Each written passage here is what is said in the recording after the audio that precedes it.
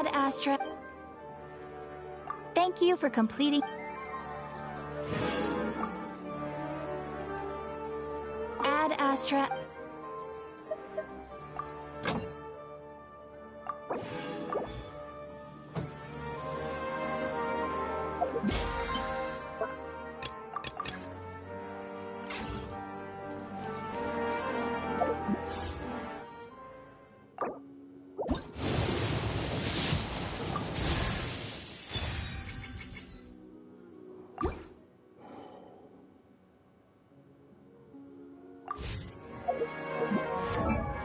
I do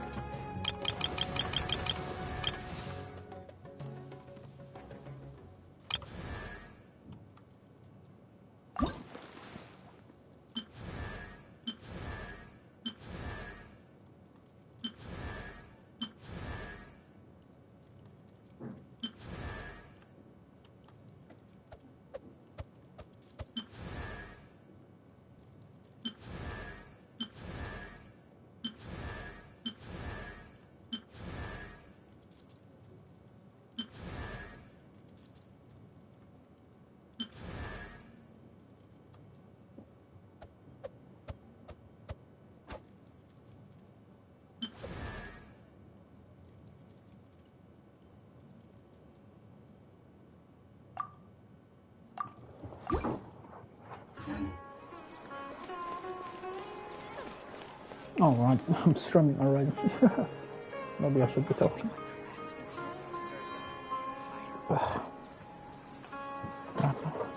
Like,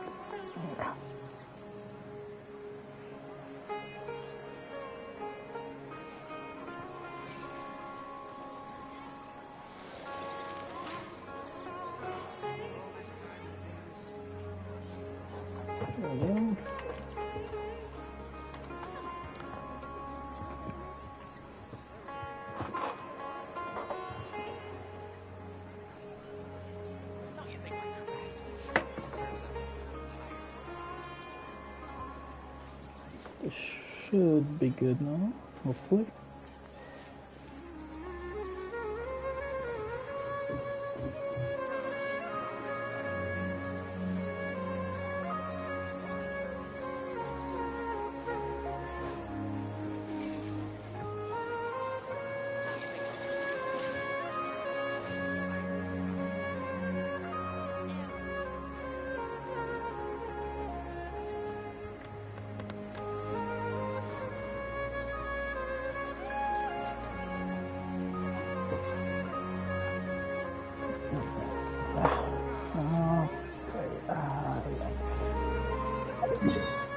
Just need to use the racing and continue the story.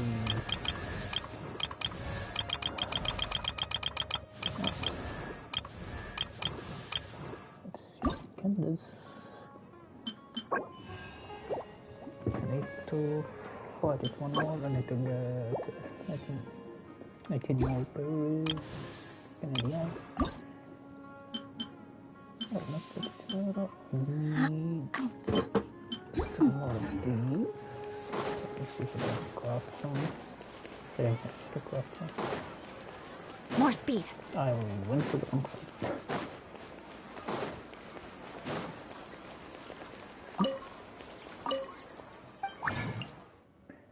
Let's see.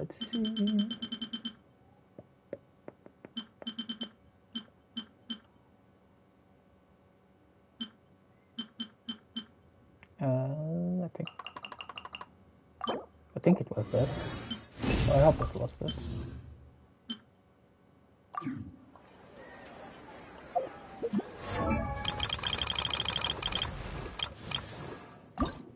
Was not this.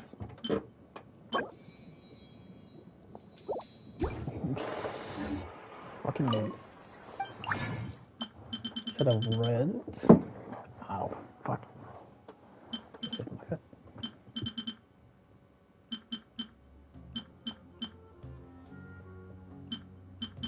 Here it is.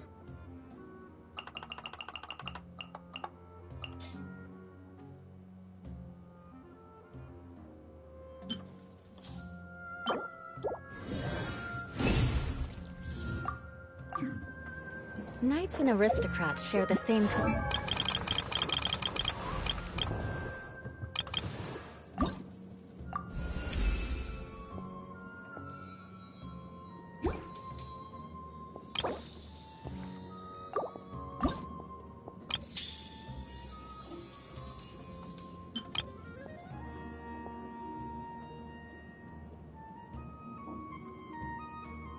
Not enough. Not enough. I think I left one. No problem. I think it was color. Nope. It's not working.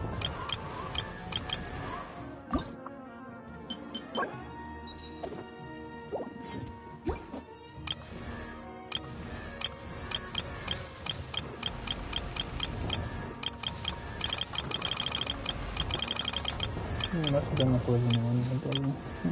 Aduh, ya. I could somewhat nicely.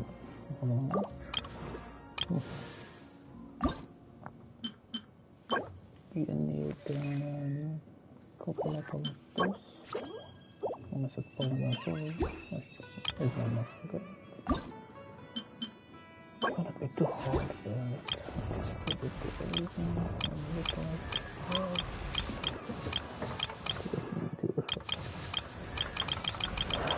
Let's see, I need one more of these. One more control. One more. Oh, alright. But this target at least 3 times. Almost 4.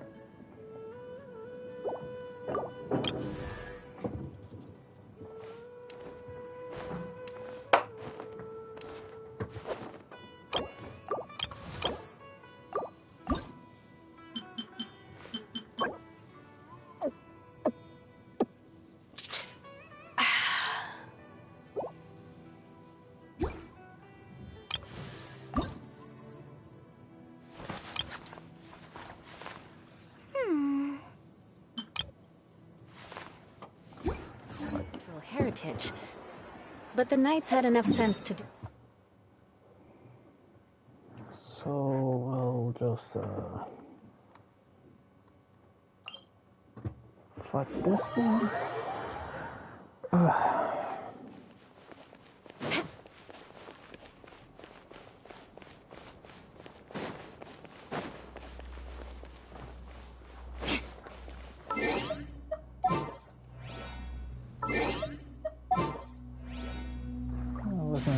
Place the traveler. Oh, it changes to the desert when I'm in the desert. Only now did I notice. Interesting.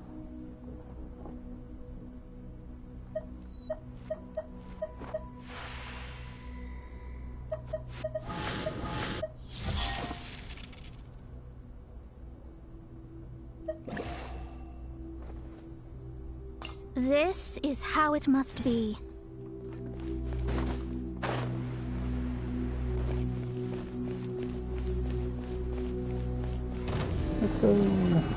By royal decree!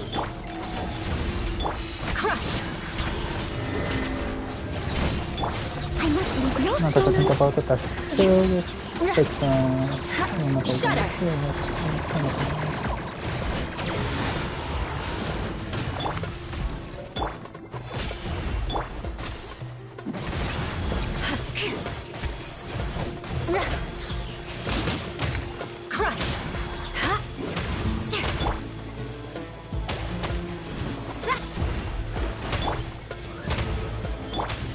for mercy.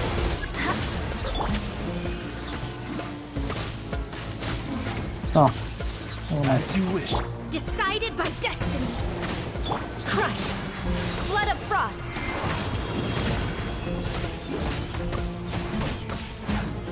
Ha! Shudder.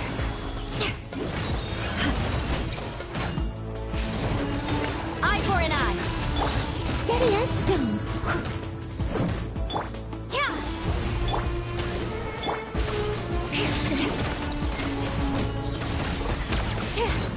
Crush.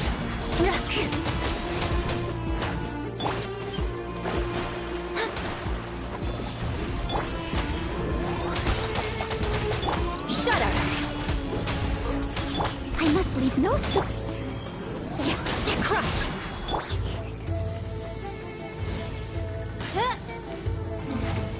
On for Shudder. Kayak aku tuh udah bentar kayak got some mana replacing mana for me at least mostly the first damage.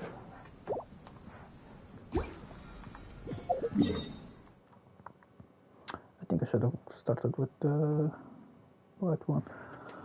Alright, it's in the forest. This one should definitely change you out.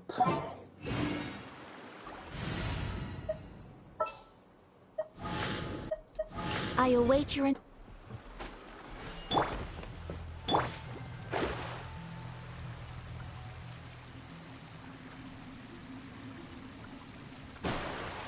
Scry the sky.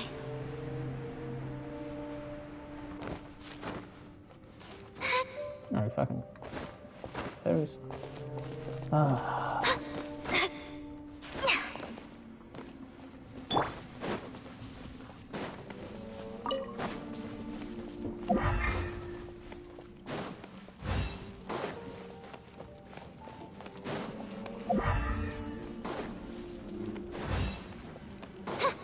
I could have put a weapon to it. Okay.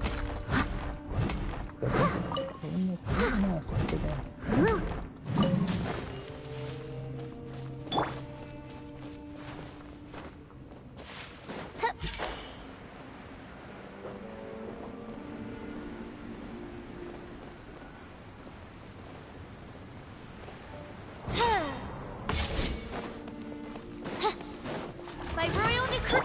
Yeah. Take flight. Yeah. Yeah.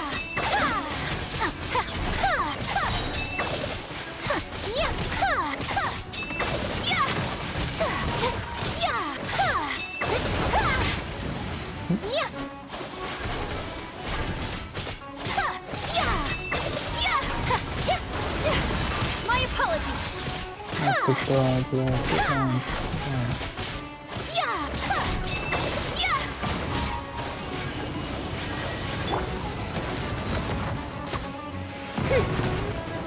On, reveal thyself. Whirling snow.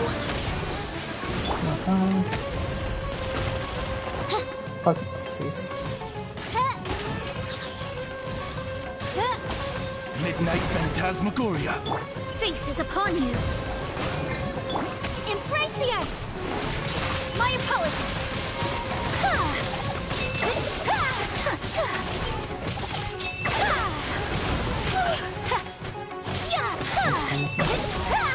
Take flight.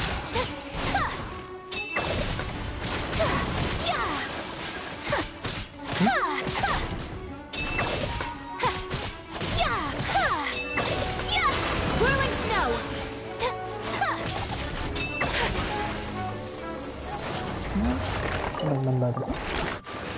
That's for sure. Decent. Yeah, decent. Yes, I'm not decent just because of the quiet stuff on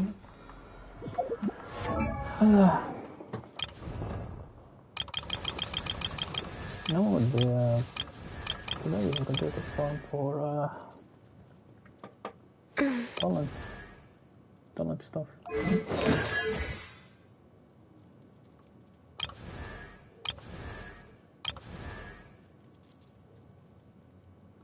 Yeah, I should probably do this.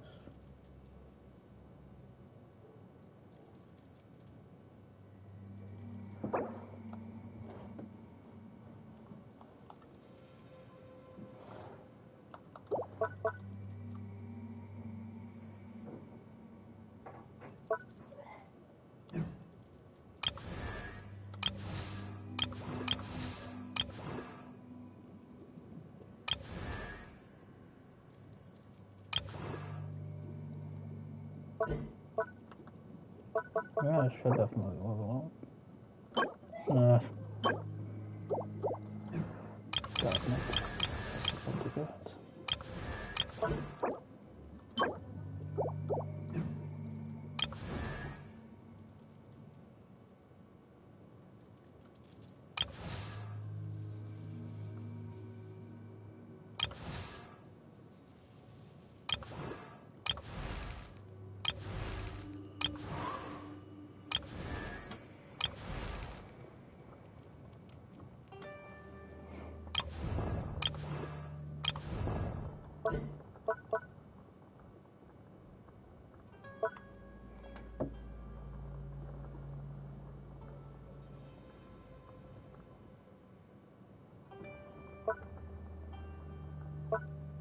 Jesus.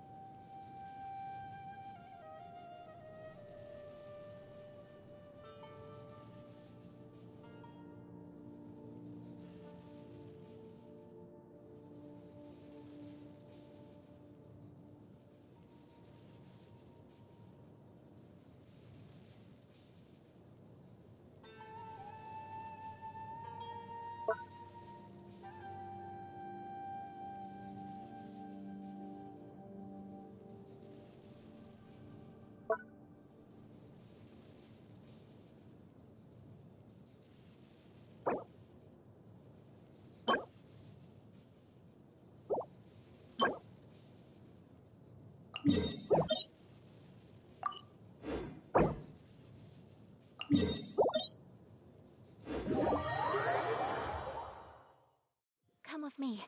Let us find shelter from the rain.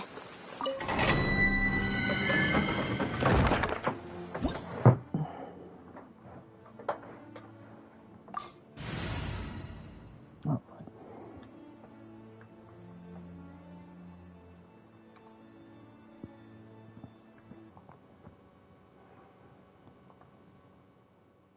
Is this good? Is this good? Is this good?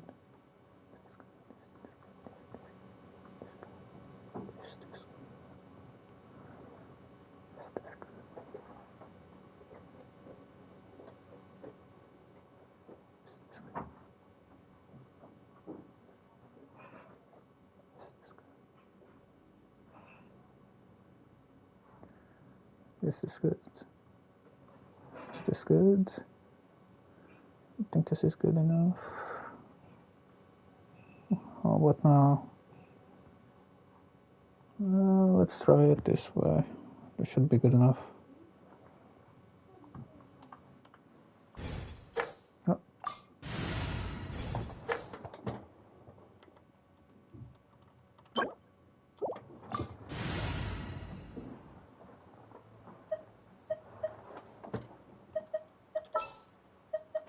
Next time, be sure to make a proper appointment.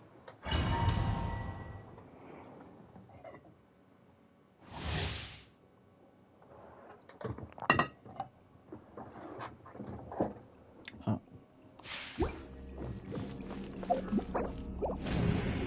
forgot it was this one.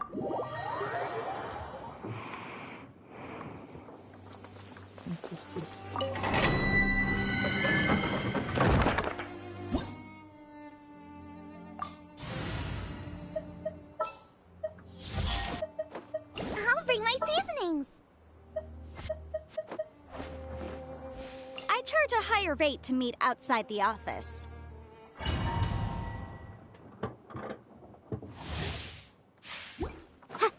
There we go. That's good. Boom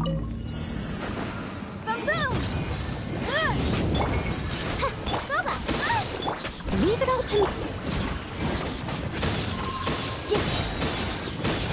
Motion to compel.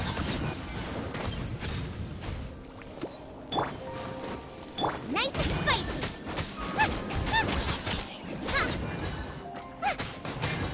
Boom boom!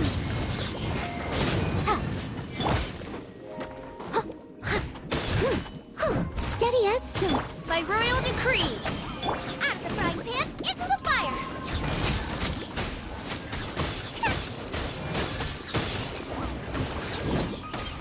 You're toast. As you wish, main Fräulein. Motion to compel.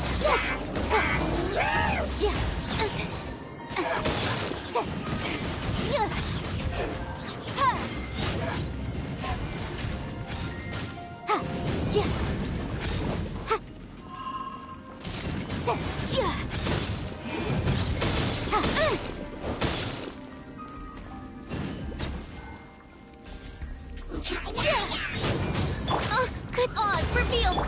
Leave it all to me. Incinerate.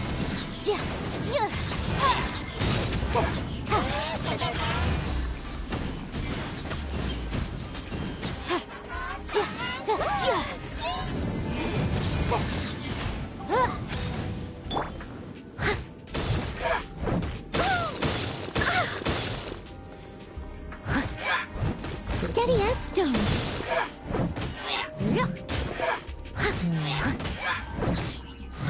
Someone needs assistance.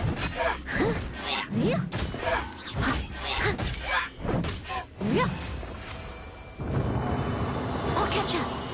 Someone needs assistance.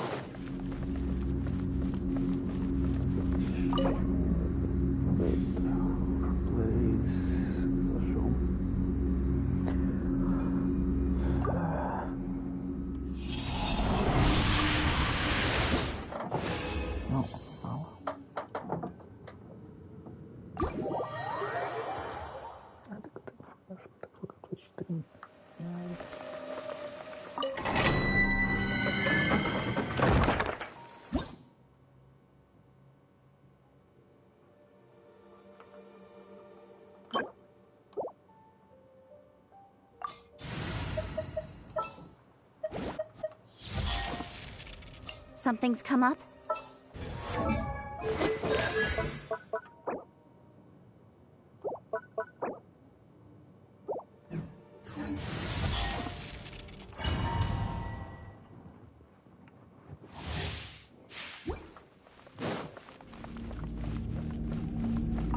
I must leave. Boba, get them! Incoming! Motion to compel! Speed of light!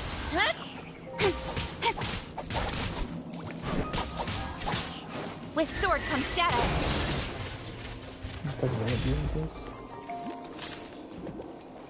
Incoming! Hey! Ha! Out of the frying pan! Boom boom!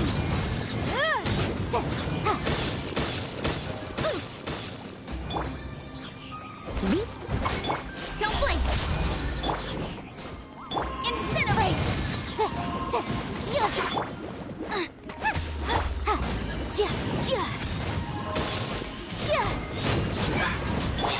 Speed of light! Don't blink!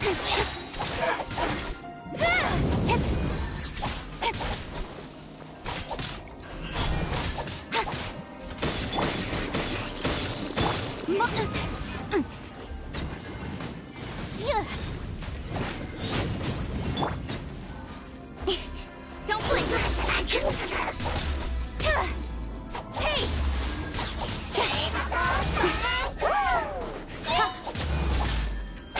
I must leave no stone.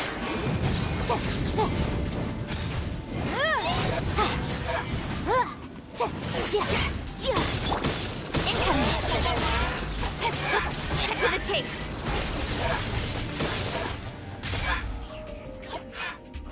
Speed of light!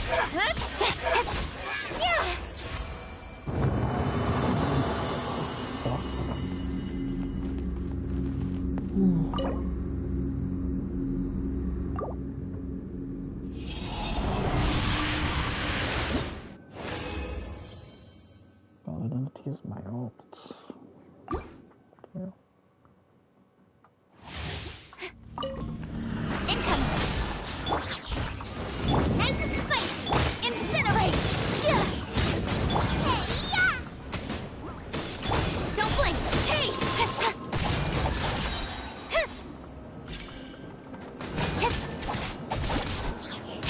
Incoming!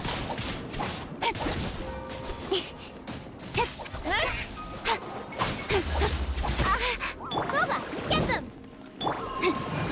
Motion to compel! Leap!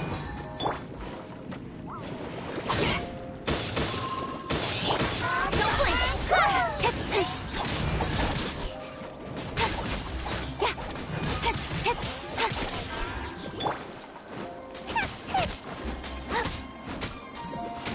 Nice and spicy! Incoming!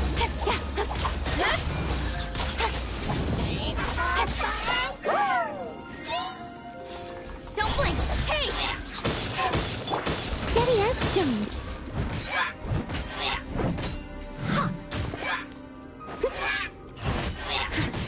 Incoming!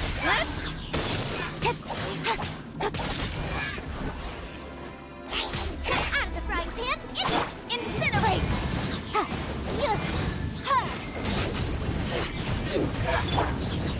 Don't blink!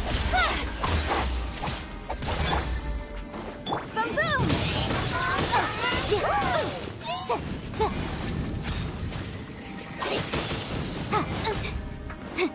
Got lucky that time. Speed of light! Nowhere to hide.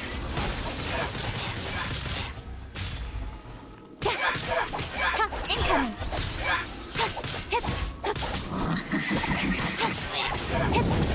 Good!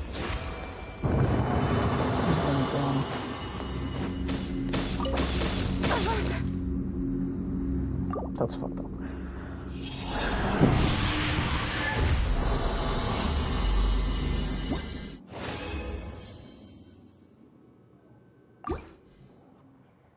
I'll pull one more.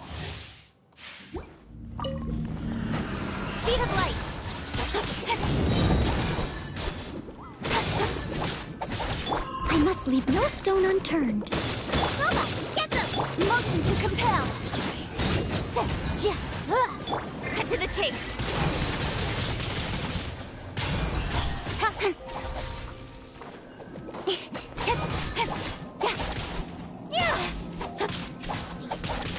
Don't blink! Hey!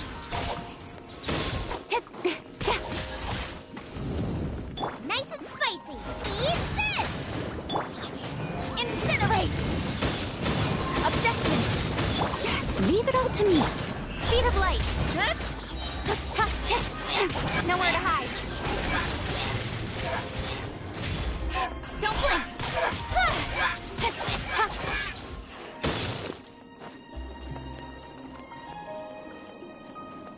Speed of light! Help!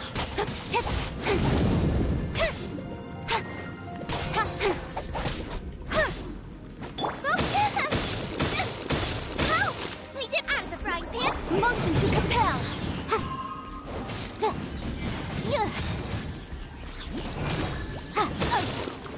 That in itself. Fucking. Don't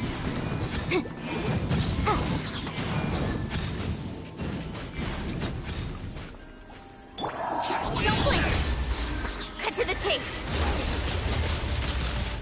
Boom, boom! As a good knight should.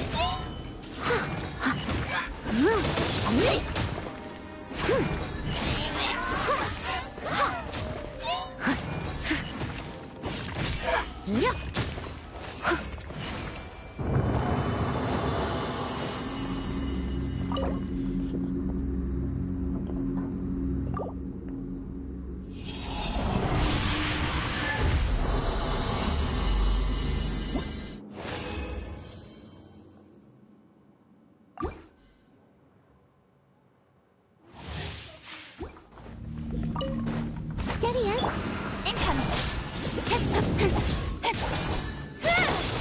Incinerate. Boba, get them.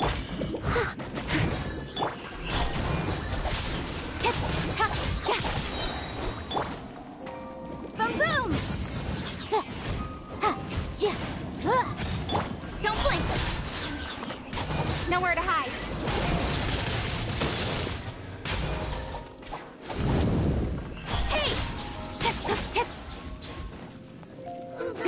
Frying pan into the fire! Yours! Incoming!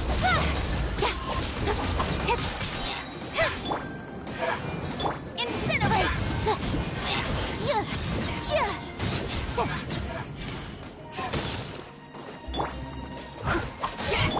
Don't blink! Cut to the chase! Time to clean up!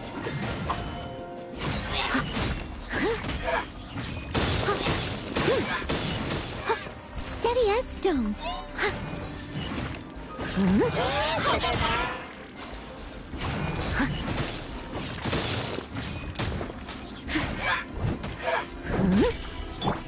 Hey!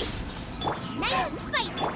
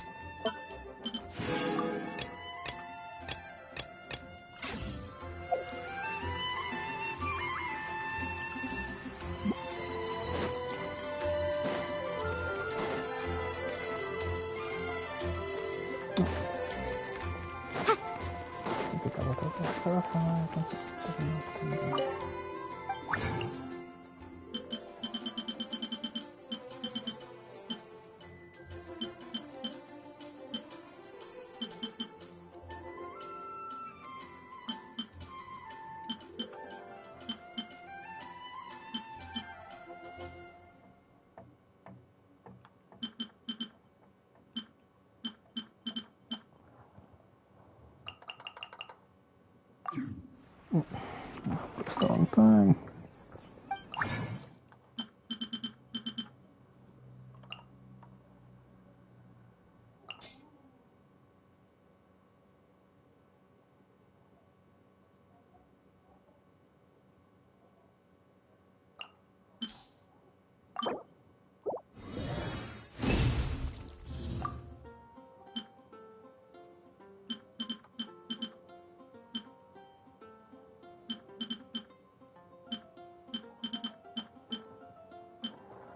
No.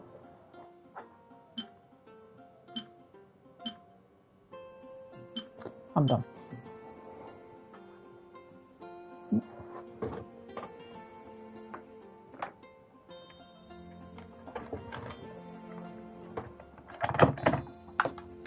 I cannot read.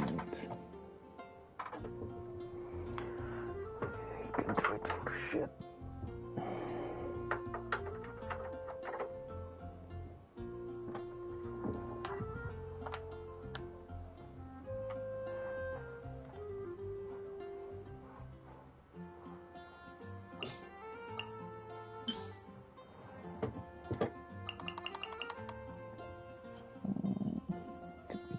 One part and other.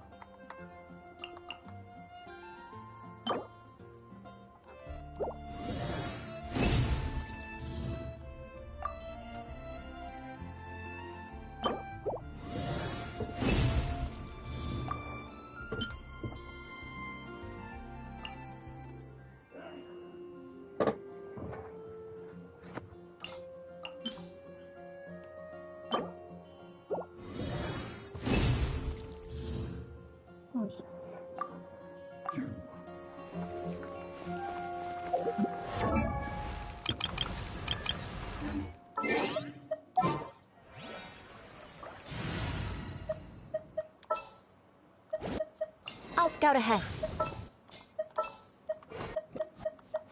In the name of the prince.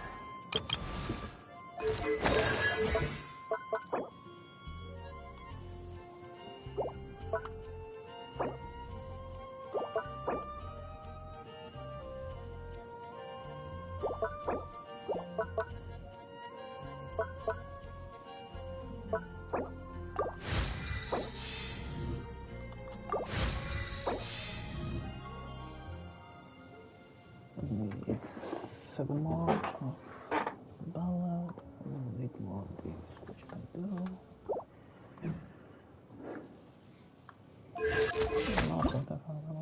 I created another unit.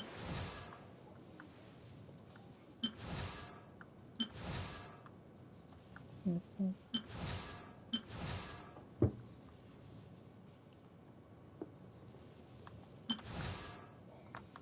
think it's further right.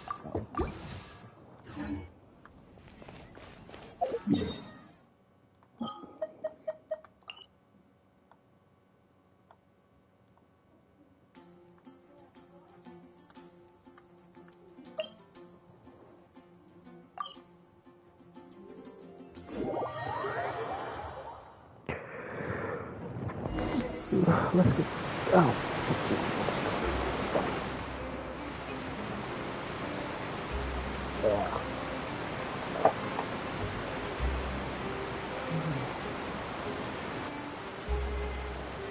So, we ride this thing to go into the city? What an ingenious way to get around! People in Fontaine really know how to use water! This is an aquabus. It allows people to travel between several key locations around Fontaine.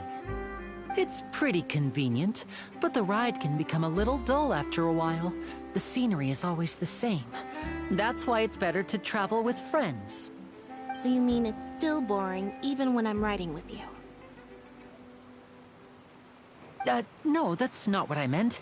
It's just that, well, you don't really talk that much. Besides, it doesn't really feel like a real trip when it's just the two of us. It's the same as being at home. Whatever.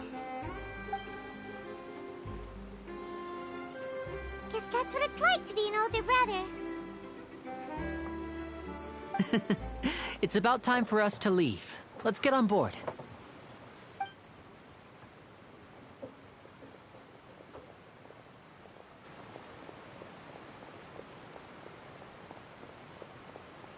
Alright.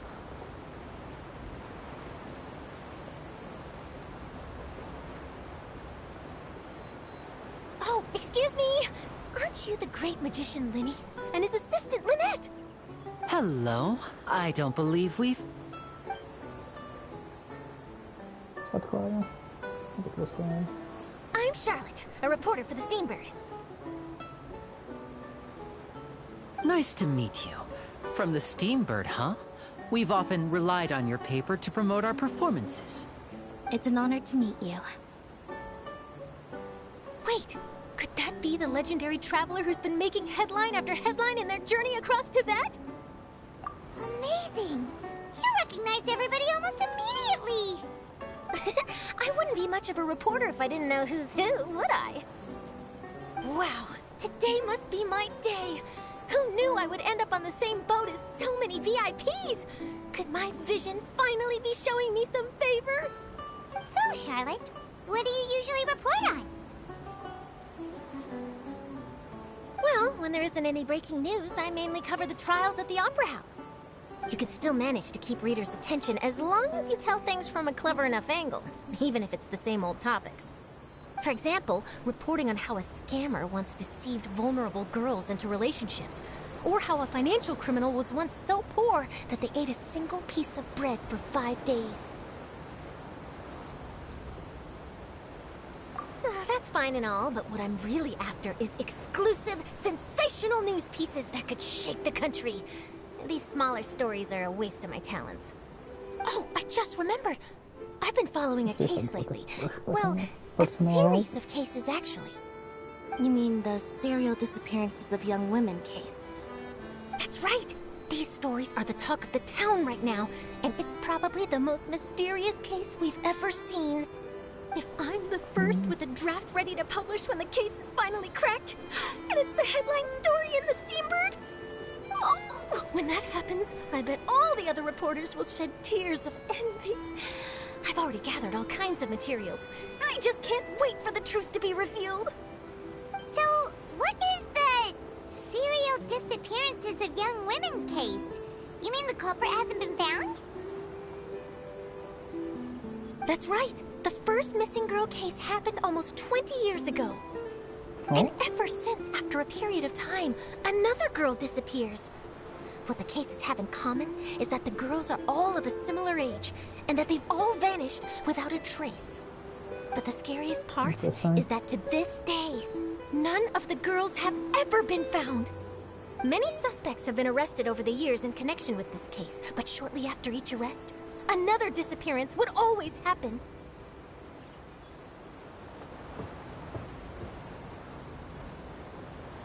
Yes, it's possible. But either way, I believe that every case has some precise truth behind it, waiting to be exposed. Yes, I agree. And at the very least, the family of those missing girls deserves some sort of explanation. I just imagined for a second what I would do if Lynette were to suddenly disappear. I'd pay any price to get her back, and then find a way to track down the culprit. Please don't imagine that, Linny.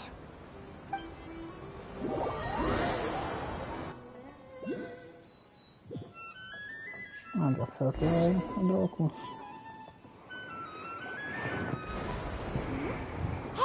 we're almost there! Look! You call that almost there.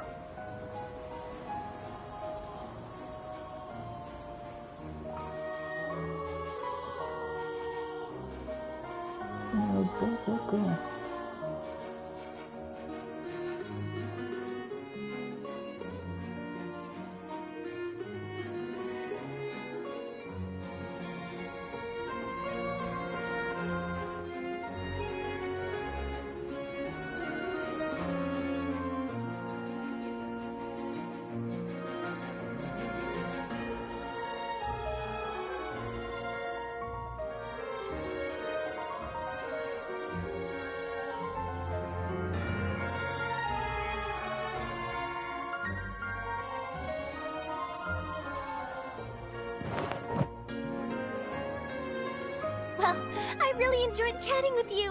Life should be full of pleasant little surprises like this. Yeah, us as well. The ride went by too quickly. Ah, I have an interview to get to. I should get going before I'm late. Okay, Paimon hopes we can chat again soon, Charlotte. See ya! Bye now. Oh, be sure to stop by and see me at the Steambird when you have time. What a tough job. Always running around and interviewing everyone. Well, where should we go now? If you don't mind, how about we stop by my home first? Besides, I still have all the materials we collected. Sure, we wouldn't mind at all. This city is so huge, Paimon wouldn't know where to start anyway.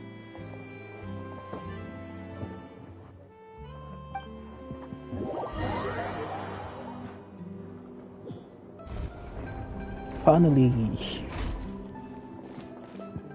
Never mind. More dialogue.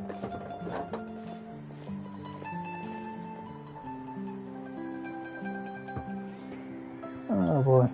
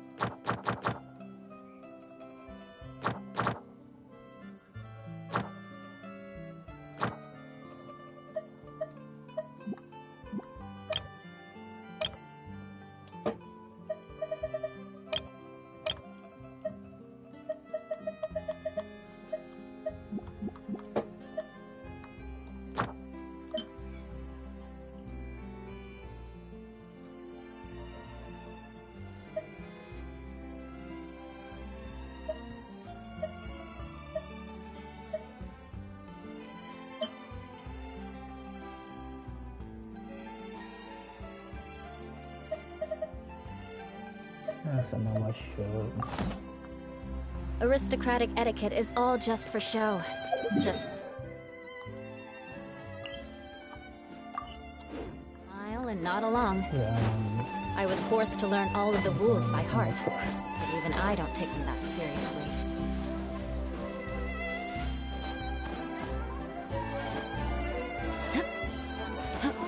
Bakit sa tingin niya sa'yo? I want to go.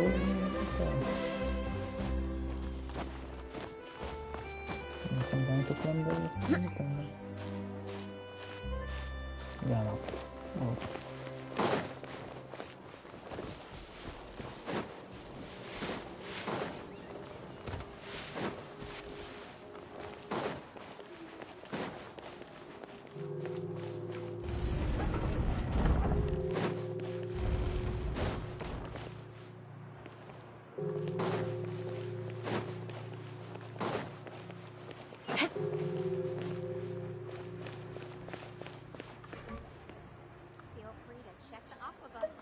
Not gonna.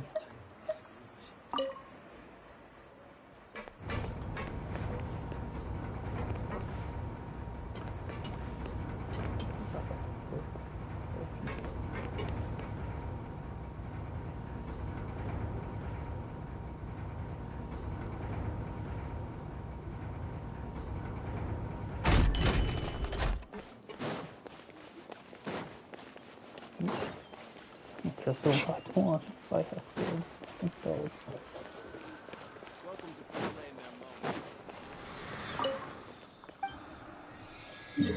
Yay!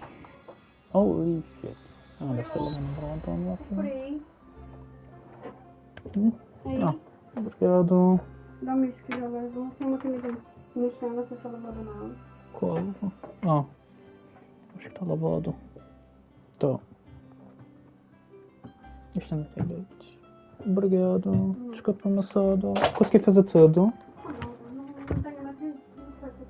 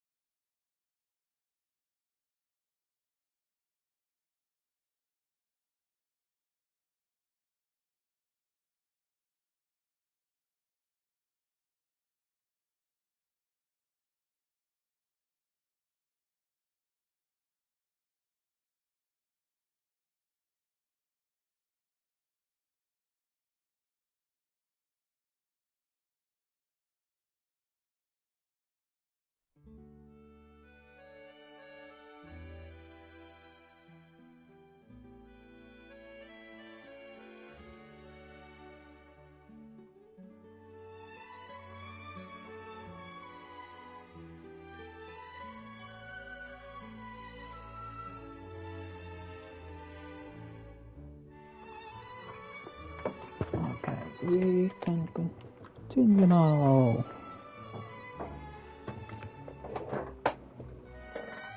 No. Actually, wait. Está reposo.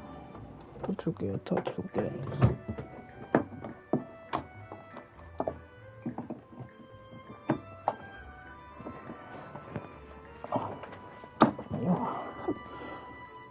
That was difficult.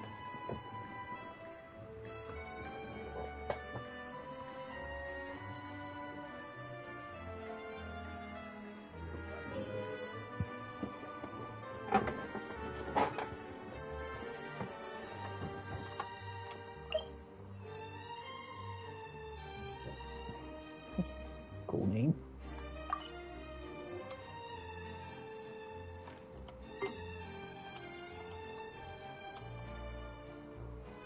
Yeah, this is a small region which I still have to explore. Still have to explore the ones I've discovered. I'll unlock them up. So. Oh boy. I do to find it. To unlock the whole map. But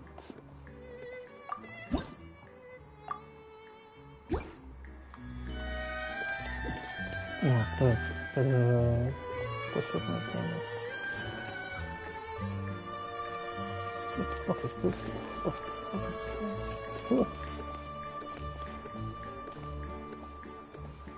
What the fuck? Okay, that's done. More speed. Oh, cool. Oh.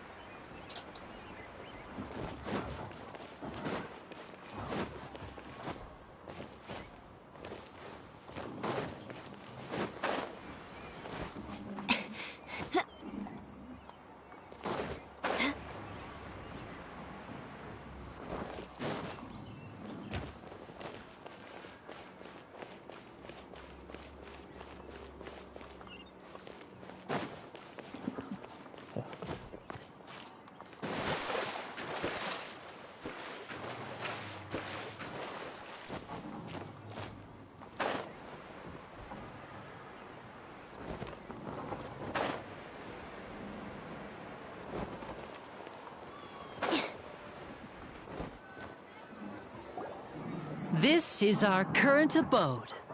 Ah, Fremine, you're home. Where did everyone else go? I have some new friends that I would like to introduce. Oh, they all just went out a moment ago. I see.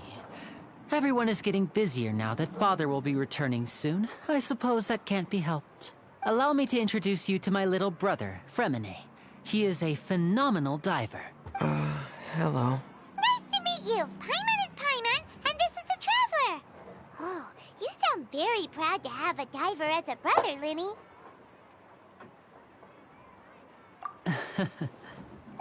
Linny, could you come here for a moment? What is it, Fremine? Do you have something to tell me?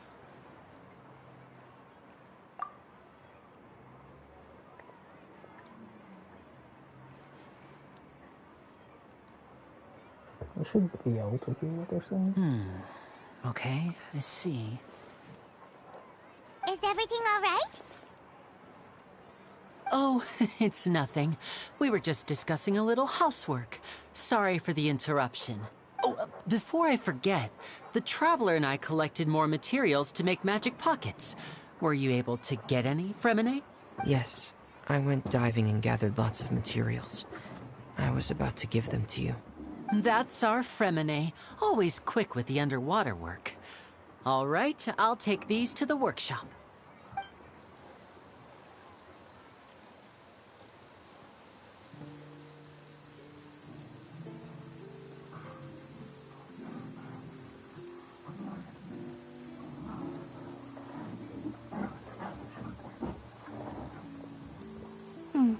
Looks like rain. Oh, you're right. But less moment ago? I'm afraid that's just how it is here. It often rains on days where there are trials being held in the Opera House, but don't worry, it'll clear up soon enough. Interesting. What's wrong, Fremine? So it doesn't There's a seem to be legend the about the rain that I tend to believe. It's said that a dragon of water once resided in Fontaine. Though we don't know where the dragon went, every time it weeps, the skies will cloud up and pour out rain. Interesting. When I was a child, my mother told me that if I wanted to go outside and play, I should yell toward the sky at the top of my lungs. Hydro Dragon! Hydro Dragon! Don't cry! If it's an elemental dragon, then having the power to make it rain wouldn't be very unusual. Let Paimon try something. Hydro Dragon, don't cry! Oh, terdapat punta. Doesn't seem to be of any use. It is just a legend after all. You know, you might be a more popular magician if you understood the concept of romanticism. Or could at least play along. Sorry. It might be because we've never met the Hydro Dragon. Perhaps it can't be comforted by the words of strangers.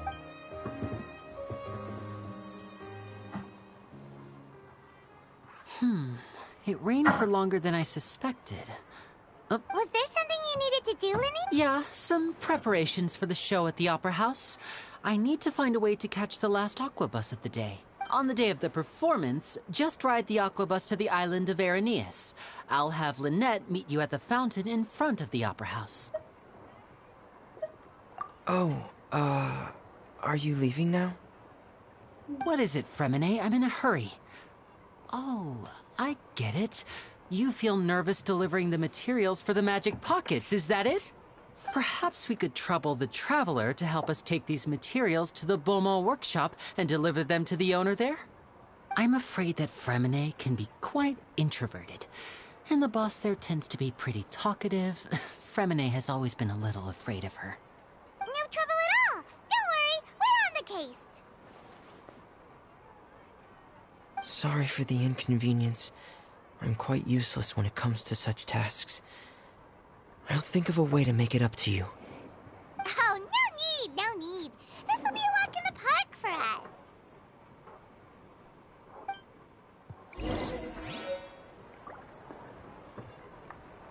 Thanks again, you two.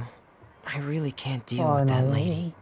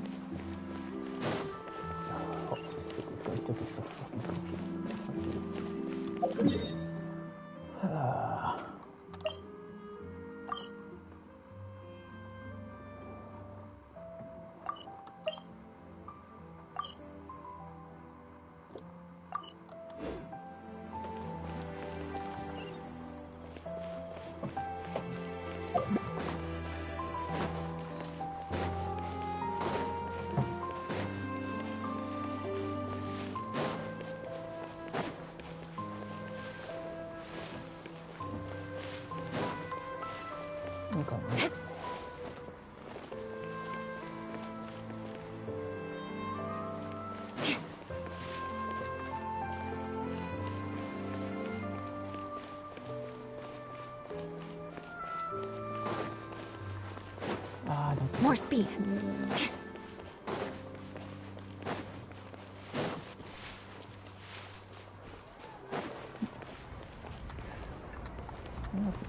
Aku lihat mau serius.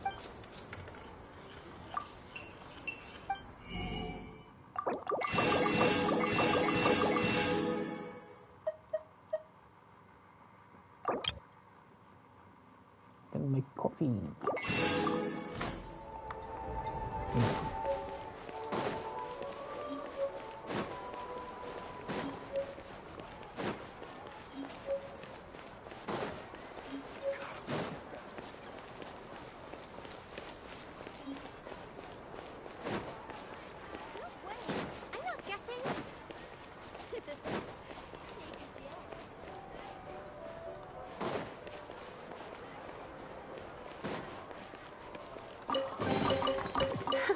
At least good luck doesn't discriminate by clan.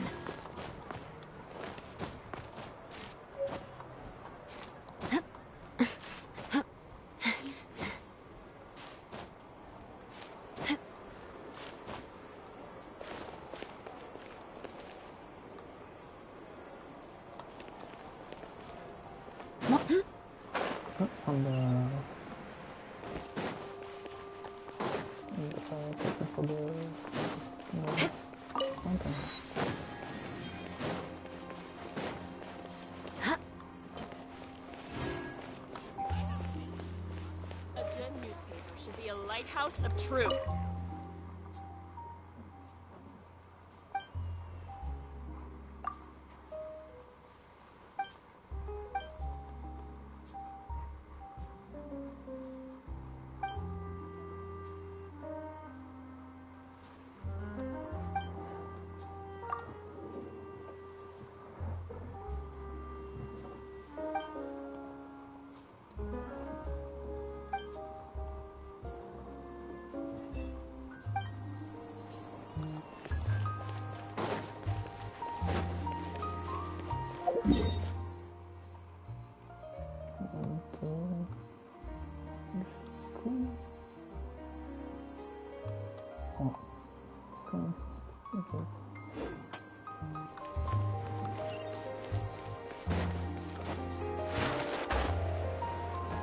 More speed.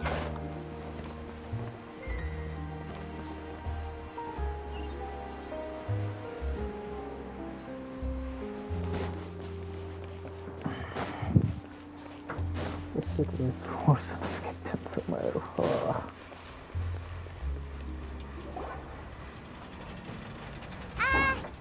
Hello?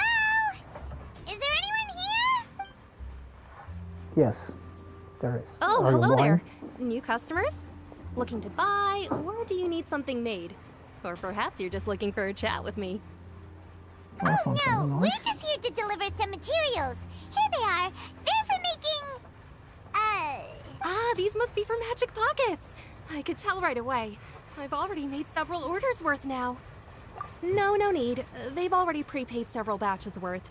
When they told me what they'd be using them for, I even offered them a discount, but they insisted on paying the full amount, saying that I had a business to run. It seems both their hearts and their pockets are made of gold. Whoa. So, is Linny actually loaded? I can't say for sure, but who knows? Maybe there's good money to be made being a magician in Fontaine. Hey! Is this machine what you use to make stuff here? It looks really advanced. Why use your hands when a machine can do the work? It would be a waste not to use the latest technology. And wasting is a kind of crime. But where does a big machine like that get its power from? Well, it's a little complicated, but basically, everything we usually use here in the city is powered by indemnitium. It's a type of energy that's produced from trials. What the fuck? Huh?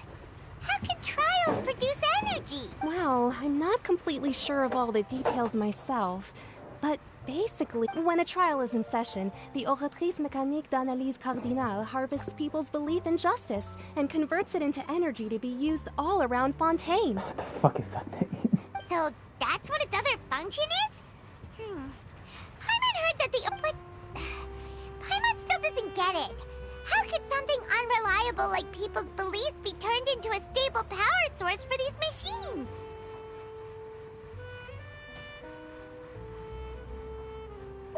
So it's kind of an Oh archon? yeah! So that means the Hydro Archon relies on the machine to take the energy created by belief and turn it into power for all of Fontaine, right? Even though I've never heard anyone really put it that way before, Doesn't it sounds like it thrown makes in with sense. a gnosis and sort of it? No, not that to think about. Besides indemnitium, we have another type of energy called pneumosia. It isn't produced by the power of the Archon, but it is unstable by nature. Even now, it still cannot be widely used by civilians. I thought I'd find you hard at work, but here you are chatting the day away. Since you're already talking, I'm sure you wouldn't mind a few... You again? Didn't I already promise you that I'd have the more I owe to Confrérie of Cabriere by next month? Why are you hounding me now? Yeah, but how do we know that you won't go running off by the end of this month? I want 50% today. Wait, no? 70. Huh? Seems business isn't so great for the workshop. We've already finished our job and delivered the materials. Maybe now's a good time to leave? Hey, hold on. Before you go around trying to collect Oh, payments, why don't you settle your own debts first? If Confrere of Cabriere wants to poach clients from Northland Bank, that's fine. But I'm afraid you still owe the bank a hefty sum of mora. So why don't we work things out between us first, before you get back to your little conversation here? You're from Northland Bank. But we said we'll pay everything we owe next month. Why are you hounding me now? Wow, deja vu. Traveler, Paimon! I didn't think I'd run into you here in Fontaine. What are the chances? We're surprised to see you too. What are you doing here in Fontaine? You didn't want to stay in Snezhnaya? Long story short, I've already been in Fontaine for some time now, and honestly, things have been pretty boring. But it seems that fate brought our paths together today. Not only will I have some good friends here now, but ones who always seem to find trouble. Either way you look at it, it seems things are going to get a lot more interesting now. Pretty sure we'd want to avoid anything that you'd find interesting.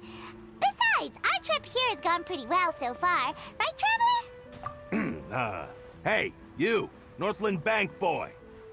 Aren't you forgetting something? You want to Don't put the money interrupt. down? It's not often I run into the Traveler like this.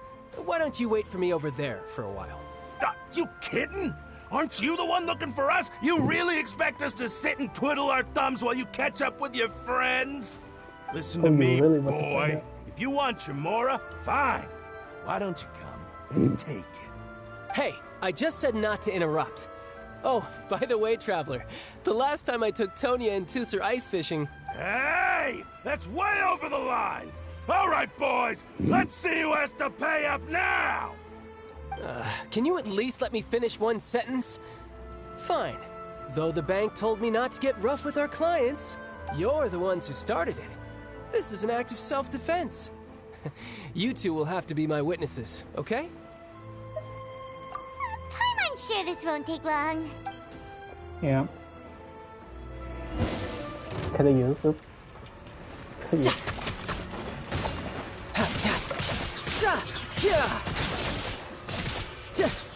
Who's next?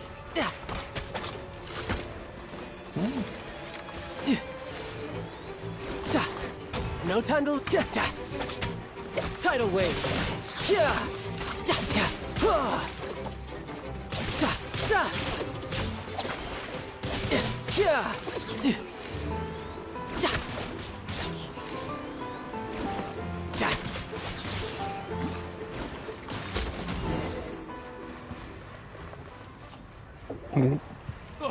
What's your deal, Brad?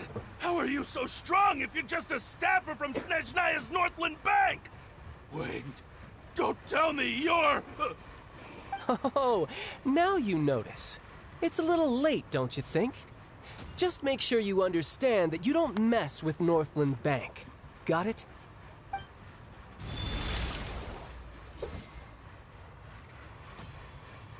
Huh? Now's my chance!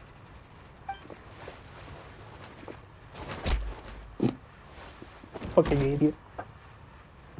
Huh. That was weird.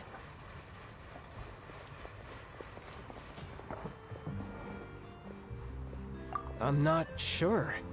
It's as if I suddenly lost control of my hydro powers when I needed them. Maybe there's something wrong with my vision? Strange. How could that happen? First time Paimon's ever heard of someone losing control of their vision. Never mind. It doesn't matter. If I want to stay sharp, I shouldn't be relying too much on my vision anyway.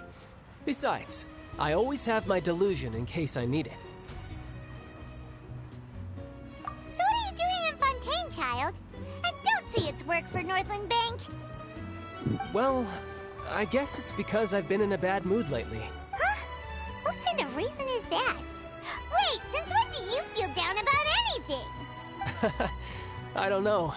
and maybe I still have a lot to learn about myself. But recently, there seems to be some sort of restless power stirring inside of me. And I don't know why, but every now and then I feel like I'm in a terrible mood.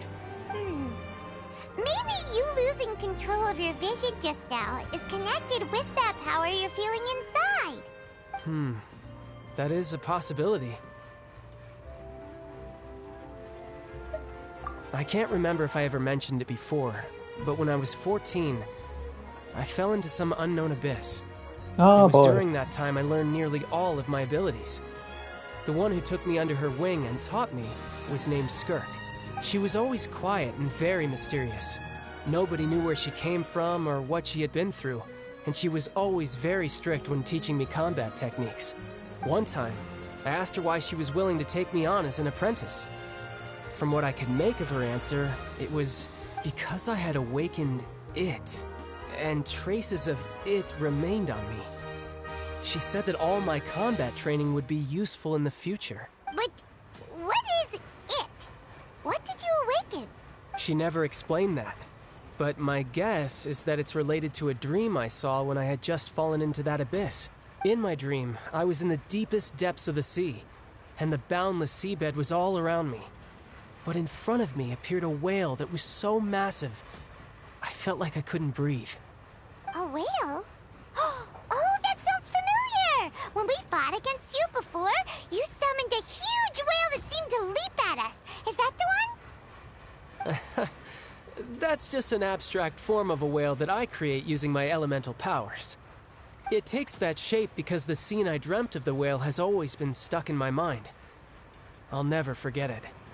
So you used the whale as inspiration for one of your moves? Huh. Seems a little twisted to Paimon. So why don't you just go ask your master? Maybe she knows. You make it sound so easy. Ever since the incident I experienced there, I've never stopped searching for Master Skirk, but it's been years now, and I've still found nothing. There isn't even a trace of the place where I remember falling into the abyss. Oh, it sounds like some... Yeah, I'm out of leads at this point, but there's nothing more I can do. It seems that strange encounters in this world tend to be elusive like that. Oh, seems the time really flies when I'm talking with you. I just remembered I have somewhere else I need to be, so I should get going. What? More work for the Northland Bank? No, it's more of a personal appointment. Lately, I've been sparring with some of Fontaine's official champion duelists whenever I'm feeling bored. Official champion duelists? You mean it's their job? Yep. In Fontaine, before a criminal goes to court, they're given one chance to defend their honor by requesting a duel with an official champion duelist. The champion duelists are all-powerful fighters selected from among the nation's best. And the duel itself is a no-holds-barred fight with no specified stopping point. So engaging in such a duel is regarded as a symbol of defending your honor. If a criminal manages to win the duel, they'll be acquitted. But if they lose, they'll have no choice but to stand trial. And the worst-case scenario is that you're simply killed in the duel. Cool. Though it's rumored that Fontaine has a death penalty, from what I can tell, no one has ever been officially sentenced to death. So really, the only people who opt to duel are those who have suffered a grave injustice in being accused, or those who greatly value their honor. Otherwise, why gamble with your life? So, do many people actually get out of their trials by winning? Apparently, it's exceedingly rare for anyone to actually win. Fontaine probably enacted this system as a way to show that the nation respects the honor of its citizens. Besides, none of the champion duelists are to be trifled with, which is exactly why I was itching to face them as soon as I got to Fontaine. Apparently, the one I'm meeting today, Clorinde, is the strongest of the champion duelists. I had been asking her for some time before she finally agreed to face me today. Well, that's child for ya. Paimon feels like we heard that name somewhere before. Oh, before I forget, I want you to have this. Huh? Your vision? What the fuck? You're seriously just giving it away? I'm just worried that it could become uncontrollable again. I'd be pretty upset if it got in the way of my duel, so I think I'll be better off without it for now. Besides, Like a child. I just need you to hold on to it for a short while. I'll come retrieve it when I have some time later. Paimon knows what you're up to. You just want an excuse to come talk to us again, don't you? Whatever gave you that idea? I'll be in touch later.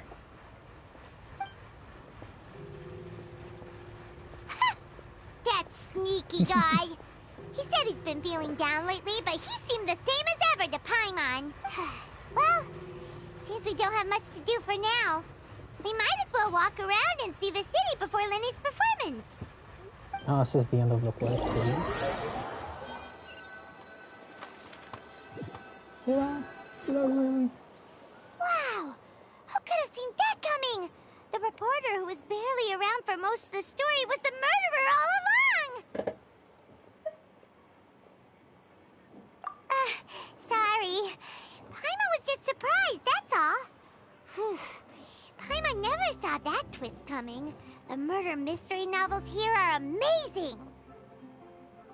The whodunits here in Fontaine are a lot different than the light novels you see from Yai Publishing House. Both have their merits, but Paimon thinks this style of novels are more, well, novel. It's so exciting to reach the moment when the mystery is uncovered, especially in the one Paimon was just reading. You should buy a copy and read it too. Oh, sorry about that. Paimon will be more careful next time. Hey, shouldn't we be heading to the Opera House to see Lenny's performance soon? It's almost time for the show to start, so we should get going. Lenny said that the Opera House is on Aranias, so let's go ride the Aquabus! Oh, cool.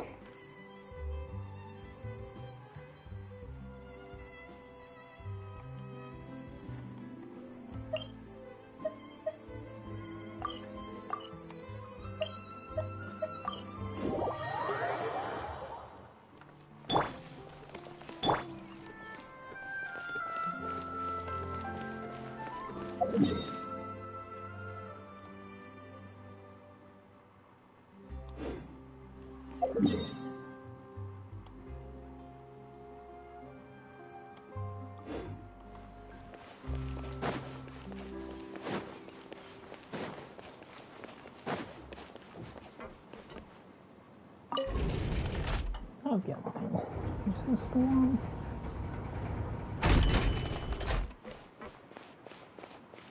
Doesn't look like it.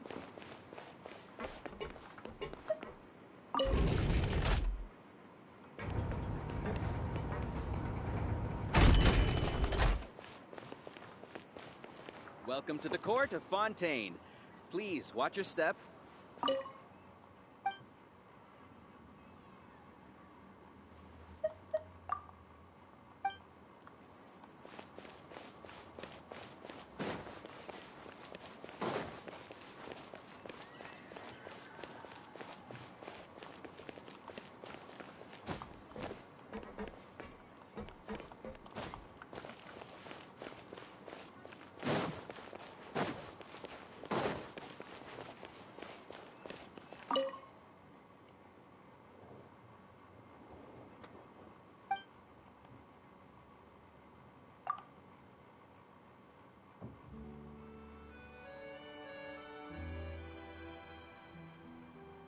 Oh, I was on the right one. Welcome to the court of Fontaine.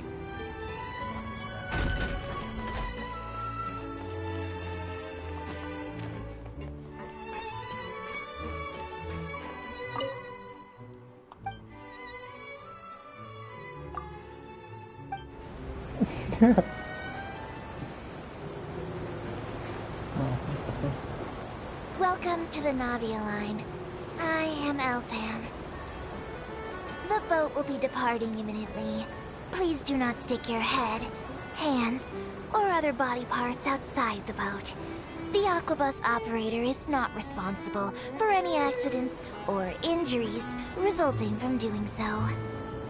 No. Also, please remember to buy the Steambird, though I don't read it myself.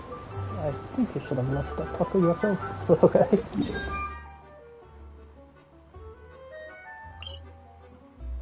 Oh, fishing necessary.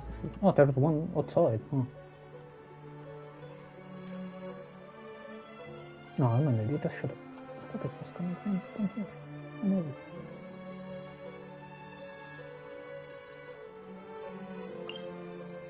Oh, I could have teleported here. Ah. Oh.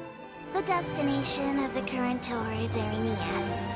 Points of interest worth visiting include the Fountain of Lucine and the Opera Epiclese. If you look to the left in the direction we are currently traveling, you will see the famous Fontaine Research Institute up in the sky. An experiment gone wrong turned new sightseeing opportunity. Human ingenuity truly is a wondrous thing. Interesting.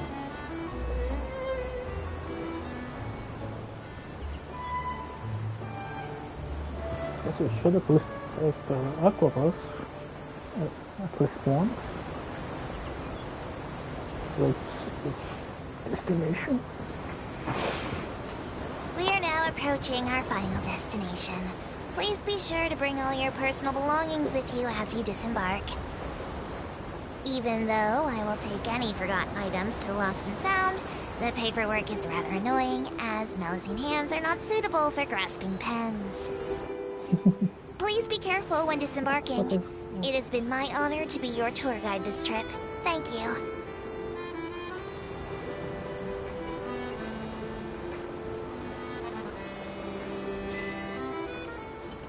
So, welcome to Fontaine.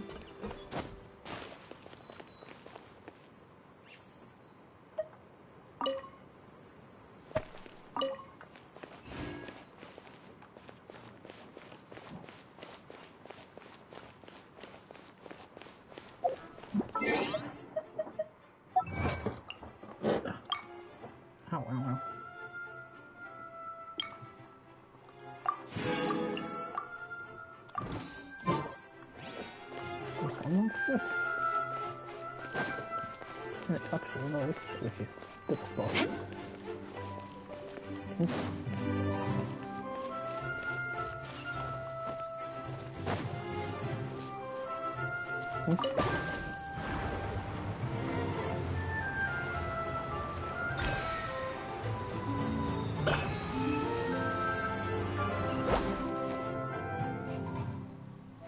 Yeah, I don't know.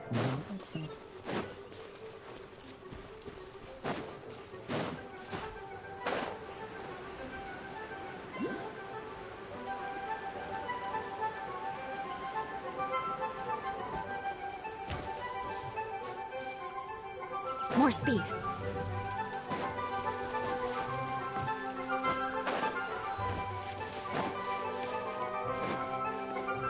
No, there's a... That's a close one.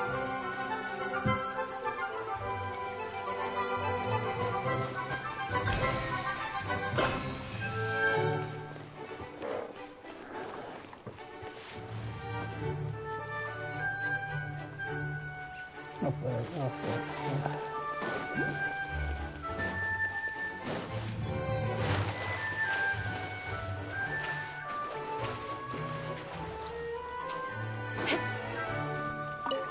More speed.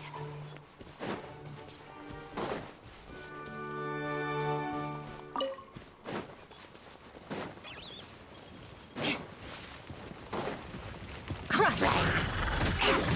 Huh? Yeah.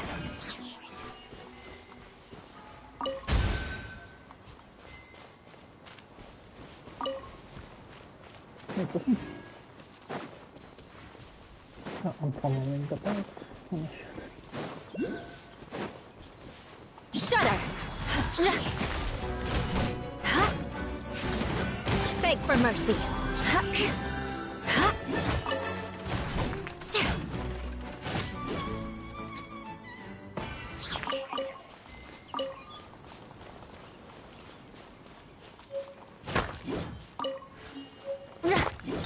No, probably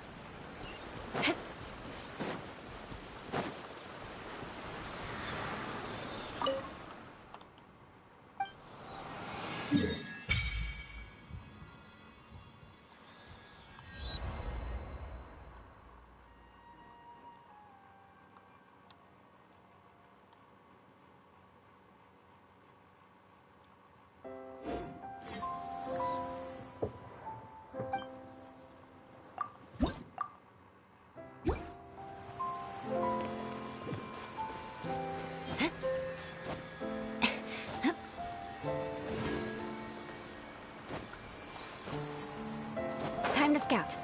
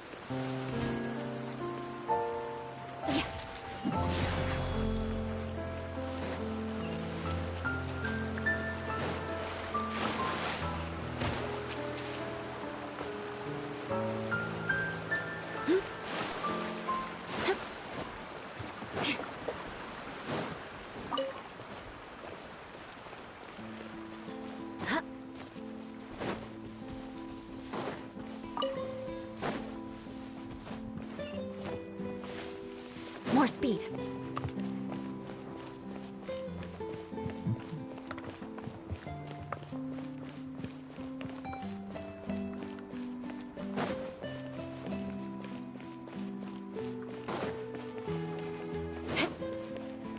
More speed.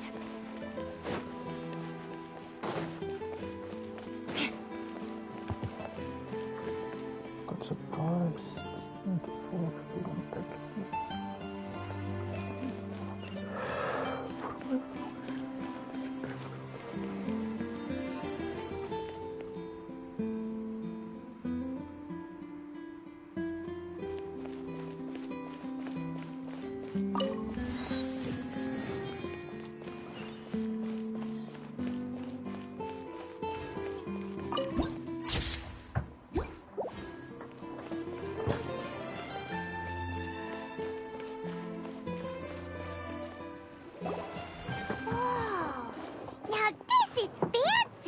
The Opera at Eclairs. What a place to hold a performance. No wonder Linny and Lynette were looking forward to it. Huh. Looks like there's a lot of people standing around the fountain up ahead. Oh, Archon, please bless us with a bright and healthy child. We pray. I don't know why you always feel the need to ask so much. I'll be happy as long as our child is healthy and lives a peaceful life. I guess if they're our kid, then there's no doubt they'll turn out smart. It's going to be stupid as fuck. Maybe this is one of the customs in Fontaine. There sure are a lot of couples here. Vache. What's wrong? Vache. Vache.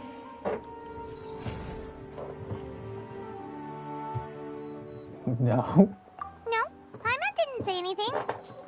Are you hearing things? Welcome to the Fountain of Lucine. All the water flowing through Fontaine converges here.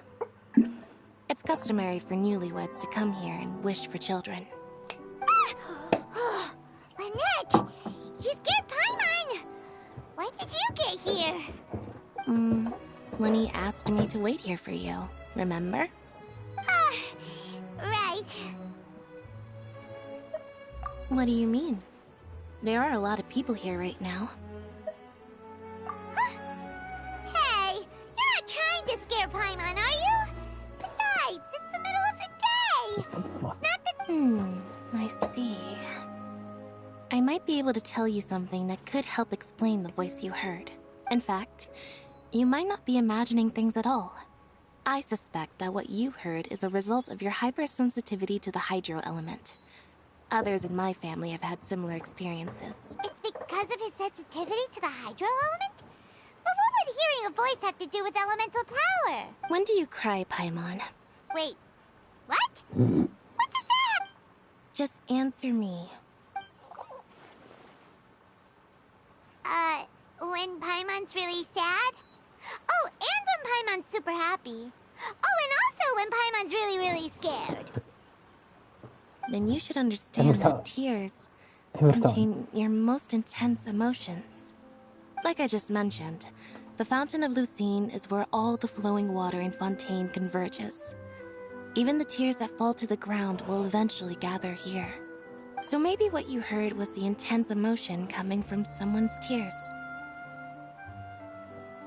So, what did the voice say? Huh. If you were hearing their emotions, then Paimon wonders what happened to them. Rather than worrying about them, we should worry about my brother first. Don't let that calm look of his fool you. He tends to get pretty nervous just before a performance.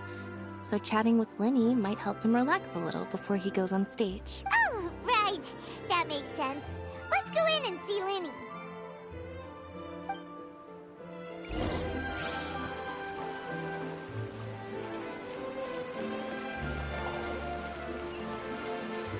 No.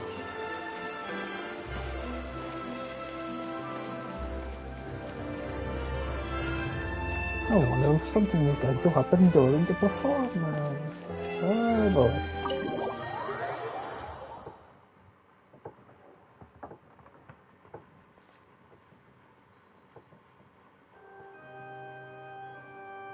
Ah, Traveler and Paimon. Good to see you. I knew you two would come. Are you kidding? We wouldn't miss it for the world. We've been looking forward to it. I can tell, judging by how early you've arrived. But you're actually right on time. The audience still hasn't started entering the venue yet, which means now is the perfect chance for us to take you to the best seats in the house. Wait just a moment, I'll fetch the tickets.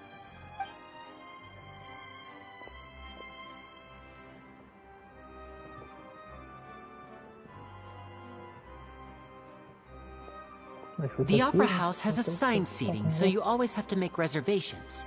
I've already reserved your seats, and here are your tickets. Yay! Ooh, front row seats! Thanks, Linny! Oh good, we can see. Don't mention We can it. see There's no need to whatever keep happens thanking me. later. And be involved in it. Hey, Linny! Involved in it. Could you come over here and take a look at this? Oh, I'll be right there. Seems there's an issue with the stage props over there. That's Cal, my assistant, calling me. I'll go lend him a hand. Yeah, we'll just go to our seats. You go ahead, Linny. I will sure check the lot with him. Huh.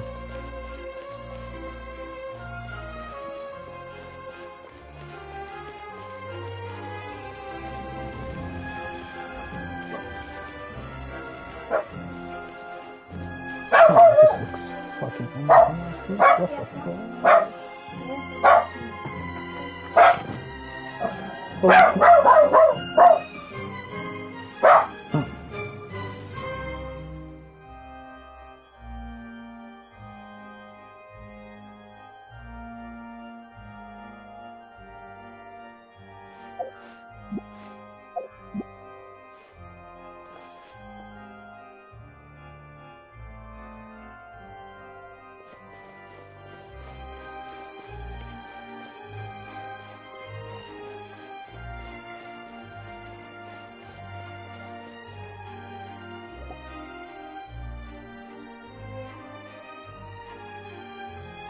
Oh, these should be our seats. Come on, let's sit down.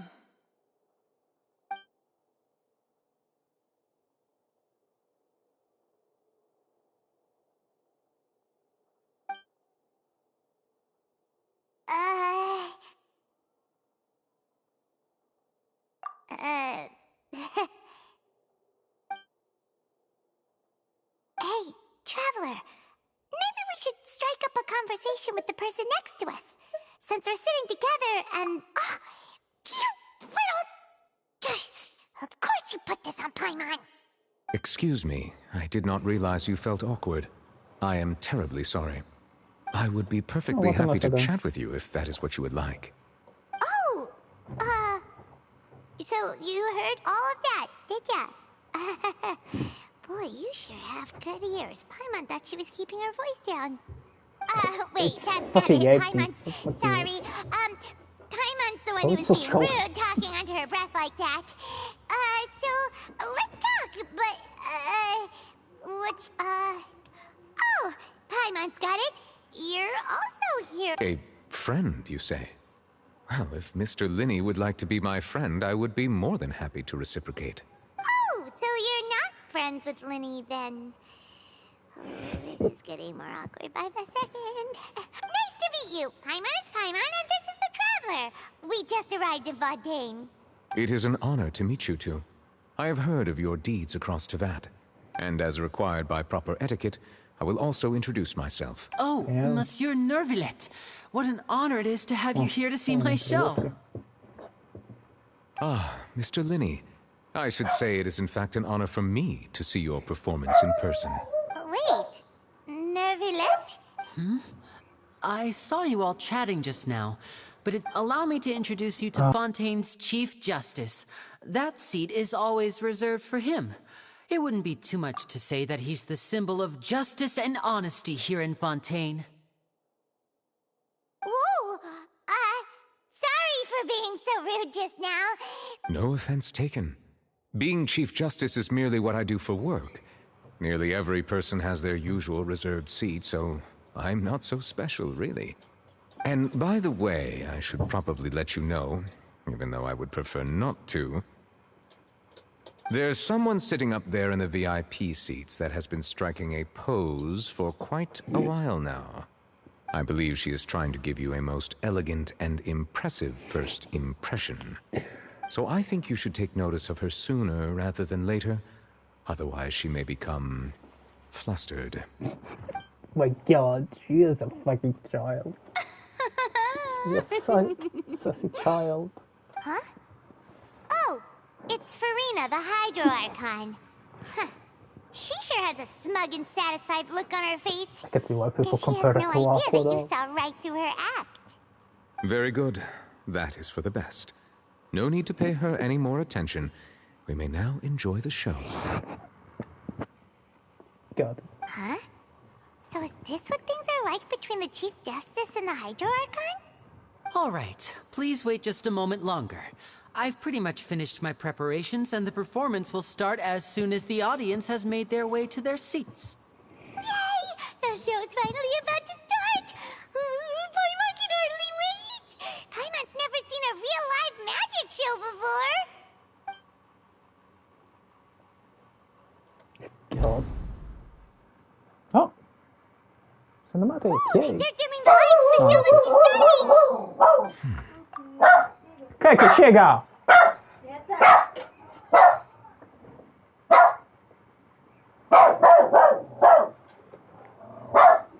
Fez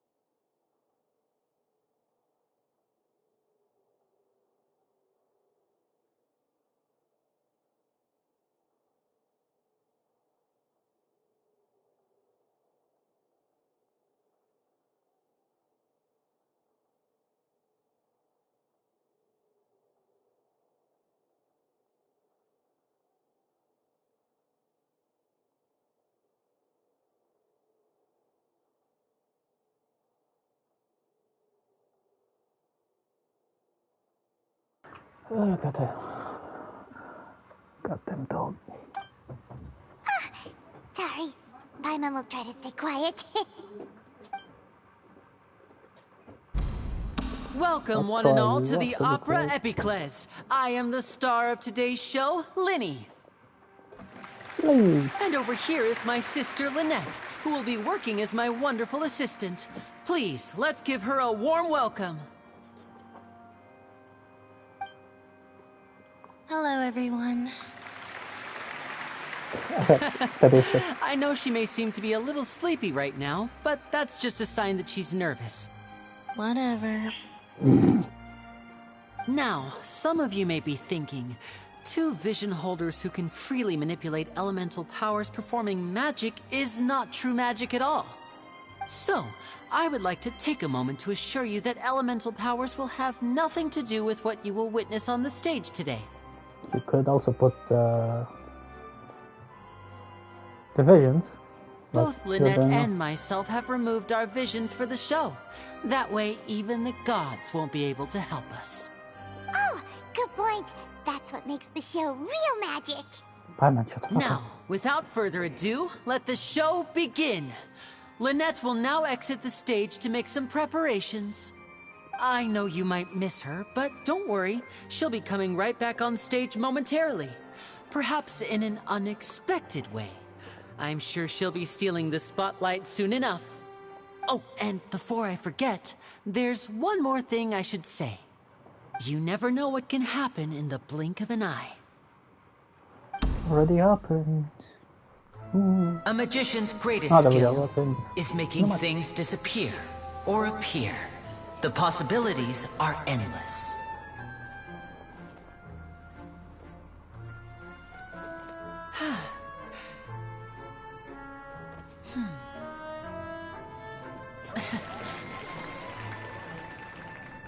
Huh?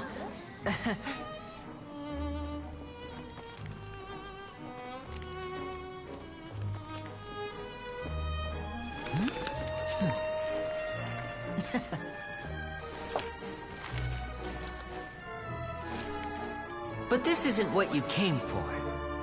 These little tricks, you've seen them all before. So it's time for something truly extraordinary, don't you think? This one's a little tricky.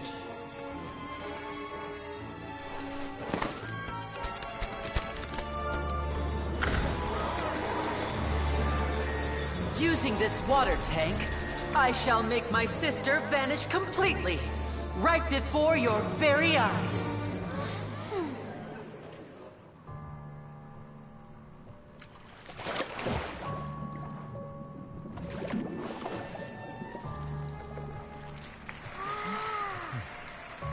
It's actually quite simple. She'll just turn into air bubbles and float right out of the top.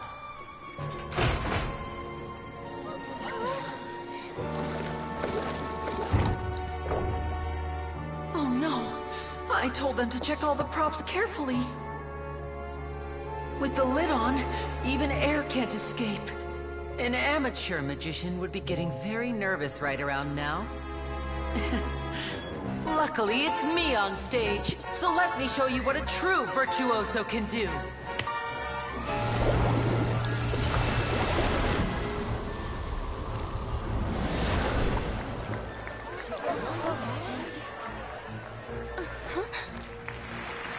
Lynette, are you still there?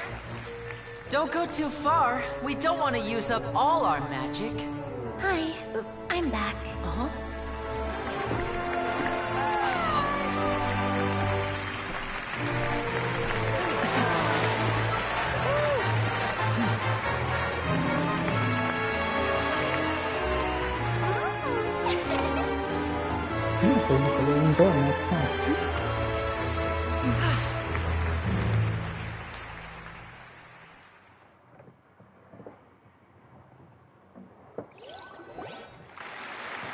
What the hell?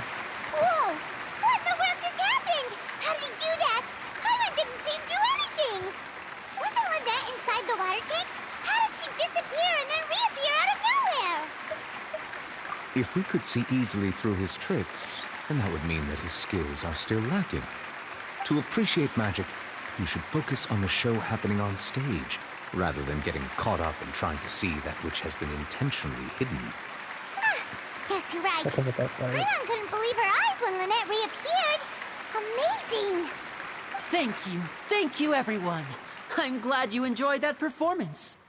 But our magical journey has only just begun.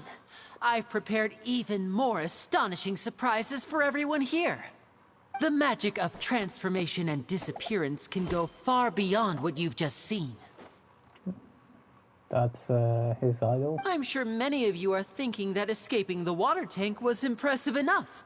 But Lynette is still my assistant after all.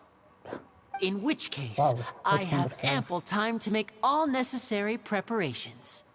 So, for my next trick, I will require the participation of one lucky audience member. Please, if my assistants could bring out the magical boxes now.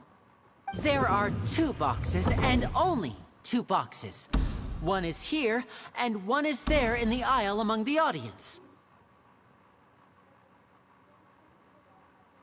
I'm sure many of our clever audience members have already guessed our next magic trick. A swap! Our lucky audience member and I will each enter a magic box. After 1 minute, we will each emerge from the opposite box. Now please, everyone pay very close attention to the box you see here. Don't give me any chance to make a move. Wow! How's he gonna do this? Hey, do you think this is all magic tricks, or does Lenny have actual superpowers? The lucky audience member will be generated by this random number selector.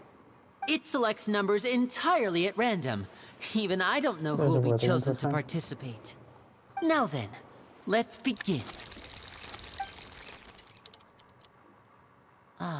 Let me see. Oh, row 7, seat 3. Congratulations! You now have the chance to experience magic firsthand for an entire minute. Please, come forward. My assistant will take you beside the magic box. I'm sorry, it might be a little cramped inside, but no need to feel nervous. We've carefully arranged everything for you to be as comfortable as possible. You don't need to do anything, but no matter what strange things may happen, don't come out of the box. If the magic is interrupted, who knows where you might end up? You might even find yourself in the Fortress of Meripede. Oh, okay. All right. Before I enter the magic box, there is one more thing I need to ask the audience to do. Could you all give me a countdown? Like this. 60, 59, 58. Just keep counting down. You can go a little faster or slower if you like. I won't be able to see anything in the pitch black box, so I'll be relying on your voices to know when time is up. Oh, and no tricks now. If you quickly count from 60 in just 30 seconds, then I'll be in a tough spot. Let's do it. Ooh! Paimon kinda wants to count faster after hearing him say that! No, that won't do. I can see it in your eyes. You still can't be trusted.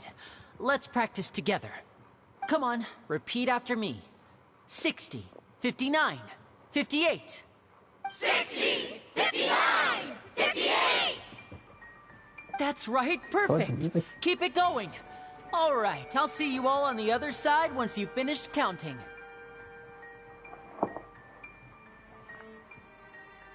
"54, 53, 52? Huh? Why aren't you counting, Nervalette?" I am counting in my head. I think things are exciting enough in here as it is. Merely a consequence of my identity and personality. Do not worry about me. Just enjoy the show. Oh, all right.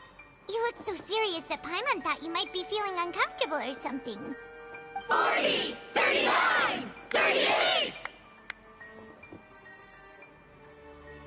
Mr. Linney, are you all right in there? Is everything ready?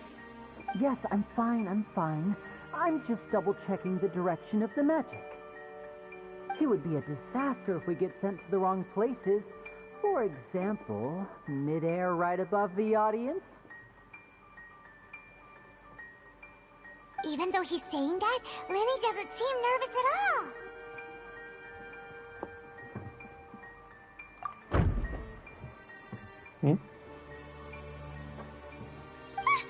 What was that noise? Did you hear it too? Not sure. Anyway, it doesn't seem like anyone's worried about it. 25! 24! 23! What's wrong, Mr. Linney? I can still hear you moving in there. I seem to have accidentally knocked over a decoration. I'm trying to fix it, but it's pitch black in here. I can't tell left from right. Never mind the decorations. There's no time for that. No, that's unacceptable. I want my show to be perfect. 19! 18! 17! It seems things aren't quite going as planned. I apologize, everyone. It feels like you're all starting to count faster, but that's all right. I know it can be tiring to do such a long countdown. 10 seconds and change is still plenty of time. 10! Almost there now. Swapping two people is harder work than you might think. Even a master magician like me can't guarantee I'll get it right the first time. Hey, wait! Is this the back one? I can't tell. They both look the same inside. Huh? No, that's not it. I'll try again. 7! Hey, slow down! Honestly! 5! 4! 3! Whoops! That doesn't count! 0!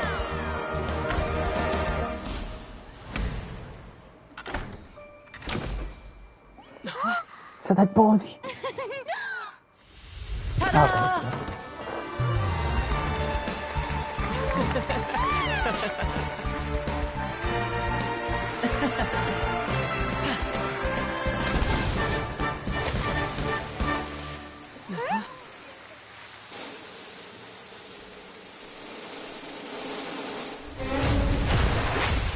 Oh!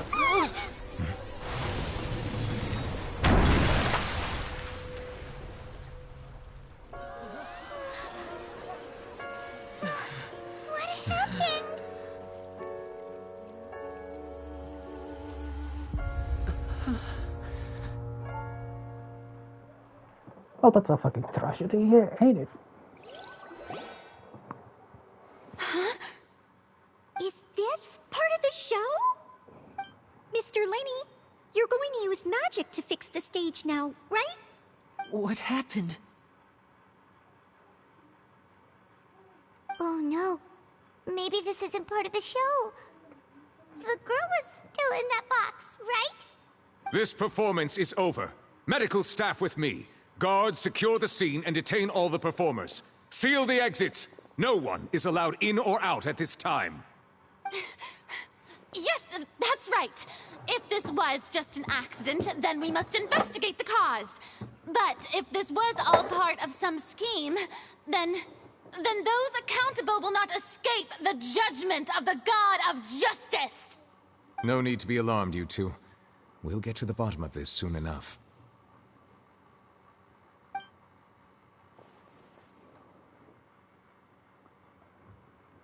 Unfortunately, the person who is in the magic box has been pronounced dead.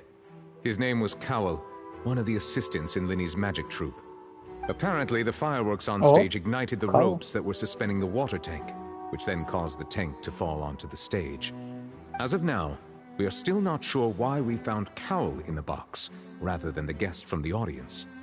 And after an initial search of the area, the guards have confirmed that the girl is nowhere to be found. It appears that this incident was not merely some mishap with the performance. And there are many indications that it is connected with the case of the serial disappearances of young women. Oh. The serial disappearances case? That's the case that Charlotte mentioned before.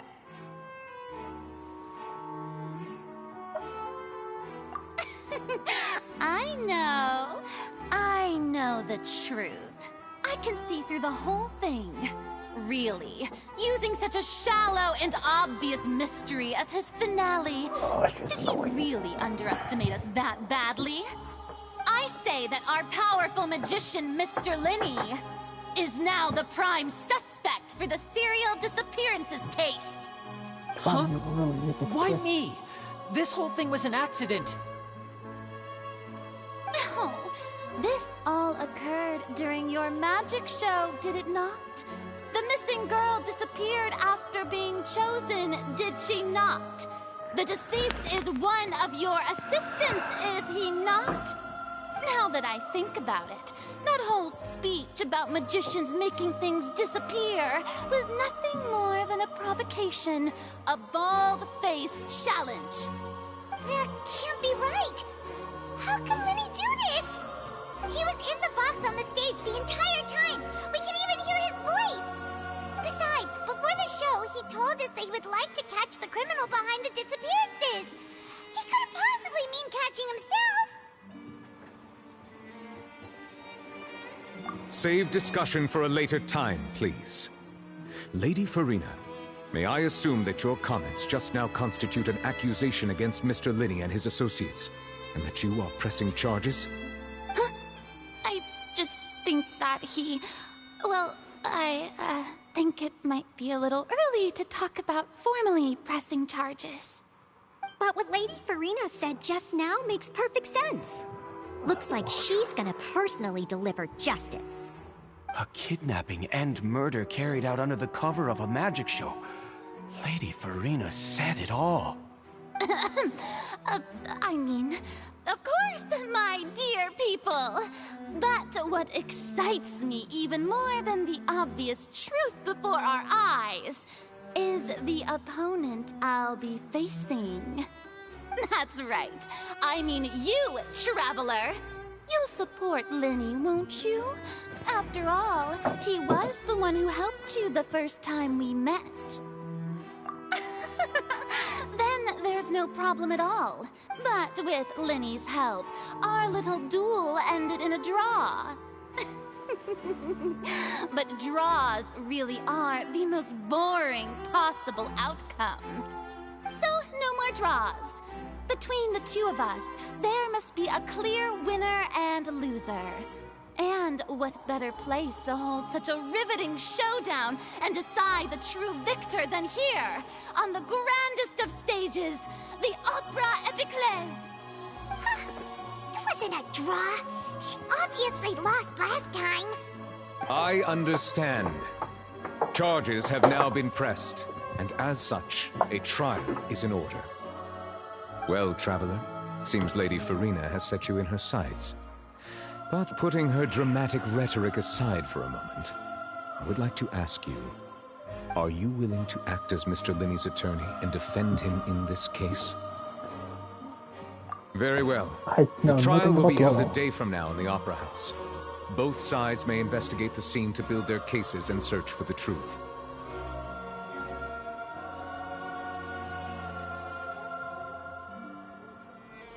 Linney and his troupe are all potential suspects, and shall remain within the Opera House.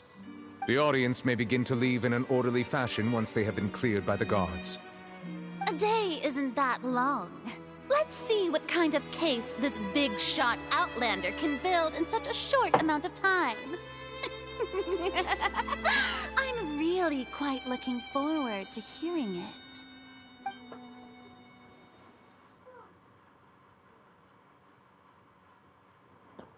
So, can I go higher? Can't I? I should know more about the way. Sorry about everything that happened just now. Were you frightened? Of course! Who wouldn't be scared after witnessing an accident like that? Yeah, I'm a little shaken up myself. How could this happen? And poor Kel. I know you already claimed that you would defend me, but now it's just us talking. Tell me, do you think I could possibly be the murderer? Good to hear. Thank you so much for trusting me. I'm sure everyone sees me as the biggest suspect at this point. But if you ask me, the whole thing is mysteries layered upon mysteries, such that all that's left is confusion. I don't know whether what happened there on the stage was purely an accident or not, and I don't know why poor Cal was in the box. As for how that girl chosen from the audience could suddenly disappear, I'm afraid I don't have any answers either. If someone tampered with my performance, then we need to figure out what they did. Even a skilled and knowledgeable magician like myself couldn't pull all that off in just 1 minute.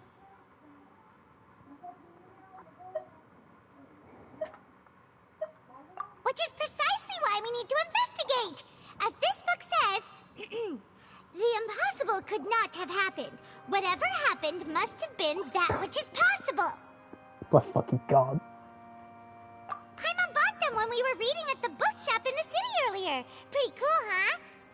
Yo, Don't worry, Mamoru. Paimon used her own savings to buy them. Oh, It okay. wasn't from our travel funds. Good. I think they look cute on you, Paimon. You have good taste, Lynette. That's the right attitude. Feeling depressed isn't going to help me now. I need to get back to my normal self. But with the guards watching our every move, it's going to be especially difficult for Lynette and I to prove our own innocence. Good thing you agreed to be our attorneys. Thanks for that. We'll be counting on you. Yes, thank you so much. Yeah, just leave it to us. Oh, since we're going to start investigating, Paimon has a question first. Where did Lynette go during the performance? Jurassic for well, I'm afraid that would involve some of our essential trade secrets as magicians. The secrets behind our magic are past saving, Linny. I suppose you're right. The truth behind our tricks is going to be important evidence that will be weighted during the trial. Yeah, that's fine. 'Tis truly a pity. As a magician, our magic show is a work of art. We've poured countless hours and spared no effort in perfecting it. But if revealing our secrets will help you uncover the truth behind what happened, then it will be well worth it. We should go somewhere else if we're going to discuss our magic tricks. We'll go speak with the guards, and in the meantime, you can go investigate the stage and the seating areas. Alright, let's go have a look while the investigation teams are still here. Detective Paimon is on the case!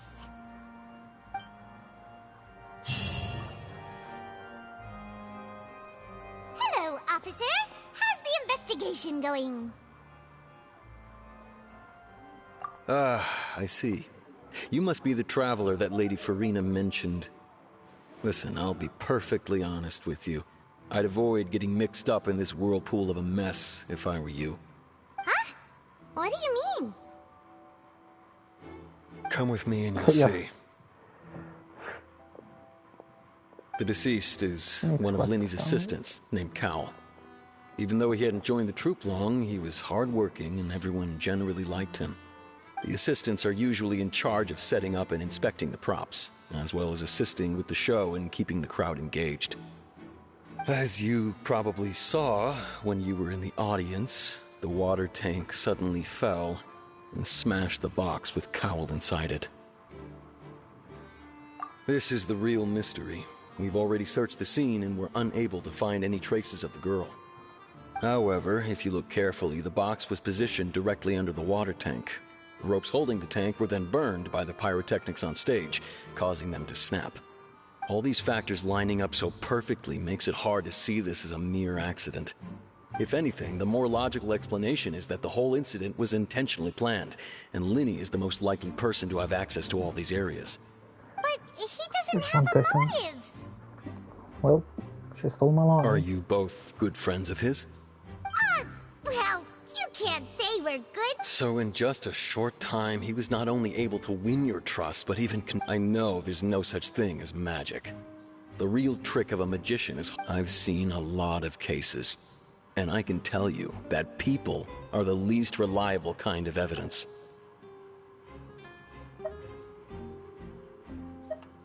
Sorry, I tend to be pretty straightforward. Just know that I'm warning you for your own good. Anyway, you may investigate the scene of the crime yourselves if you're curious. Who knows, maybe you'll be able to come up with some new evidence.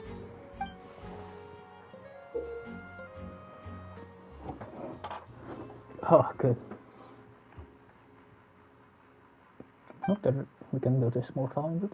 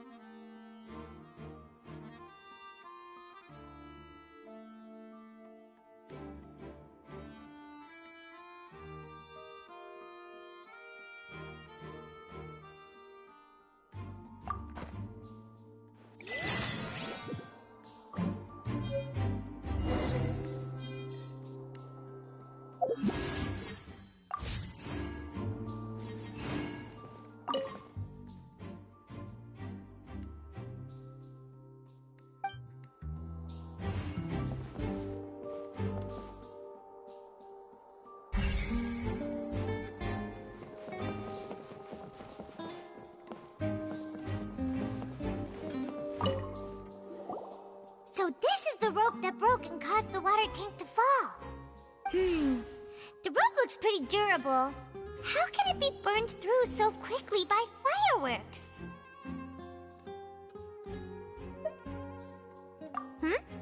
Why are you suddenly so serious, Traveler?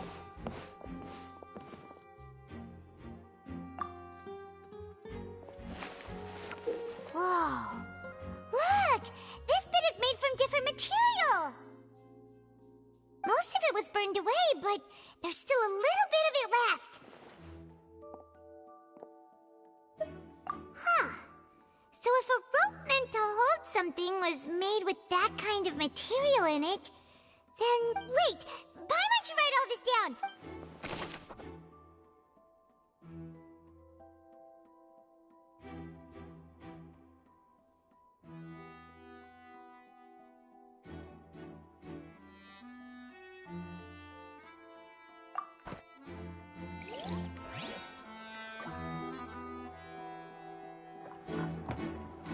I thought that was muted for this.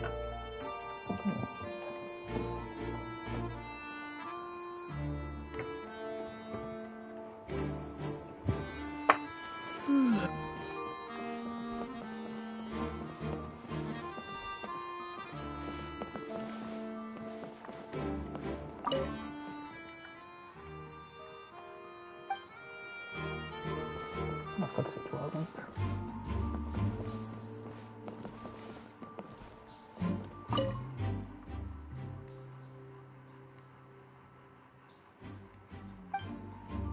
Yeah, then it was full of water, so anymore.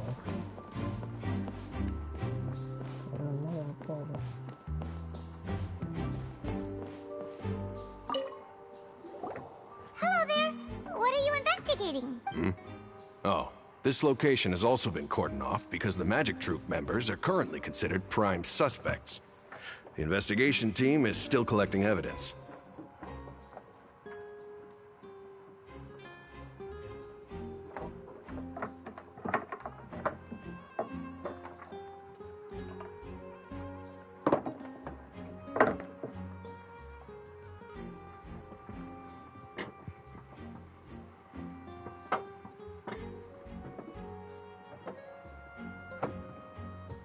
The seats were all booked in advance, so we were able to deduce the missing woman's identity by checking the guest list. Sure, it's not like this is confidential information. We will publish it later anyway when we petition the public to help us find the missing person. Her name is Halsey. She's a painter from Fontaine who's made a bit of a name for herself. Apparently, she wasn't a regular at the Opera House, but she'd been feeling some pressure with her work lately, which made her decide to come see the magic show. The magic troupe members all claim not to know her. We have looked into her social connections. It seems that she has no personal grievances or conflicts of interest with the suspects. Simply put, she wasn't related to the magic troupe at all, which matches the features of the previous serial disappearances. Were the victims of previous cases also choice of... That's how it seems to us, in any case. Apart from the fact that they were all young women of around the same age range, there really weren't any other connections between them. Okay then. No need to be so formal. If you do happen to see the missing girl, please be sure to contact us. It is of utmost importance that we get to the bottom of these disappearances. Information about the missing lady's identity.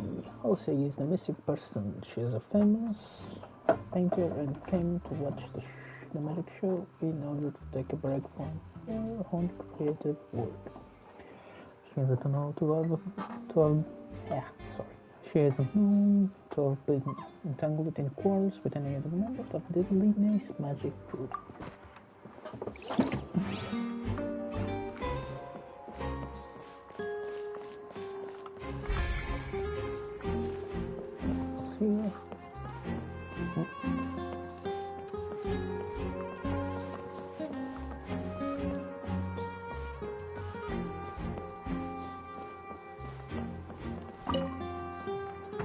Go ahead, have a look around. In the end, we're both after the truth.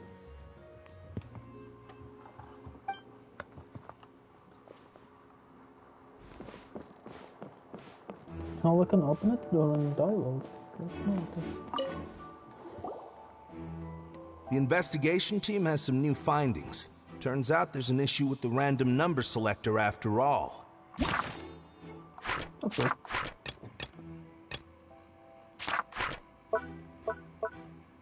There's only 3.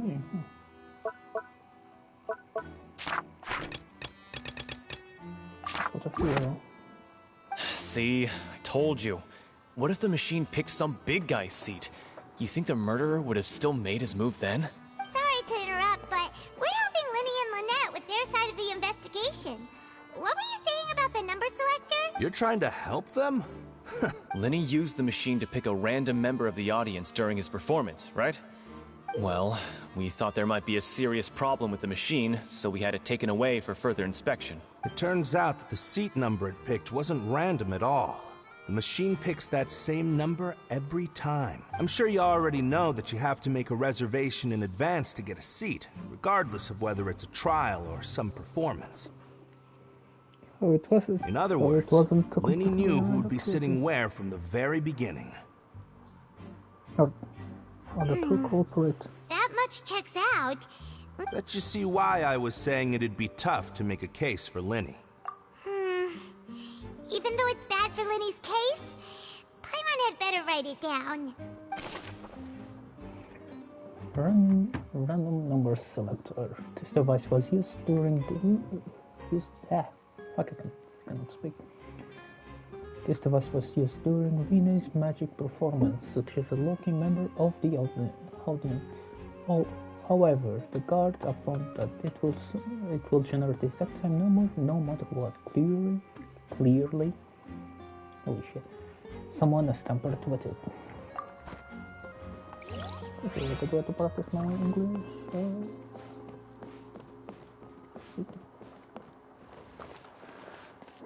Alright.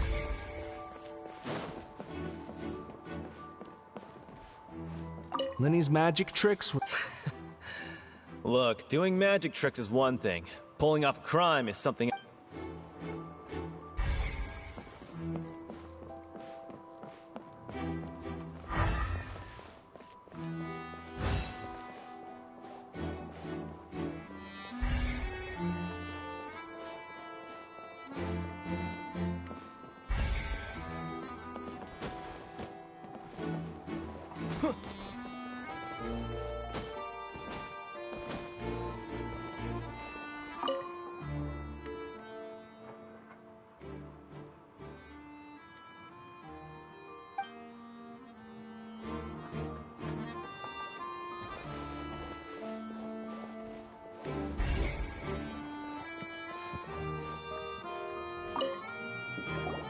I see that you're investigating the area.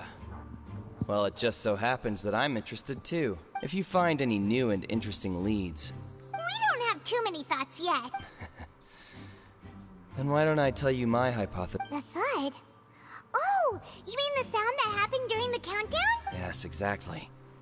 It wasn't terribly loud, but I suspect that most people heard it. It's just that everyone was awaiting the results of Linny's trick with bated breath, so no one paid it much mind. But now that the incident has happened, the thud has become an important clue. That makes sense. So, what do you make of it? I'm of the opinion that it may have been the sound of Linny's accomplice. Lynette, perhaps. Jumping atop the water tank, and when the pyrotechnics went off, she cut the rope, sending the water tank crashing down. But wasn't the noise we heard too loud for that? Perhaps the balance wasn't right, leading to a particularly rough landing.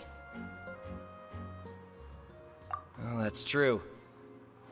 I suppose I must reconsider. That does remind Paimon, though. What was with that sound? Strange sound during the magic show. During the switching performance, there was another audible sound that many of the audience members heard. Let us speak slower.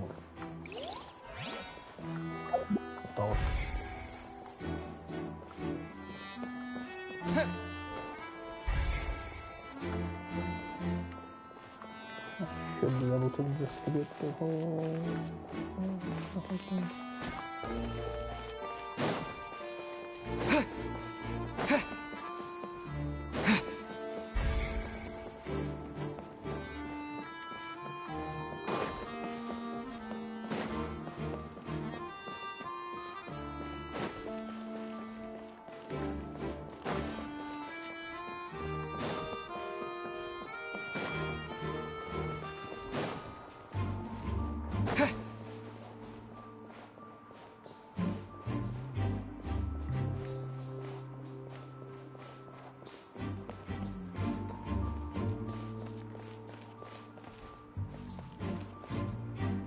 Lenny's still talking to the guards. It seems he'll have a lot of explaining to do. I think someone will be assigned to monitor us later, but that's alright.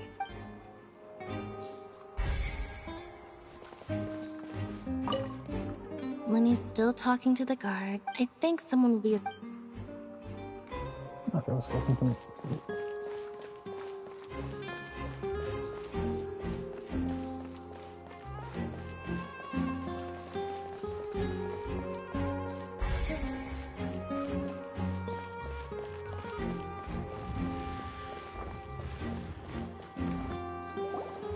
Hey, you! Yes, both of you! Over here! I've been keeping an eye on you for a while now. Oh, Mario. He'll look at the shit of that guy. Huh? You mean us? That's right. If I'm not mistaken, you're also among those who wish to cut down the thorns and pursue the truth. No? And by the looks of it, you're not from Fontaine. Another one with well, you're right on the more about that one, but who are you?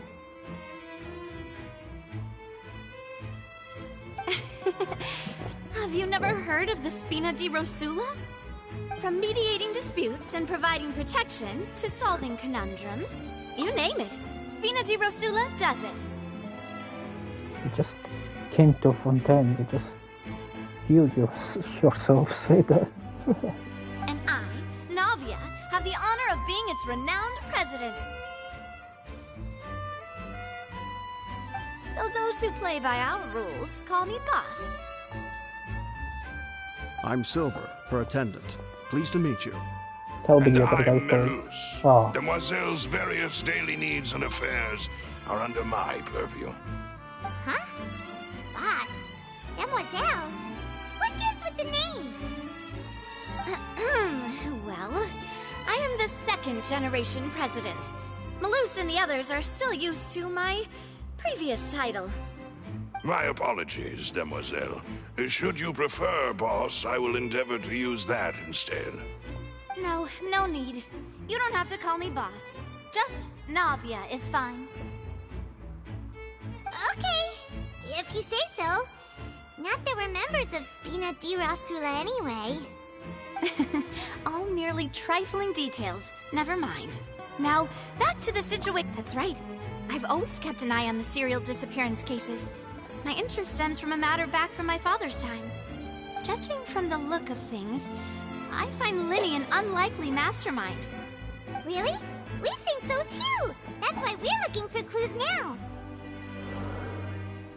But how did you come to that conclusion? Intuition, naturally. My unparalleled intuition. Farina sure was quick to point the finger at Linny without any decisive evidence whatsoever, wasn't she? But that's not uncommon for her. If you remember, the Justice had to interrupt her and ask if she was pressing charges just to keep her from getting carried away. Anyway, a trial begins the moment someone levels charges. And, of course, there was no way Farina was going to back down in that situation. Sounds more like you just don't trust the Hydro Archon. Well, what's your opinion? I must admit that she can be interesting at times, but liking her doesn't mean that I'll blindly agree with her. All right, I've answered your question. Now, it's time you answer mine. Wait a minute, did that answer count? Well, I say it does.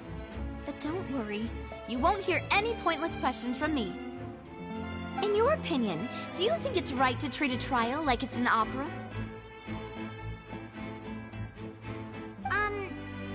Well? And why would that be?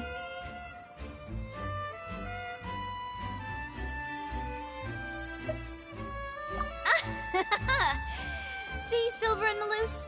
I told you they'd be different. Most astute of you, demoiselle. I too think that the Traveler's response was most excellent. No matter how wonderful the script or how fervent the audience's expectations may be, the trials that go on stage here must be based in fact. And if that can be done, boss, then... All right, that's quite enough, Maloose. Anyway, I like your answer. You passed with flying colors. Now, I need to make some preparations, following which our joint investigation shall commence. You two shall be my assistants. Wait! Since when did we become assistants? Oh, well, I can be the assistant, sure. Or your companion, if you like. I'm really not that fussy. That's more like it.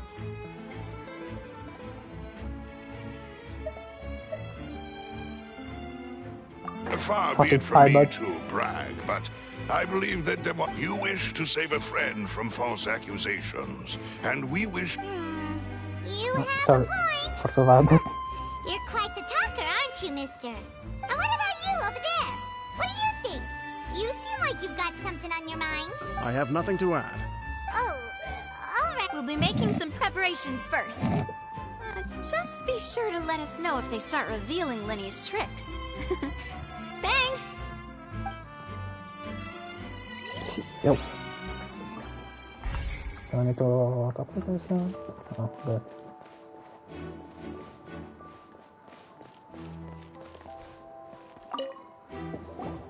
Sorry, but no one can freely enter or exit the Opera House at the moment. If you wish to leave... No, we're not leaving! We're representing Linny and Lynette. Were you always guarding this entrance? Yes! After the Chief Justice gave the order, everyone coming in or out must undergo a strict inspection. So, the missing girl couldn't have left from here. At least, not... I doubt there was much opportunity then, either. How can you be so sure? Well, because I was in charge of security near the entrance at that time, I couldn't see Linny's performance from here, which was quite a shame. Just my luck.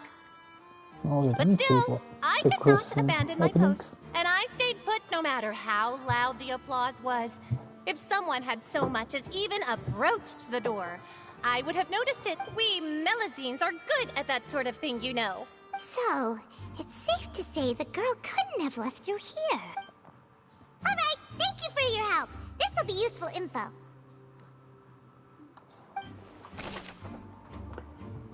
entrances and exits to the Opera House.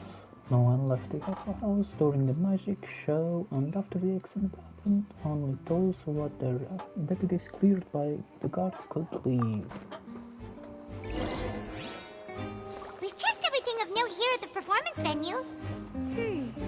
Paimon wonders how Linny's discussion with the guards is going. Let's go see, shall we? Ooh, things are getting interesting, huh? We're about to see how magic is made.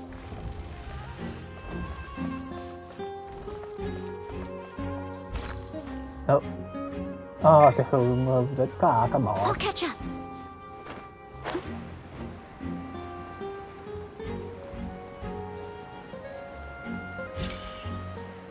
No.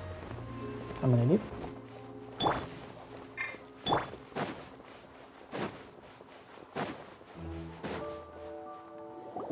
Understood. Then I will be going with you. Just so you're aware, I will be monitoring your actions and making notes as necessary. Very good. Thanks for being so agreeable. I'd pull a rose out of my hat as a gift for you if I could. You may spare the pleasantries. I'm just doing my job. You've arrived. Who's this? Me? I'm Spina di Rosula's guardian angel. If you've got a problem, I've got the firepower. Sorry, I got a little carried away there. Call me Navia. I'm a partner of theirs, and we'll be helping investigate this whole situation. And these are my companions. Would you mind if they join as well? Fine by me. Oh, new helpers? I would be most grateful. Well, let's just say we're tagging along. It's not every day you get to see the secrets behind magic performed on such a large scale. She's going to dip out after I appreciate your kind interest. Come with me. We'll be heading below stage. Yay! Another to investigate. Huh? Below stage? Yes, a world of secrets is hidden beneath this magic box, prepared specifically for this switcheroo trick. But before I reveal everything, you should have a look first. Notice anything strange here?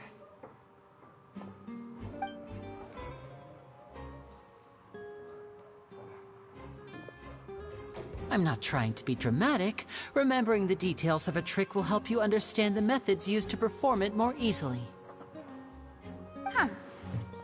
Weren't there balloons and other decorations here? Where did all that go? Ah, good eye. That said, you're still far from discovering the answer. The back? You mean the inside of the door? What's different about it? Paimon didn't notice anything. Very good indeed. I thought you might not be able to catch that, given that you were sitting in the first row. The back of this door was patterned. Those patterns are now gone, replaced by a smooth wooden board. So, if you put 2 and 2 together, what do you get? Exactly. All right, let's go. I'll tell you how it works as we head down. Oh, so there was a passageway under the magic box! I knew you'd figure out most of it as soon as you saw this place. The 2 magic boxes are positioned right above the 2 entrances of the tunnel. See this flatbed trolley? The box with the lucky audience member in it would be shuttled over to the other side using the trolley. This trolley can raise and lower and even rotate, ensuring that the box will face in the right direction. I see. So that's the purpose of the box inside another box. Precisely. The inner box would descend after the audience member was put inside and be moved along the trolley, all while the outer box would remain on stage as if nothing had ever changed.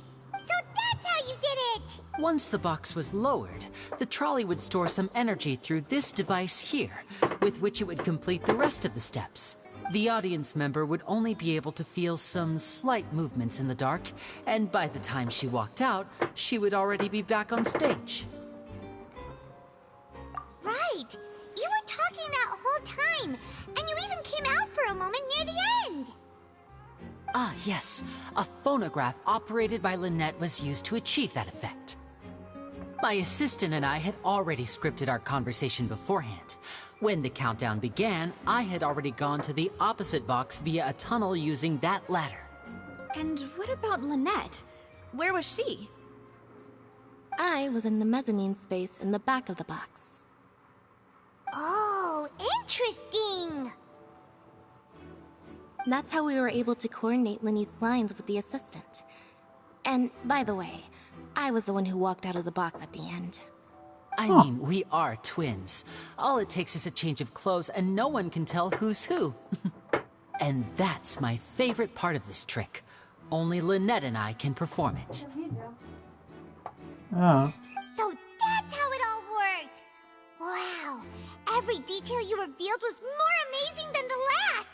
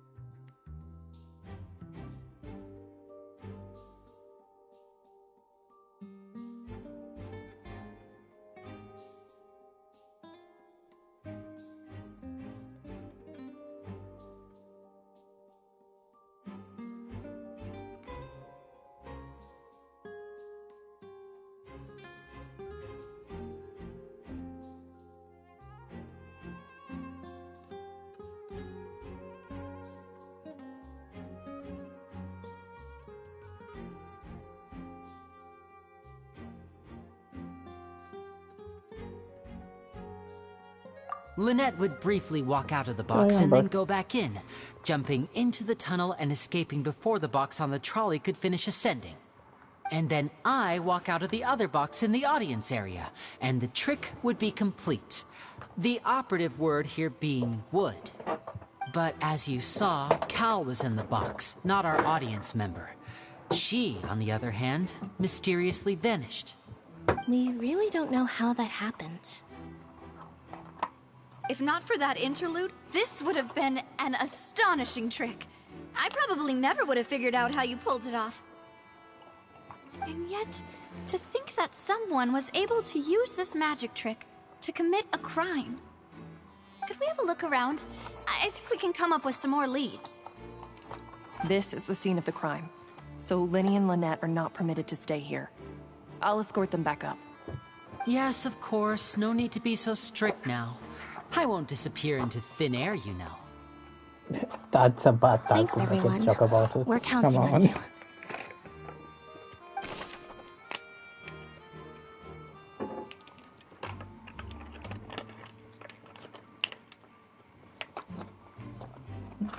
Just give me a moment.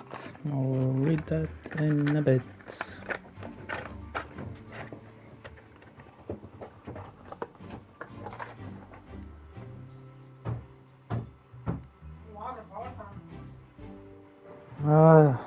Spyro.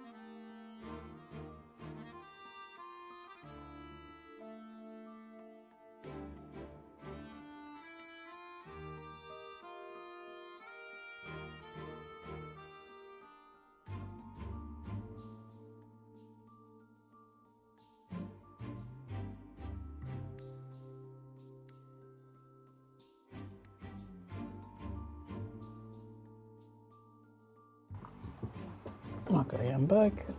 So let's rate this.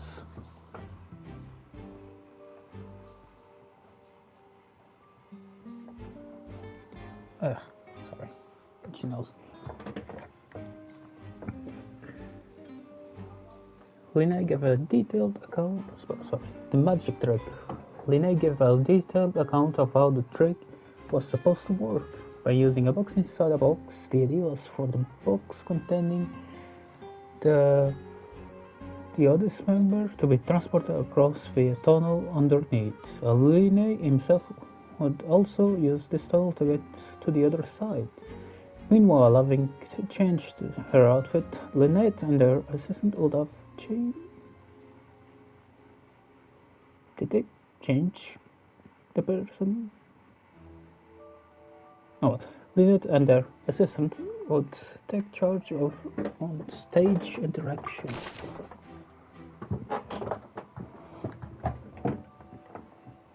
And on-stage magic box structure. The magic box on stage has an additional layer to its here. in which Lynette, in Lene's clothes, remained hidden. She would appear at the end of the magic trick and lead people to believe that Lene had been able to easily move to the box on the other side. Number 1. So, the rule of threes. Audience side magic box structure. The magic box at the center of the audience stand has 2 layers, and beneath it is an entrance to an underground tunnel. This was how the tricky audience member was meant to have been transported without the audience noticing. Did it just drill a hole in the ground?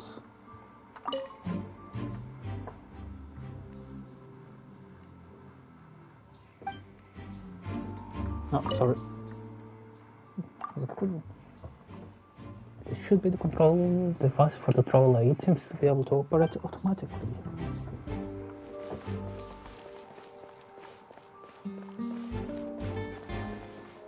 Is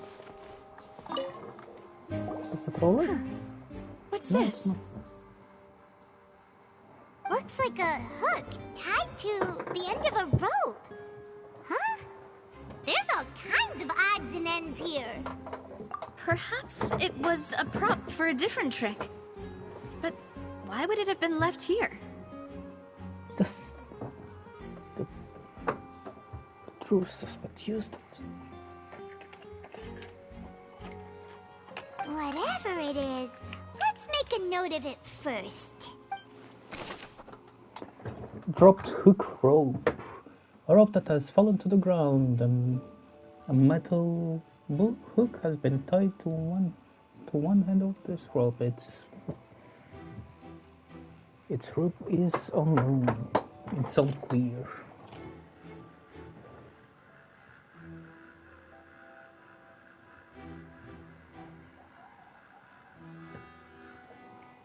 Can I edit the live stream stuff? Oh, I can. Nice.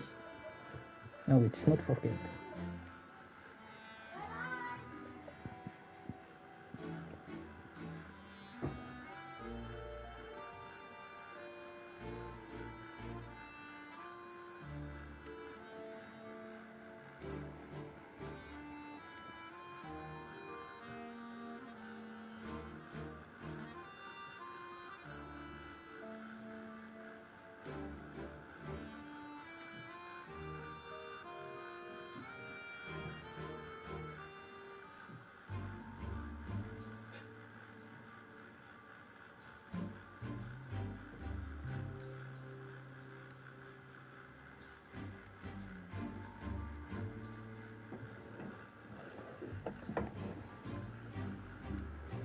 Let's select the title.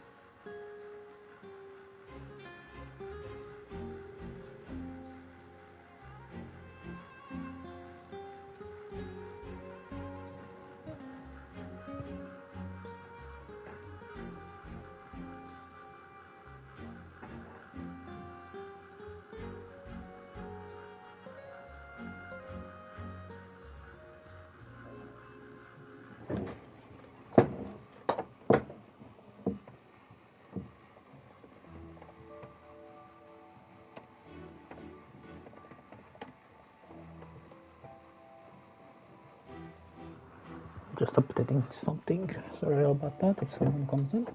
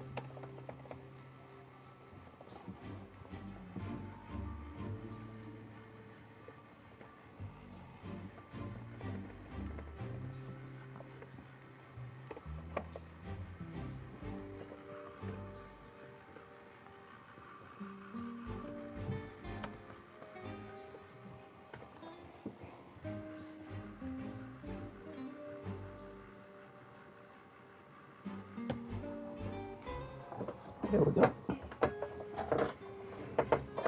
Now just a few moments till hit it update. Should be good.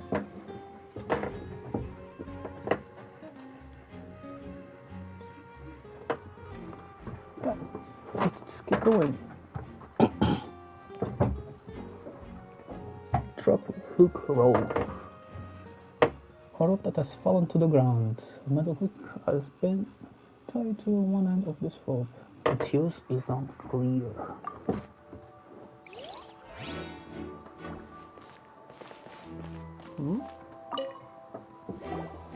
The floor is wet. Please be careful not to Yes, slip. and it... Yes, probably water too. Speaking of which, why would there be water here? Oh, Paimon knows! It's one of those tricks where you pour water into a jug and then flip the jug over only for the water That's to a very big disappear. job though. And here's a broken vase. Huh. Did the trolley knock it down while moving? That can't be. The trolley moves along tracks from start to finish. It couldn't have hit the vase at this distance. Let's note this down too Hopefully and think about it later. with common sense aside from Paimon. Aside from Paimon. Not aside from Paimon. To correct Paimon. Broken flower vase. There are many pieces of broken flower vase on one side of the tunnel. All the water within has been spilled. Judging from the distance, it seems unlikely that it was knocked over by the trolley meant to transport the magic box.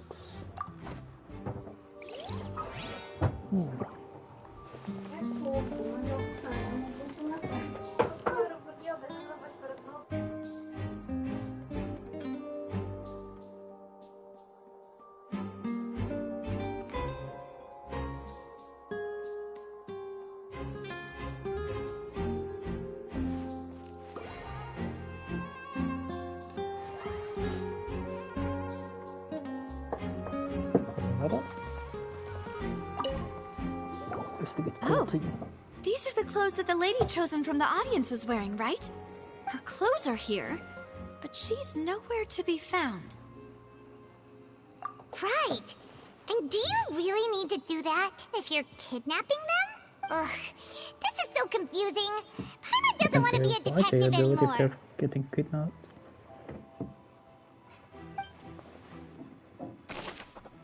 The young lady's clothes. The clothes belonging to Halsey, the lady who went missing, were found in the tunnel. The reason for this remains unknown.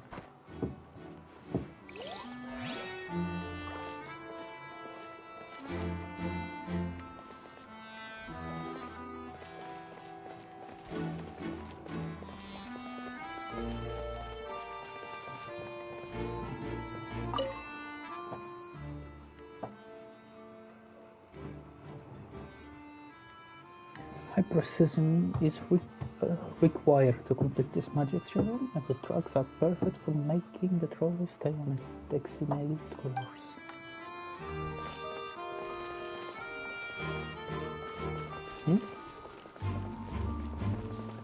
Probably the tracks, yep.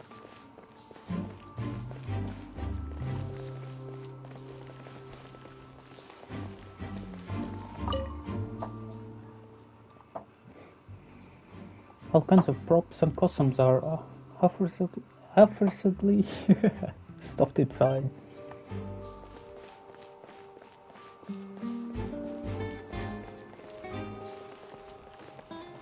Event. What is this?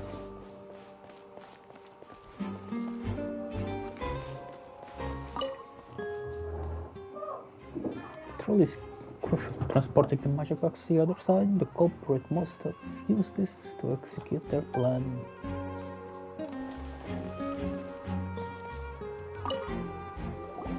What is this place? Looks like a vent. It seems someone could fit through here. Huh. Could this have been the suspect's escape route? Alone, perhaps. But if they had to pull another person with them, the space would be too narrow. But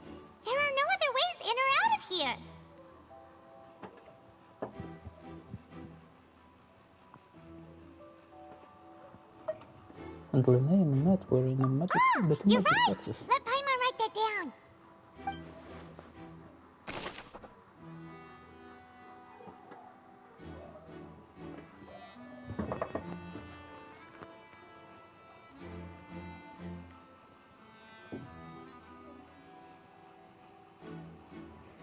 Tunnel vent. The tunnel vent looks like it could allow one-person passage, barely, but living along the missing lady seems to be an unrealistic prospect.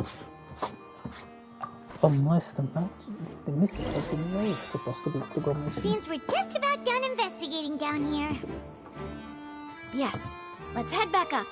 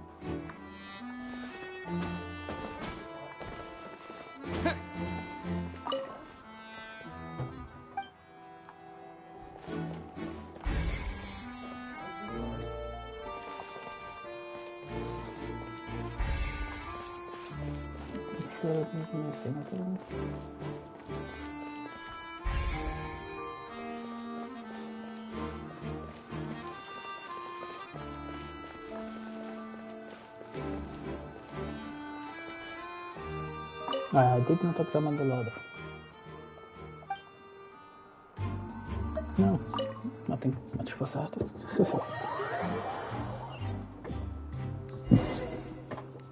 Well, we've ascertained the state of the crime scene. Let's find a place to sort out our findings once Malus returns. Seems to me that there are several things that don't add up here. Apologies for the wait, demoiselle. So, what did the guards say? Did the criminal escape through the vent?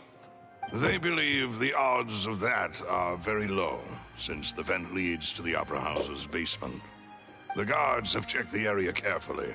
No one left through the basement during the performance or after the incident, and no one was found hiding there.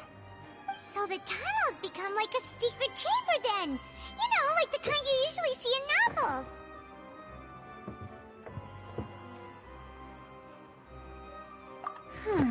So. The plot thickens. Halsey's disappearance and Cowell's death are both quite inexplicable. No wonder Farina was so confident in her accusation. All the current evidence points toward Linny and Lynette. In other words, the charges are very likely to be upheld unless we make some considerable progress. Charges and then trial. So if the charges are upheld, they'll announce a sentence? That's right. This is how a trial goes in the Opera House. During the proceedings, the Chief Justice and the Oratrice will hear statements from both sides. That's right. This is how indemnitium is produced. The statements from both sides, the defenses from attorneys, witness testimonies, and even the audience's emotions will all be projected on the Oratrice. To put it simply, it's as if the Oratrice has its own will, and is a judge in its own right. This also precludes any kind of favoritism on the part of the Chief Justice. And not that this has ever happened anyway. Once both sides have finished speaking, the Chief Justice will make his final decision. This, too, will be used by the Oratrice as a reference. Then, finally, the Oratrice will be consulted by officials. The result it returns is the will of justice itself. Huh? So that machine is the one that actually decides? Paimon thought Neuvillette called the shots. In practice, there is very little difference. Both have always come to the same judgment. Which is why people have great faith in the Chief Justice. This is going to be a first then. Yes, the guards also asked me to convey that none of us will be allowed to leave this place before the trial. Oh, cool. Why? Because we've chosen to act as the twins' proxies. That makes us persons related to the case. Oh, cool. That's dumb. They're concerned that we might be colluding with outside parties, or that we might find outside help to disrupt the case. And even if that were not so, it could prove problematic if we happen to spread key information about the case ahead of time. I'm ready to break out at any time. Of course. Whoa, whoa! There's no need for that! Paimon thinks they have a point. That said, are they providing food? Yeah, better. Of course. I just hope you don't mind the lack of options. I'm afraid that catering to all tastes is not in the cards, nor is any guarantee of balanced nutrition. No, In that not case, the time to be let's just easy. sort out our findings together here. Pity. I was hoping to take you to try some of Fontaine's famous desserts, too. I mean, Oh, what better way that to is properly think through our findings than over some tea and sweets? Huh. Breaking out suddenly doesn't seem like such a bad idea after all. Paimon? Just kidding! Just kidding! Paimon will still do her best, even if there are no snacks. Hmm? What do you mean, no snacks? Of course we'll have snacks. If we cannot buy some, then we'll simply make some. Huh? How? Here? But how? Understood, Demoiselle. Everyone, please come with me.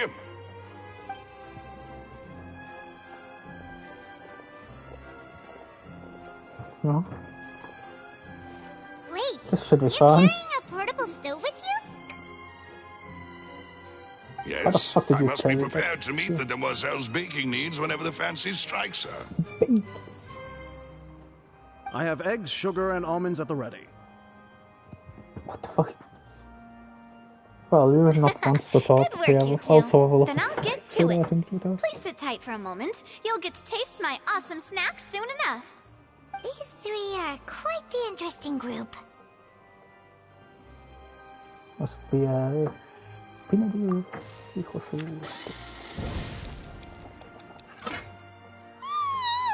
And Paimon thought it Hold smelled up. good while it was still in the oven. Oh, it's even better now. Paimon can't stop drooling. From the way you had these two guys carrying all that stuff around, Paimon thought you'd have them do more during the baking process. But you ended up doing the entire thing by yourself. Beating the egg whites, grinding almonds, everything. I was applauding. And I was giving encouraging smiles. Paimon was just thinking, aren't you worried about getting your fancy dress dirty beating egg whites and baking like this? She's just different. Well, I don't think it's carved in stone anywhere that fancy ladies can only read books, sip tea, ride horses, and play the piano. I just really enjoy making snacks. Don't underestimate beating egg whites, by the way. It's a real arm workout. You also is. need to beat them to just the right consistency, or your macarons will crack. Anyway, give these a try, fresh out of the oven. There's 3 for each of us. Only 3? Syrup Well, to fucking eating make. too many sweet treats might send all that sugar to your head. You wouldn't be able to think clearly about the case on a sugar rush, would you? Tea is ready to be served as well. This is Demoiselle's favorite, strong black tea with a floral fragrance that clears the mind and lifts the spirit. Why didn't you take it? No need for concern. I'm merely doing as I should.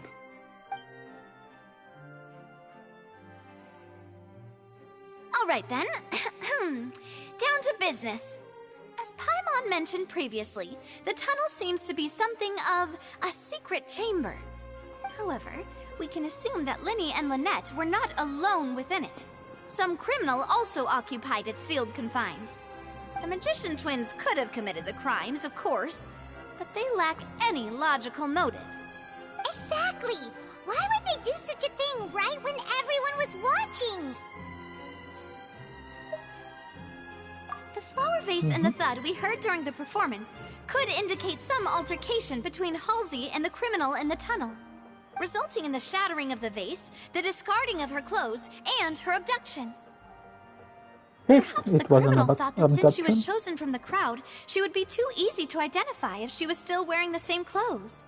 Paimon thinks that makes sense, but the real trouble is... There is no evidence that the third person True. exists. None of the clues we found thus far support the existence of this third person. But the only people left to consider are both technically victims, whether it's the missing girl, Halsey, or poor Cowell. Huh. Could Halsey have secretly made modifications to the magic props in order to murder Cowell before making her escape? But she had no way of knowing that the magic trick... That's right. And even if she had tampered with the setup, she would need to understand the entire trick to pull it off. Nor does she have any motive. The guard said that she has never had any dealings with the magic troop's members. Were we not thorough enough in our search? From the sound of things, this is turning into an impossible case. Your macarons are amazing though, Navia. They smell great! They're nice and crisp and super sweet! They are my specialty after all. And I see you've already had 5 of them. What? 5? Oh, that can't be right. Paimon only counted 3, honest! Please don't worry about it. At my age, a few less sweets might actually be a good thing. No. Being greedy is one thing, but Paimon knows how to count. Do you? Besides, Paimon knows that if she ate too many, then others wouldn't have enough.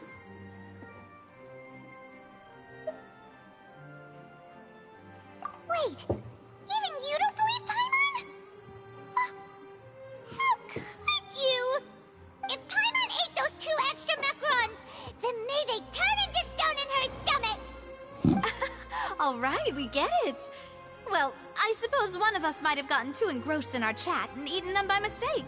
No big deal. Malus, set up the stove again, if you would. Huh? What are you doing? Making sure everyone gets 3 macarons, of course. Exactly. We don't want to trouble you.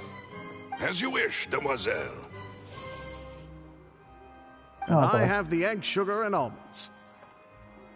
Well, this really is your hobby, huh?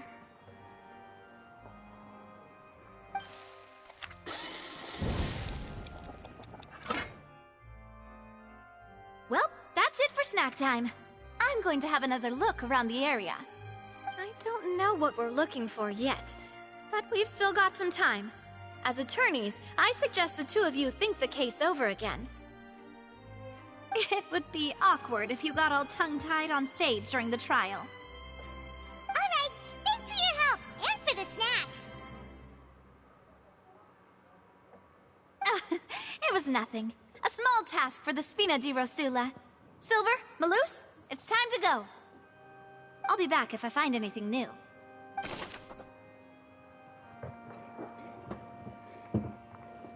Probability of third person being involved. Neither Cowell or Halsey had a motive. But after... well, speaking of tongue-tied, but after adding talk to Navia, the likelihood of the third person being involved seems very low too. Alright, it's time to put our heads together. We've got to get our defense ready for the trial. Oh, it's probably gonna be a long and difficult case. There's No point in worrying about that now. We just need to prepare. Here, take Paimon's notes. They should help you review the situation. My current theory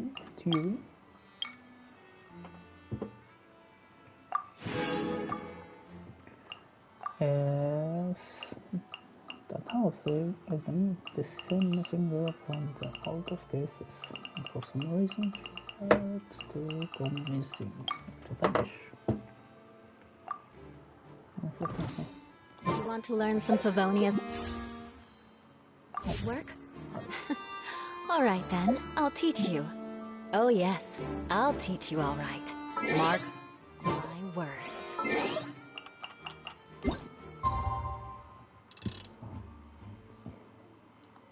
Yes, exactly 6 a.m.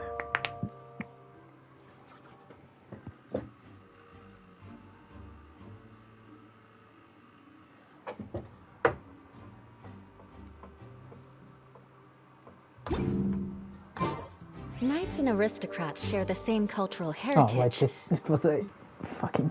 Sense to do away with all the superfluous detail. It was a...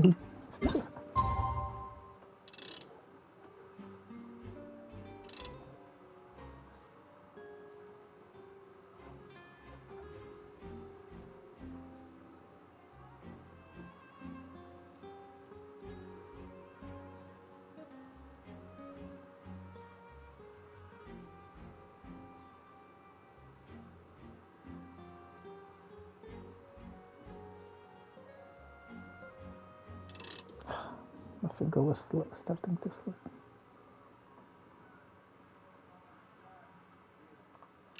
It seems like I have fucking... You want to learn some Favonia's blade work? All right then, I'll teach you. The following oh day, yes, really... I'll teach you all right. Mark. Not fucking blind.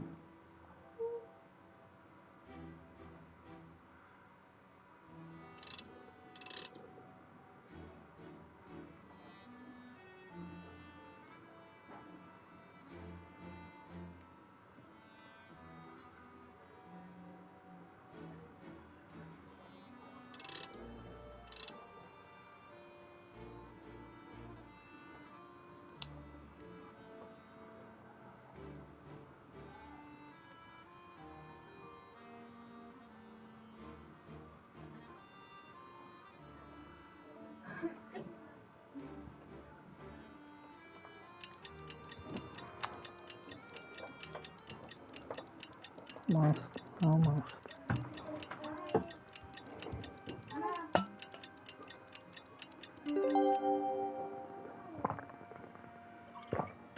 My words. It changed.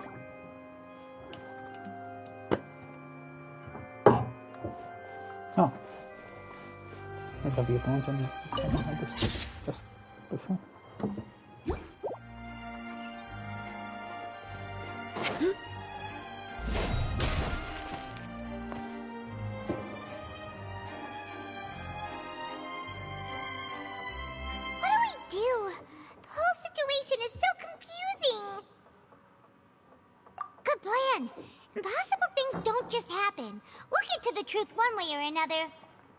Just relax. Even if everyone else suspects Lenny and Lynette, at least we will be supporting them from the stands. Besides, I doubt Farina understands any more about what happened than we do. Thanks, Navia. Well, we'll be going then. Best of luck to you.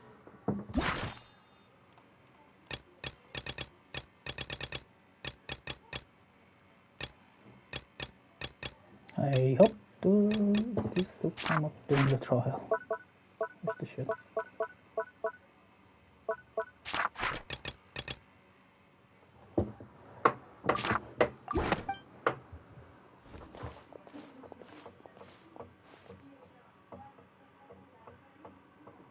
I wasn't expecting to play as attorney today. Ah, finally, you're back. Well, how did your investigation go? To be honest, You might be disappointed. No. We're already very grateful that... Well now, don't you all look disappointed. Don't tell me that your investigation came up empty-handed. That was to be expected, of course. The guilty can never produce proof of their innocence. But don't let that stop you. I shall be terribly disappointed should you, my most anticipated foe, concede so easily. Since both parties are present, I declare that the trial regarding the magic show incident is now in session. Firstly, in order for the audience to understand the causes and results of the incident, could we please have Mr. Linney explain the trick? Yes, of course. I will explain while Lynette demonstrates on stage. All the necessary items have been prepared.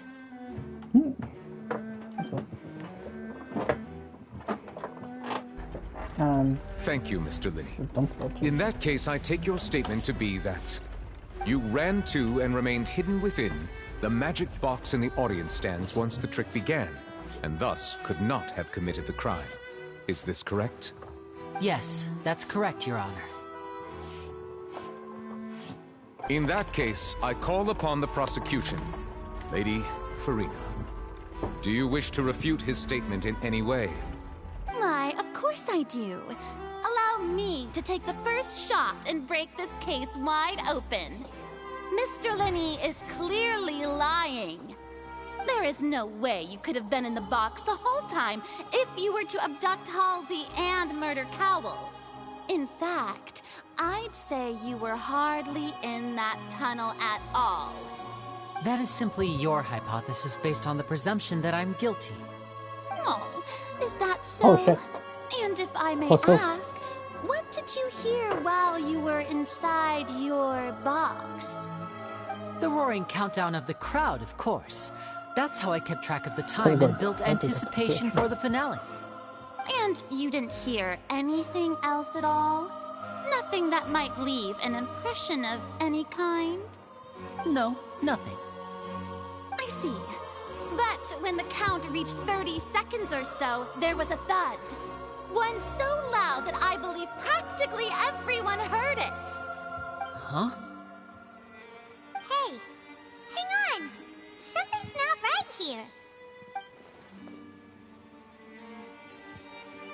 Because he was inside of the box. Yeah, I'm sure he could have heard a noise that loud from inside the box. Not the stage. I was right by the box, and I definitely heard the thud. Was he inside the box? Look at those Oh, that's how it works. Could those mean... Well then, ladies and gentlemen, allow me to use the words of the magician himself. You never know what can happen in the blink of an eye. Indeed, it seems his alibi can also collapse in the blink of an eye. The person first foreigner did way too good of a job.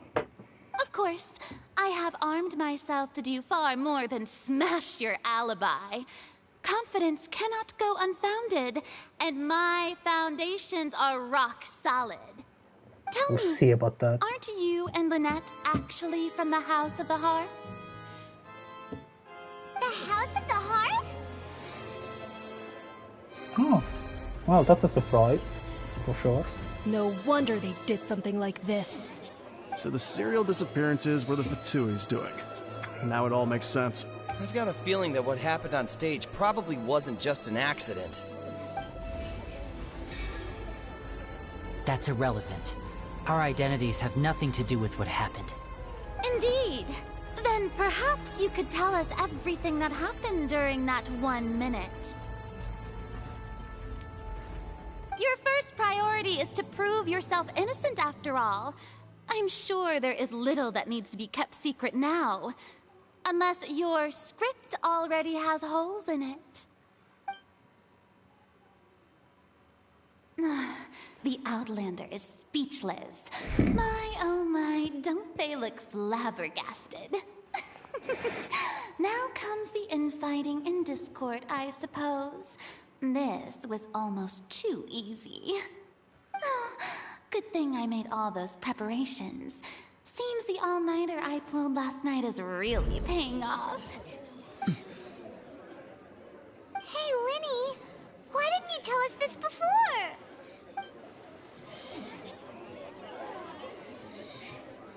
Order! Order!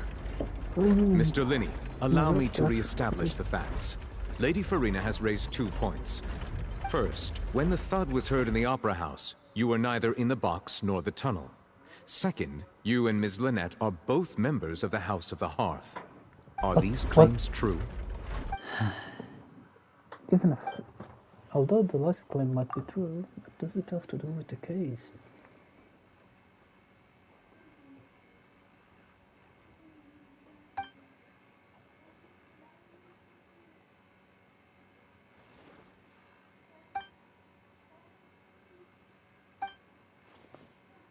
Please answer my question, Mr. Linney. I'm sorry. Yes, they're true, Your Honor. I knew it! Well, that's it. We might as well move on to the... What should we do now? Wow, what a bit. Granted.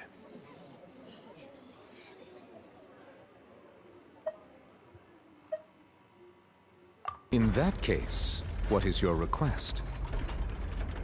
I request a brief adjournment. There are things that must Is be that discussed. really necessary? The defendant deceived their own Sorry. attorneys. What is there left to discuss?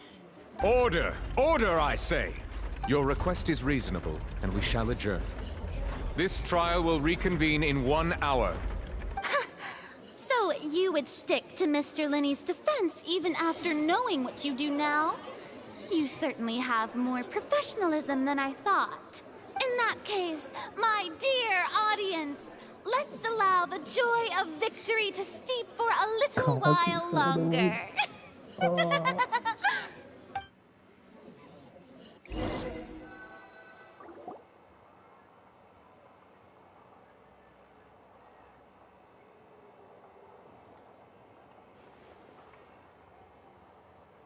Well, this is awkward. I didn't think the Hydro Archon would dig all that up.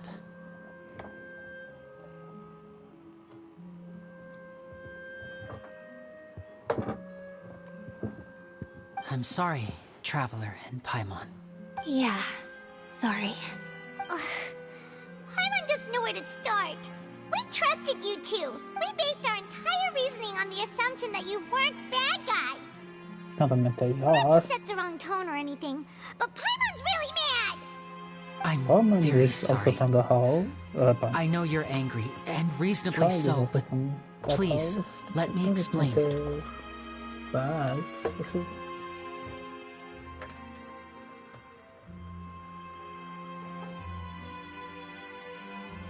I know you've clashed with the Vatui several times before. I wouldn't be surprised if just hearing the word is enough to make you upset. But our organization is very, very large, and the Harbingers have very different personalities and goals. Right now, we want to save people. As many as we can. That's right. I'm sure we're on the same page when it comes to this nation and the disaster that its people might face. I knew if it weren't for our respective identities, we could become good friends. That's why I didn't wish to flat out lie to you, but chose to hide some details instead. The truth is very important, but being completely transparent about everything would see us spending more effort than we need to. But how can we know this isn't all just Right. another? So, you be the judge. Heck, if I were you, I fear that I'd even struggle to trust me at this point. You met a Fatus who works as a magician, a trickster by trade. All by coincidence, too. But still, I'm asking you to trust me. I am no criminal. At least, not in this case. Sorry. Please forgive us. Well, you both say that, but...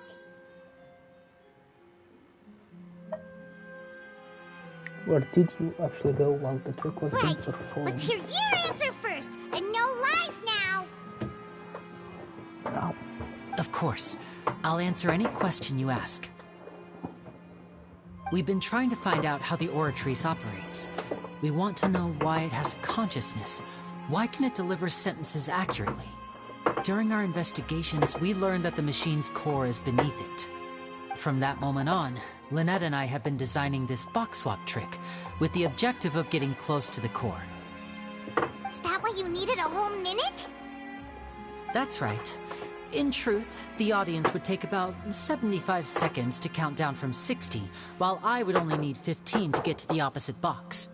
So, after jumping into the tunnel, I accessed the Opera House basement via the vent, and went to investigate the room in which the core is stored.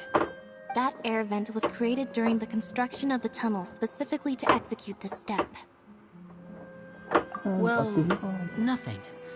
As soon as I reached that room and was about to investigate, I heard someone's voice. Which should have been impossible, of course. I was quite certain that I was the only one in the room. That voice seemed to recognize me and tried to speak to me. I chose to err on the side of caution and retreated the way I came. On the way back, I saw the broken vase and the clothes on the ground, but the countdown was almost finished, so there wasn't time to give it any thought. After that, the homicide occurred just as you saw.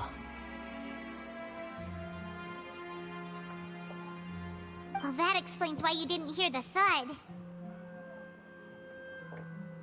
Because of that prophecy I told you about, of course. We must know all we can about this nation's secrets in order to deal with that prophesized crisis. That's the only way we can save everyone. So, there you have it. The whole truth. I swear, I didn't hide anything from you this time. It was never my wish to proceed under this cloud of mistrust either. But, like I said earlier, you can be the judge. If you want to leave because you don't trust the Fatui, there's nothing I can do to stop you. Well, Traveler, you decide. Paimon will follow your lead however you choose. I believe in the facts.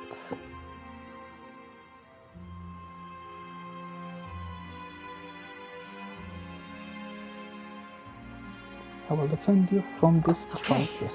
Thank you. Thanks for giving us a chance. The current problem is that the scales are tipped pretty badly against you two. If we want to refute the Hydro Archon's accusations, we're gonna need a seriously watertight defense. Actually, we already have the key evidence we need. Paimon thinks she gets what you mean. I don't. Lini's statements. Lini claims that we headed to the chamber containing the Orator's core. Upon entering the tunnel, and did not witness the crime taking place, and thus did not hear the thud. The force in the Orator's core chamber. Lini claims to have heard a mysterious voice within the chamber that houses the Orator's core. Within the Opera House underground structures. I'm not reading the quotes. That's tomorrow.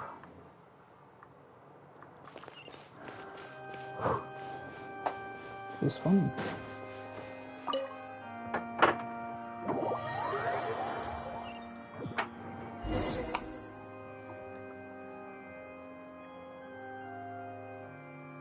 Both parties have returned to their positions. Let us continue the trial. When last we left off, Mr. Lini acknowledged the new evidence presented by Lady Farina as fact. Therefore, Lady Farina may continue stating her reconstruction of the events. Ugh, that took long enough. Now then, if everyone would lend me their attention. At this stage, let's revisit that scene from Lini's perspective. Oh shit, they put the fucking glides.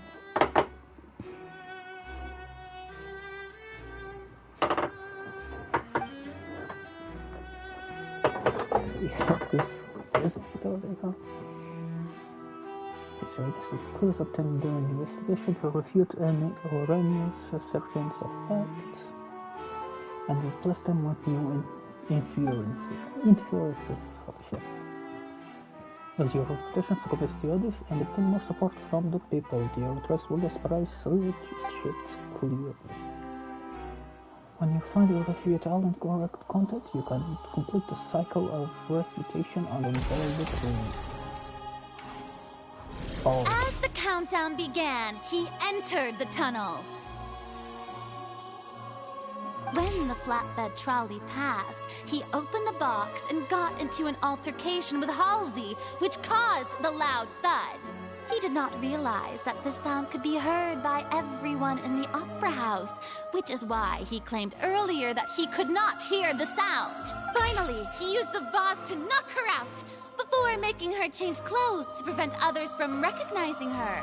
At this time, Cowell arrived in the tunnel, having heard that strange noise, and caught Linny red-handed. So Linny proceeded to knock him out too before stuffing him into that box. Afterward, Linny passed the unconscious Halsey to his accomplice through the magic box in the audience stands, before operating the devices such that Cowell's death would be ruled an accident.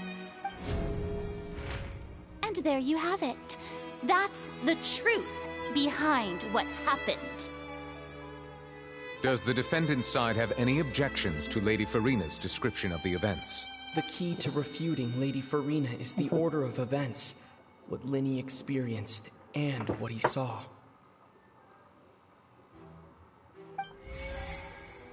I don't have to read, for God's sake.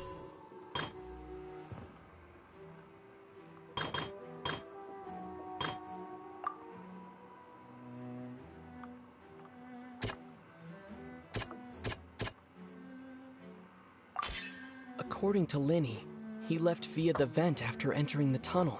He couldn't have had that altercation with Halsey. I won't be doing much talking now.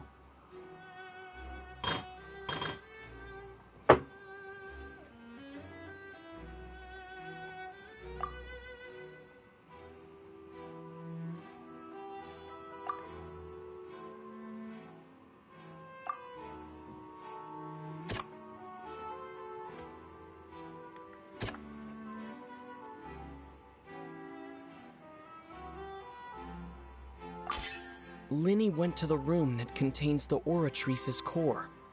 This is the actual truth.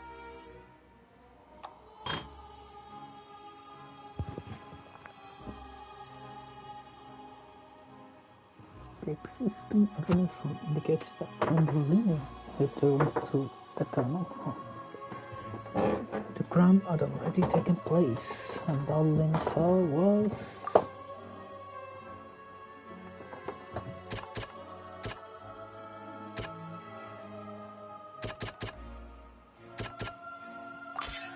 Linny did not take part in the underground altercation.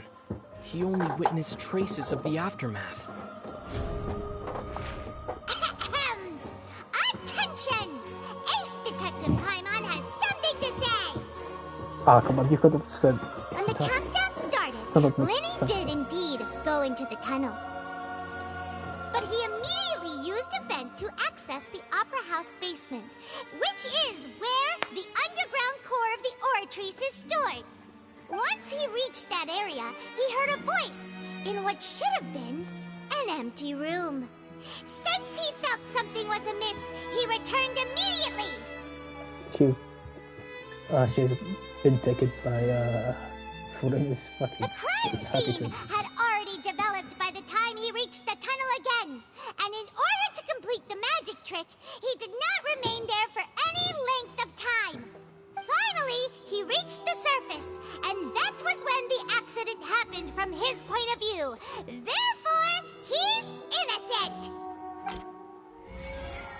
Yay. It's an equilibrium. Yay.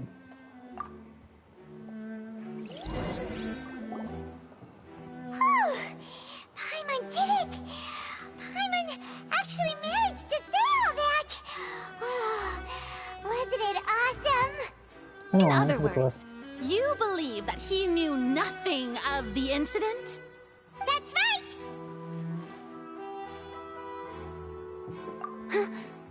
My reasoning?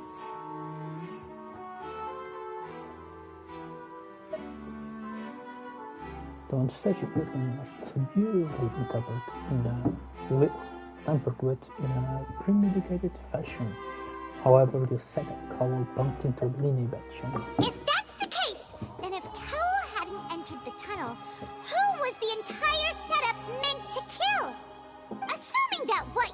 say is true, Linny only needed to kidnap the young girl to cause a new disappearance case. What would the point of killing someone on stage be? Oh, they have a point. That's right, you tell them! And that's why they're partners of mine. They've managed to turn things around. Oh, well, your denial is very strident, I'll give you that.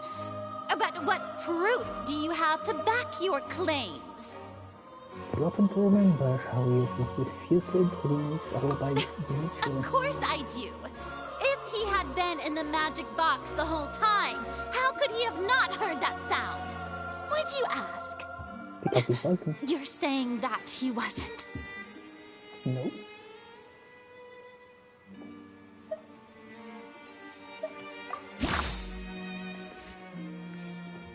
Information about the missing ladies out there. Oh, okay.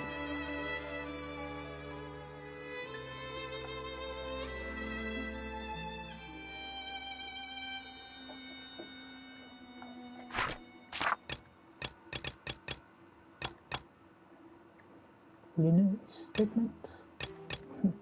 Relevant.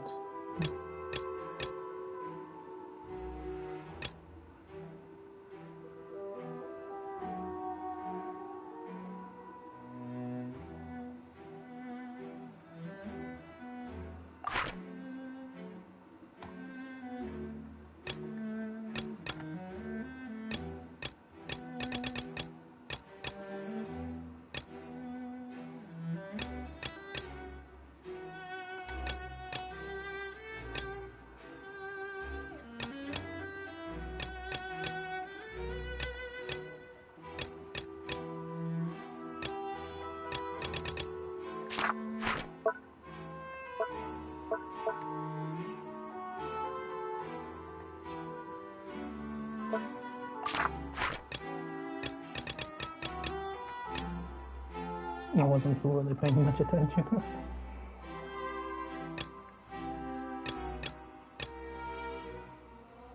That's right! Linny wasn't in the box or in the tunnel. That's why he didn't hear anything strange during the performance. This means that when the crime happened, Linny had already entered the basement via the vent. The same clue you used to disprove his alibi has now become the best proof! How do you like that? Well played. To think you'd use such logic. Well then, if it wasn't Linny who committed the crimes, then who was it?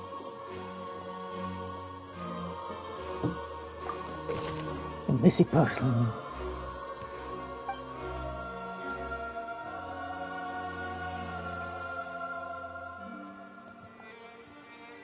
Halsey. Select answers that fill all the empty keys to verify the correctness of your deduction. If you have made mistakes, you must make another selection from the remaining options. Once you have answered all questions correctly, you can complete this logic chain.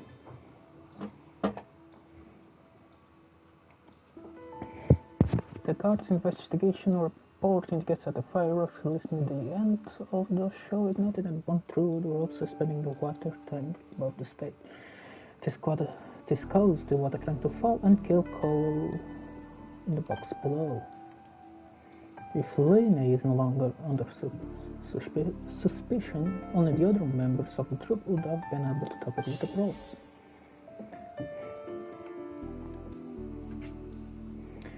Lene gave a detailed account of how the trick was supposed to work. By using a box inside a box, the idea was for the box containing the audience members to be transported across via tunnel underneath. And Lene himself would also use this tunnel to get to the other side.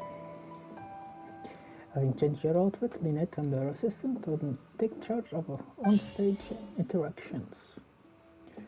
The clothes belonging to Halsey, the lady who was missing, were found in the tunnel. The reason for this remains unknown. Select any clue to... Halsey is the missing person and an ordinary audience member. Or did she have her own scheme all along?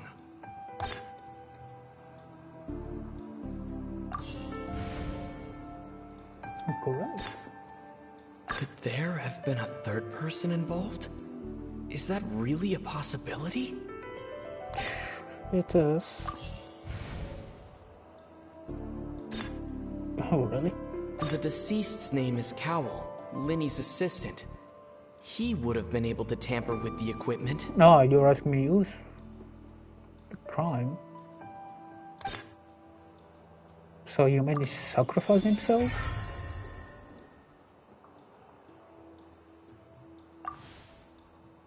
Huh? That can't be right. Are you serious? The killer was, in fact... Oh, is that so? What I must do next is recreate the truth. What Cowell did, and how he went from would-be perpetrator to victim. Cowell's planned this situation outside the tunnel. How can we such many as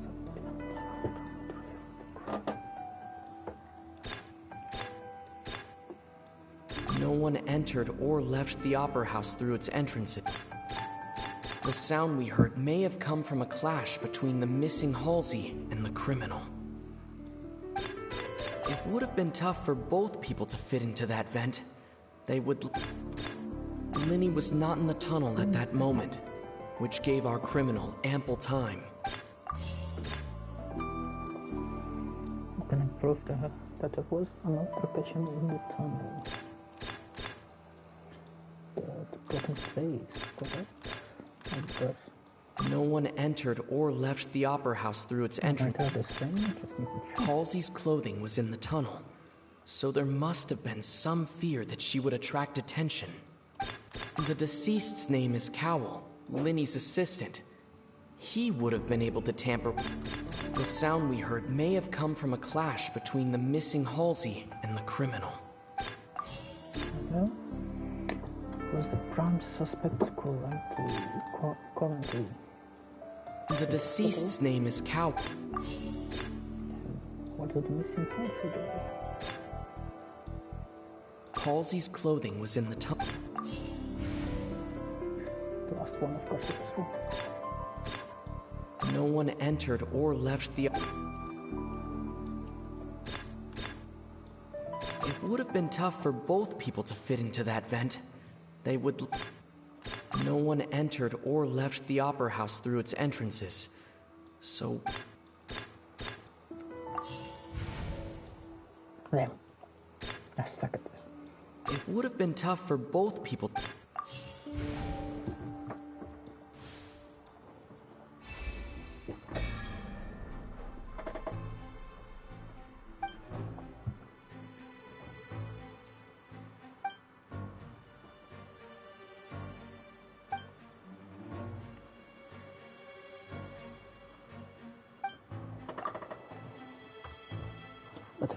Should have been doing that. But according to the cards, this time one end of the left the Opera House, so even if he had taken it, the means of exiting. Is it the box? Pretty much guaranteed. What's wrong, Traveler? Are you still having trouble figuring things out?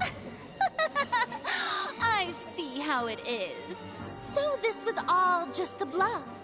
And here I thought you had something to show for it. Look, since we're at a dead end, why not consider a different track? Just like the trick as it transpired, the end result must have been utterly different from the magician's initial design. If only we knew how Halsey disappeared. Well, that would be nice, but the tunnel only has 3 exits, and none of them seem very likely.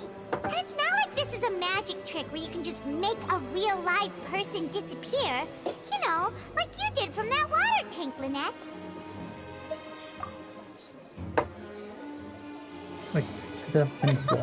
Excuse my interruption, dear opponents, but do you not see that the crowd is growing impatient? There is no greater sin in this opera house than an awkward delay in the performance.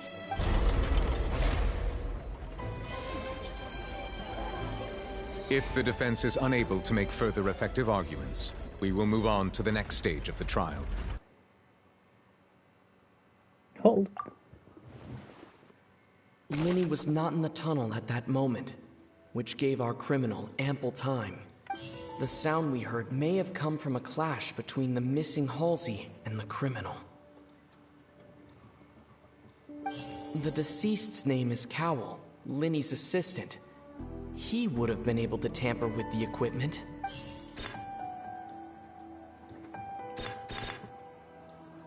The vase was not broken by chance. It was used to cover important evidence. The water. I don't see it. But sure. Should become water. It all comes together if Halsey disappeared instead of being kidnapped. Lynette escaped from the water tank, vanishing gradually and leaving only clothes behind. If there's a similar method where a person could be transformed into water... Just a moment, please. I do hope you know how preposterous you sound. How could a person ever be transformed into water? This is reality we're talking about here, not some... Must we really? I should think that of anyone. Your friend Linny already knows this truth very well. Magic tricks are ultimately just illusions and misdirection. But Halsey's disappearance is very real. We're talking about two completely different things. Where the fuck did she go? I trust the Traveler's judgment. The truth must be out there somewhere. Perhaps some new line of reasoning may open if we try to gather all the focal points that don't make sense. Since Cal was the deceased, we haven't placed much attention on him. But given that we aren't making much progress with the case, it wouldn't hurt to have a look at his belongings, would it? People really do come up with all sorts of harebrained schemes when at the end of their rope. The way I see it, your suggestion that we broaden the scope of our investigation is nothing but a tactic for stalling the trial. Nevertheless, I believe that this is a reasonable request on the part of an attorney. Since the trial does indeed appear to be at an impasse, I believe that additional evidence may help us make more progress. Guards, please step into the lounge and examine the personal effects of the deceased, Cowell. We are still examining the items, but we have already made critical progress that we feel must be shared with everyone post-haste.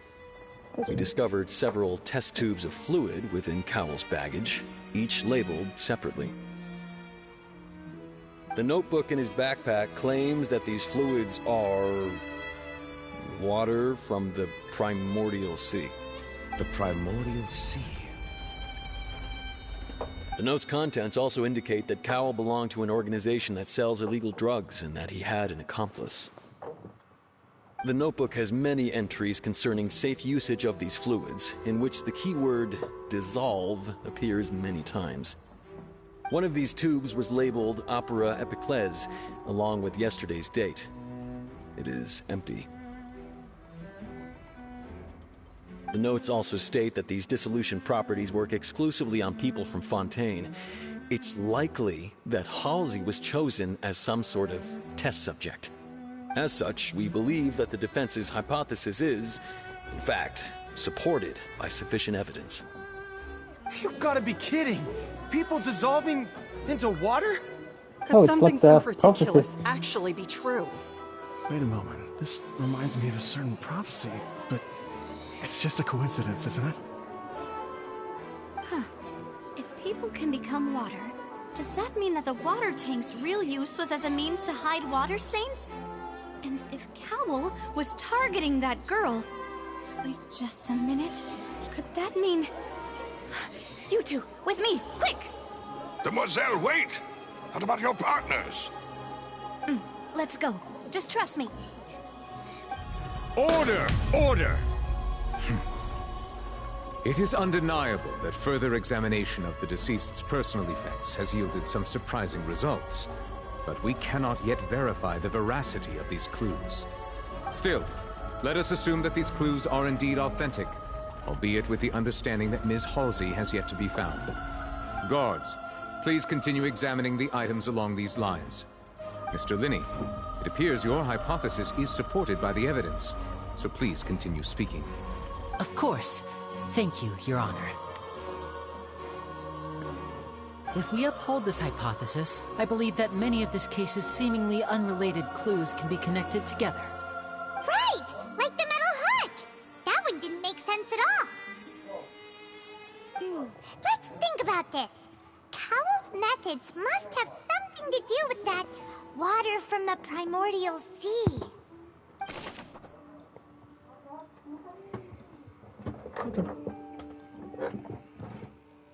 Water from the primordial sea. The liquid the guards found in Cowell's luggage seems to have the ability to dissolve spontaneous into water. That's fucking terrifying. Who is the prime suspect currently? The deceased's name is Cowell. What item did the culprit use to control the timing of the dissolution?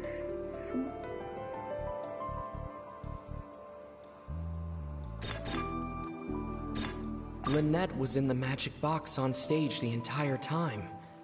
Did she have something? I remember there was something else within the inner layer of that box. Now it seems like the hook rope was not meant for another magic trick, but was instead some form of triggering mechanism.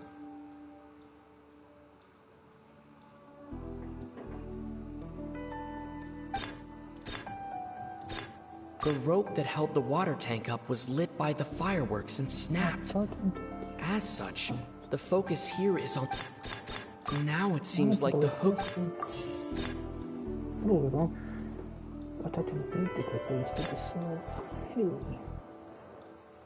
The water from the primordial sea should already have been prepped before Halsey entered the magic box.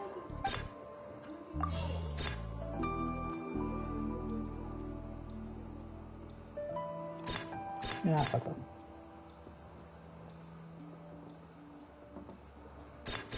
Lynette was in the magic box on stage the entire time. I remember there was something else. The rope that held the water tank. Let's see, the last one we found. I remember there was something.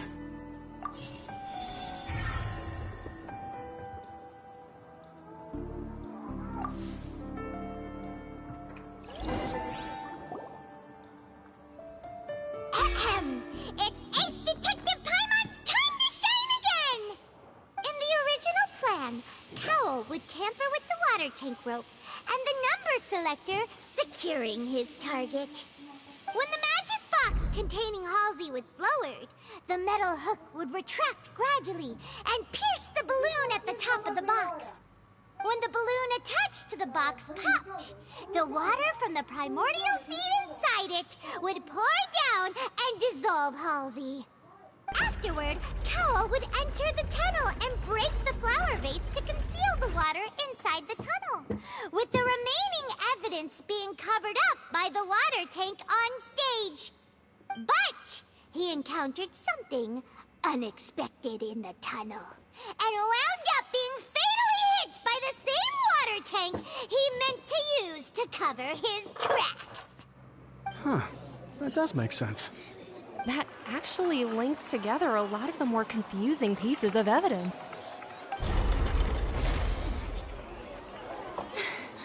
Oh dear, what do I do?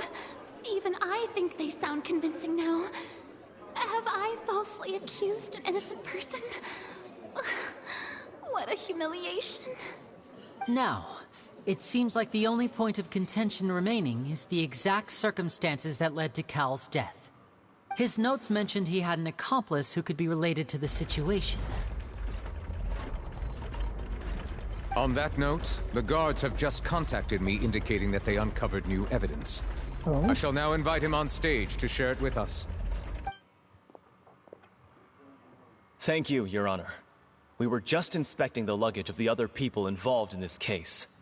And we found an identical sample of the water from the primordial sea among Linny's personal effects. What? That can't be. Oh, I see. Well, how wonderfully comedic to have your own counterattack only to come back and wound you. Does this not clear all doubt? My dear citizens, my loyal audience, allow me to present my reasoning and bring this performance to a swift close. Linny did not need to take part in the dissolution of the young woman at all. Indeed, he did leave the scene via the vent. Having made modifications to the props beforehand, his accomplice Cowell then caused Halsey to vanish using the water from the primordial sea.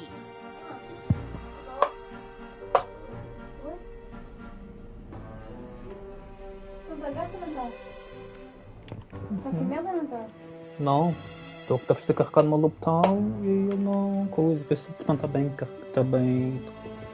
para baixo. But upon his return, in cruel avarice, Linny desired sole credit and prepared to do away with his partner in crime. Isso já está para. Ultimately, he knocked Cowell out, and the tool meant to cover the crime up also became... Now, as much as I regret having come to such a viciously straightforward conclusion, it does seem that the famed Fatui is quite the cold-blooded and ruthless organization.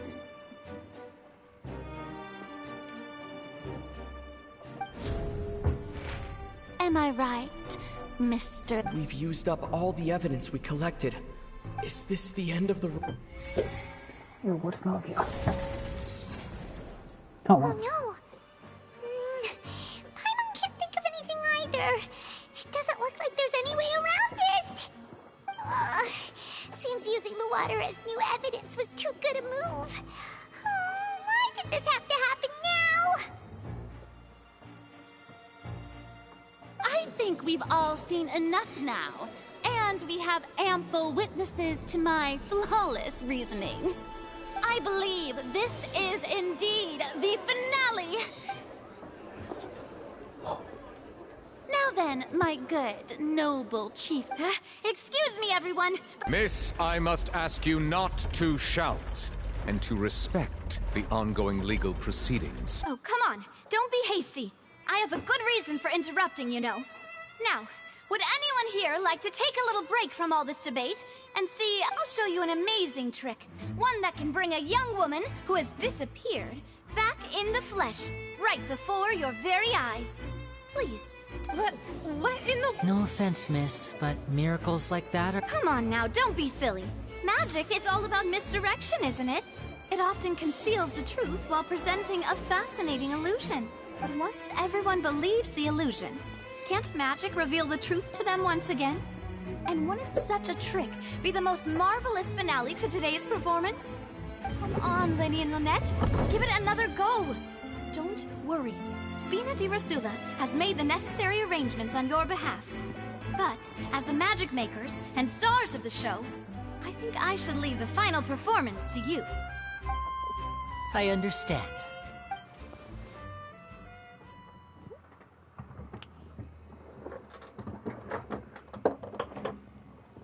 And voila. Vai-te pegar para o outro lado, sabe?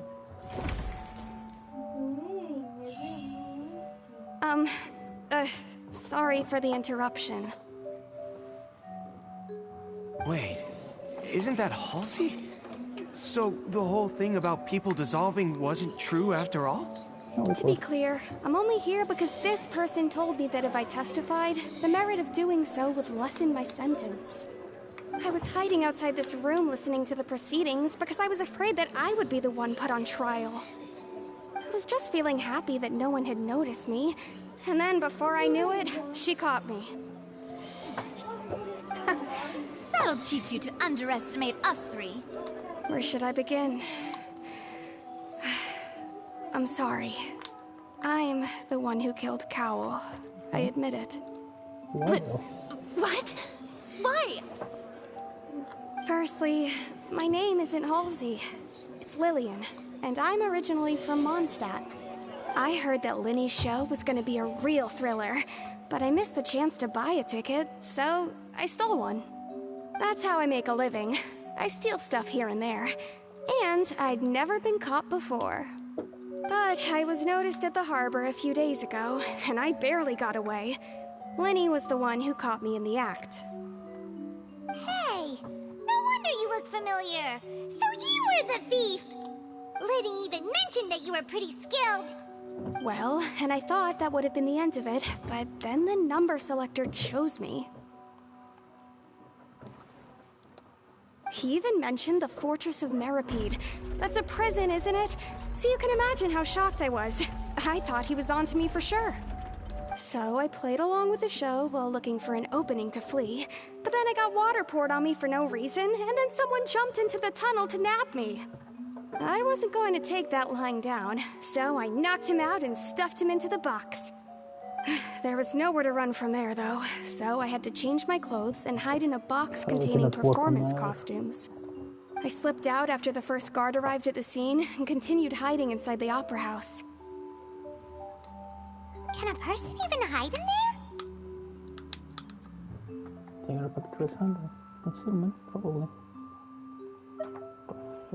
But I swear, I didn't know that the water tank would fall down. Really, I swear it. Had I known that, I wouldn't have put him in the magic box. I may be a thief, but I'm no killer. Well, that makes everything pretty clear now, doesn't it? This time, we need to tell the entire story from Lily-Ann's perspective.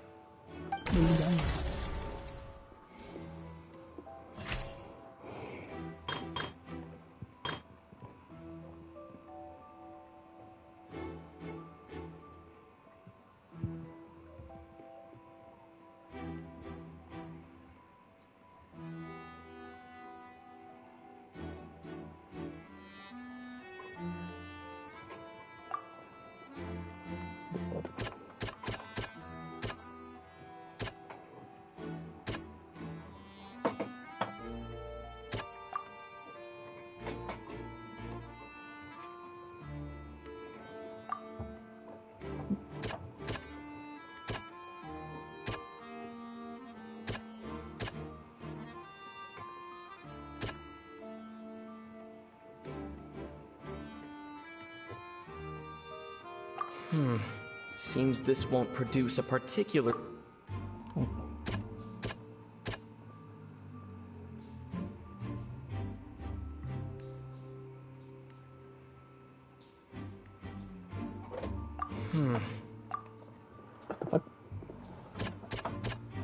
How would she have reacted? The strange sound wasn't from a fight. It was Lily-Ann's attempt to break out when she was frightened.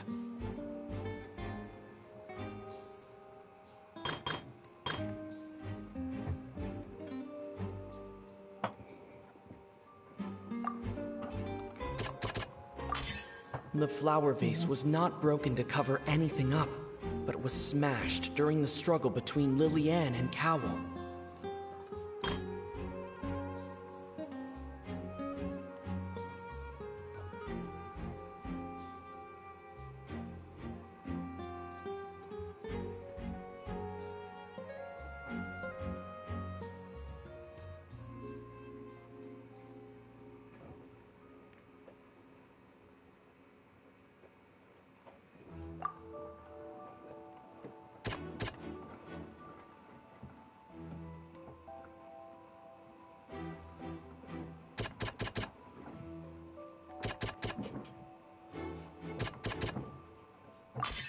Lily-Ann was afraid that she would be recognized if she left, so she changed clothes and hid, biding her time. Just what one might expect of an experienced thief. And it's Ace Detective Paimon time!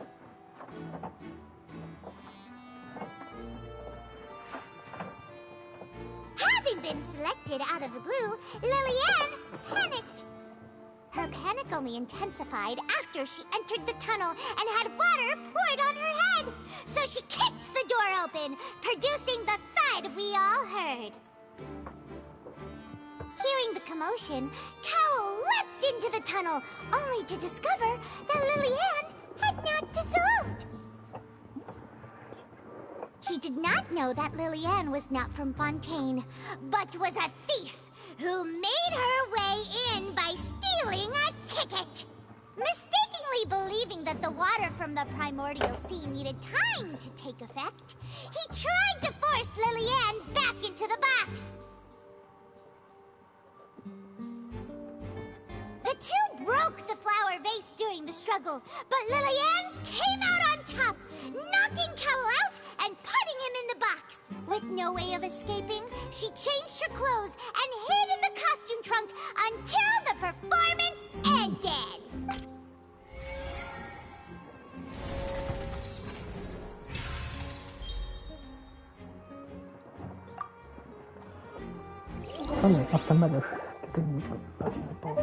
She knew that she would have to go through guard inspection if she tried to leave afterward.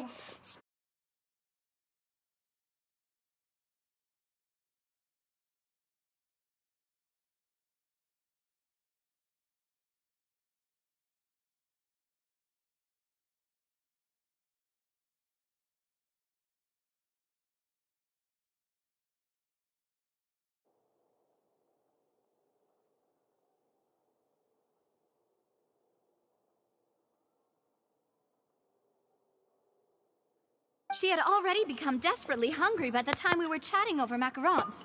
So, she swiped 2 of them right under our noses. Talk about a sneaky thief. At this point, all the events that happened in the tunnel have now come to light. Ah, so that's the whole story. Bravo! Bravo!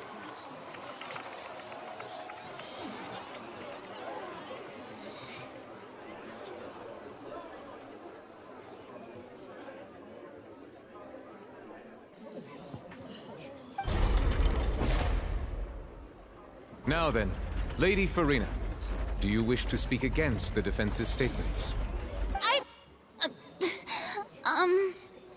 Please answer the question, Lady Farina. Also, if I may add, the trial has not yet ended. As such, I request that the prosecution not leave the room before the proceedings have concluded. Alright, we're not different. Just noticed that. What? Are you reading my mind now? No. I have no further arguments. I admit defeat. But really, could you at least have left me with some dignity? Wow. Look at that. She's like a deflated balloon now.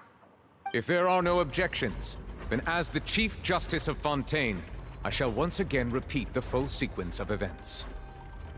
The actual perpetrator of the serial disappearances, Cowl, selected his next victim from the audience reservation list. With some modifications to the selector, he could ensure that the pre-selected young woman would be chosen.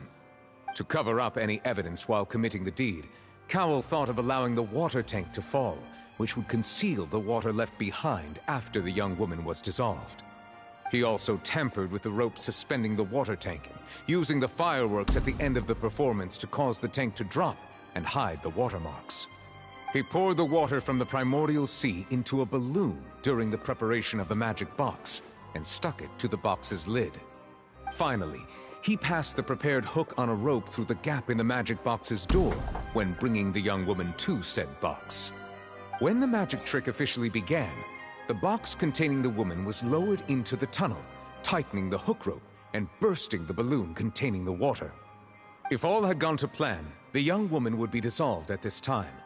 However, Lillian was not from Fontaine, and thus fled the box with a loud noise. Realizing that there was trouble, Cowl entered the tunnel and met Lillian. Thinking that the waters had not yet taken effect, he decided to proceed. However, his opponent was more capable than he thought, and he was overcome, knocked unconscious, and placed into the magic box, and thus became his own final victim. Lillian, according to her own statements, then changed clothes and hid until the performance ended, before hiding in other parts of the Opera House. As for Linny, he was in the underground structures within the Opera House, and was thus ignorant of these happenings. From this reconstruction of events, we can conclude that Linny, the accused, is in fact innocent. While there is much in Linny and Lillian's conduct that should still be investigated separately, this case, at least, can be handed over to the Oratrice to make the final decision. Takut like takut similar to the okay, full ammunition.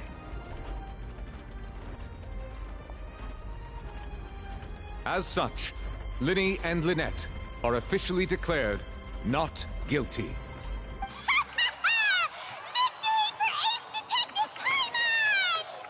Great work, partners. Thank you all. Thank you so much.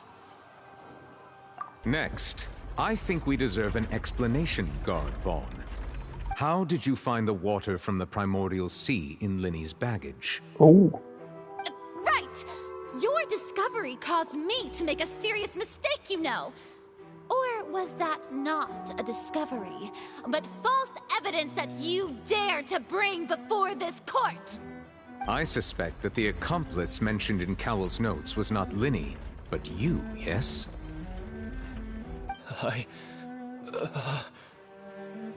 I'm sure you know what you must do to lessen your sentence. Speak quickly! Unless you want to earn yourself a one-way ticket to Coupon Town. I was just following orders. We were supposed to place blame for the serial disappearances onto Linny, and thus cause suspicion to fall on the Fatui. The higher-ups said this was the best opportunity to do so. And now that your plan has fallen through, and the secrets of the water have been revealed, you have become a liability to said higher-ups, yes? Therefore, you would be wise to tell everything you know, and seek the protection of the guards. Yes, I'll tell you everything I know. Our boss discovered that the water can cause people to dissolve. It can also be made into a potion, which when extremely diluted, can cause people to experience unforgettable exhilaration. We've been in this business for a while now, and have made decent mora off it. The disappearances were also the boss's idea. I mean, this is the boss we're talking about. The...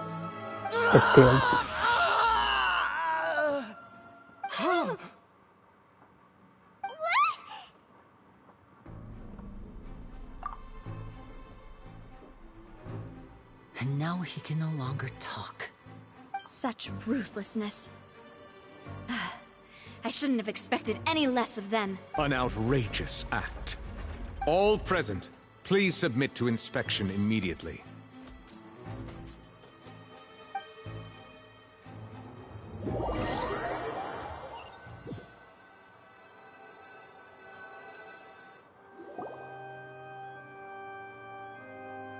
So, we're just going back now?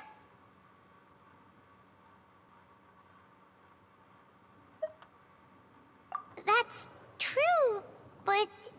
Traveler, Paimon, please wait. Linny... I know you may not want to speak to me right now. Maybe you don't even want to look at me. But still, let me thank you again for defending me to the end.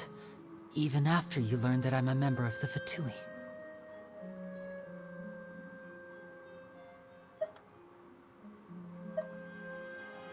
I guess.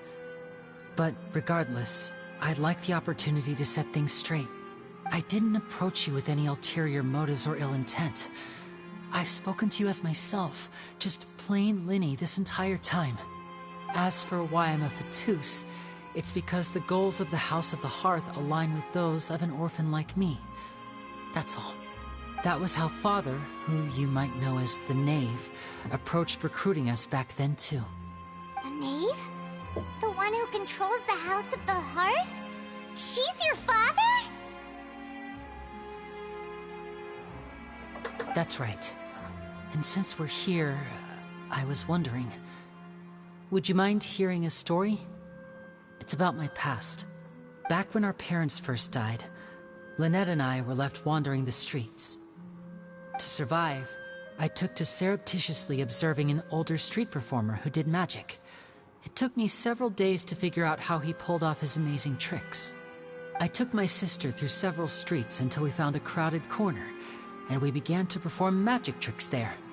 To my surprise, we proved to be pretty popular, and we could at least stop worrying about where our next meal would come from for a time. But I didn't want my sister to remain a street rat together with me forever. Before long, an aristocrat came to me and claimed that he wished to take us in after watching my performances. So you went from orphans to nobility just like that? That was how we felt at first, too. As if fate was on our side and we could say goodbye to those painful days. But I gradually discovered that while we were called foster children, he was really after my talent for magic tricks. He would constantly take me to all sorts of banquets to garner attention, which he would then use to expand his social circles. That doesn't seem too bad either. Better than roaming the streets at any rate. It's not done. Sorry. It took a while for me to realize just how dark his heart really was. After one particular performance at a banquet, I discovered that Lynette was not on the same return vehicle as me. I waited a long time after we returned home, but she did not come back. I went to that noble's bedroom and asked him about her whereabouts. The answer he gave me was, she caught the eye of the most eminent person at the banquet, so I sent her over as a gift. I mean, you'll be able to perform your magic regardless of who your assistant is, yes? Oh no. So he was gonna... But wouldn't Fontaine's laws deal with such people?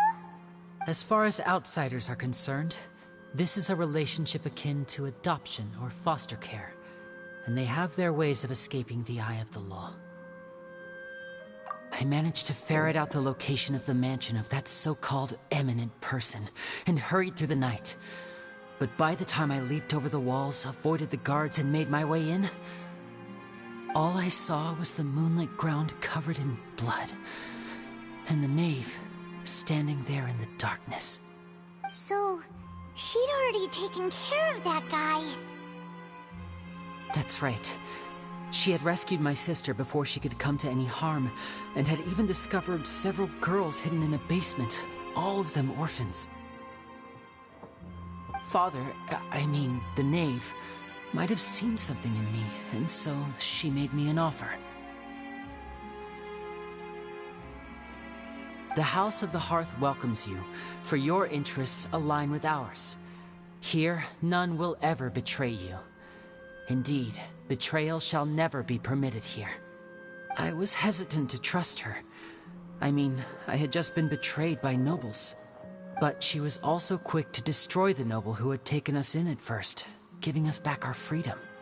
Oh, so that's how the two of you joined the House of the Hearth.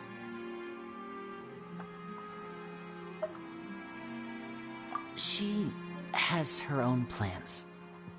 She has gained permission from the Sarita to first use the Gnosis' power when she obtains it. She plans to use it to find a way to break the prophecy and save Fontaine. So, she believes in that prophecy too? That's right. The whole House of the Hearth is currently working to combat that crisis. Today's case has also proven that people from Fontaine can indeed dissolve into some sort of water, thus further supporting the prophecy. Everyone at Hotel Bouffe d'été, including the knave, has their roots in Fontaine. And we will always defend our homeland. To us orphans, the only connection we have left to this world, apart from our family, is our homeland. So, from small deeds like distributing magic pockets to huge schemes like stealing a Gnosis, everything is aimed at dealing with that prophecy. It's all right. I understand. The only thing I can do is relate all this to you.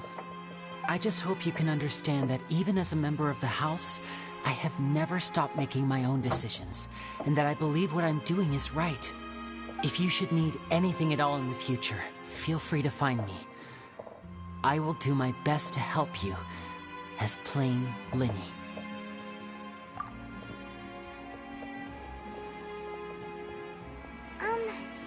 Bye, Linny!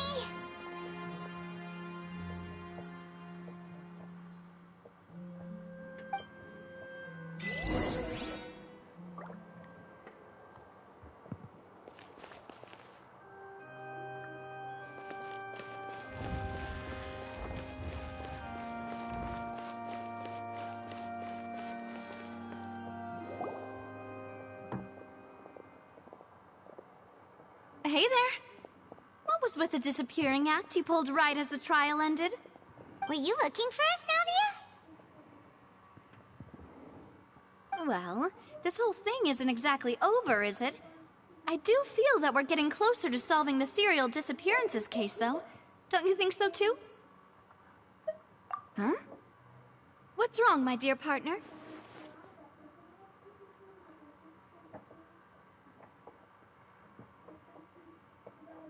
Besides, are you sure we're the ones who can crack a case that's been cold for decades now?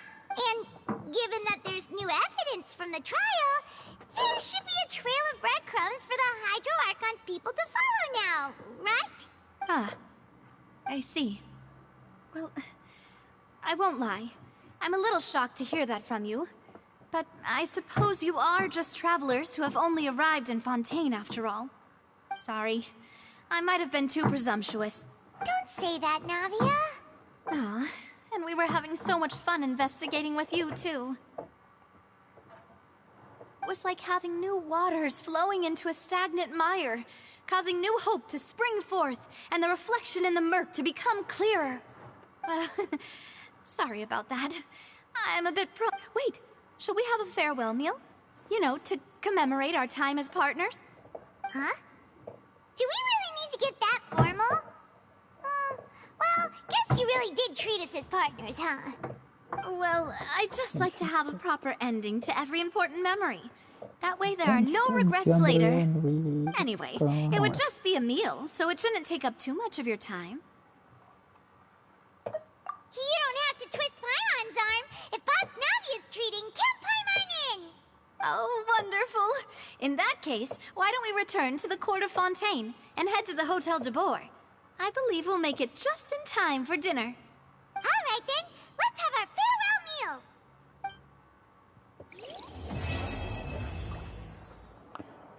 Finally.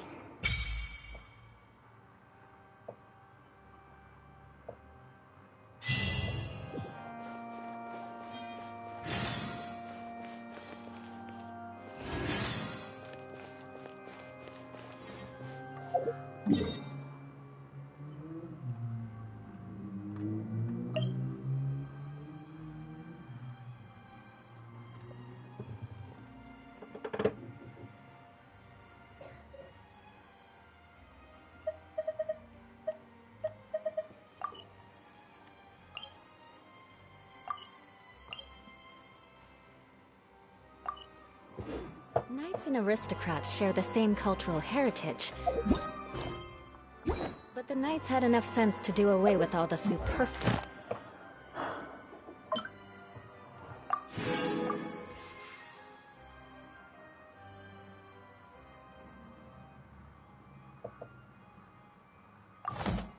Detail.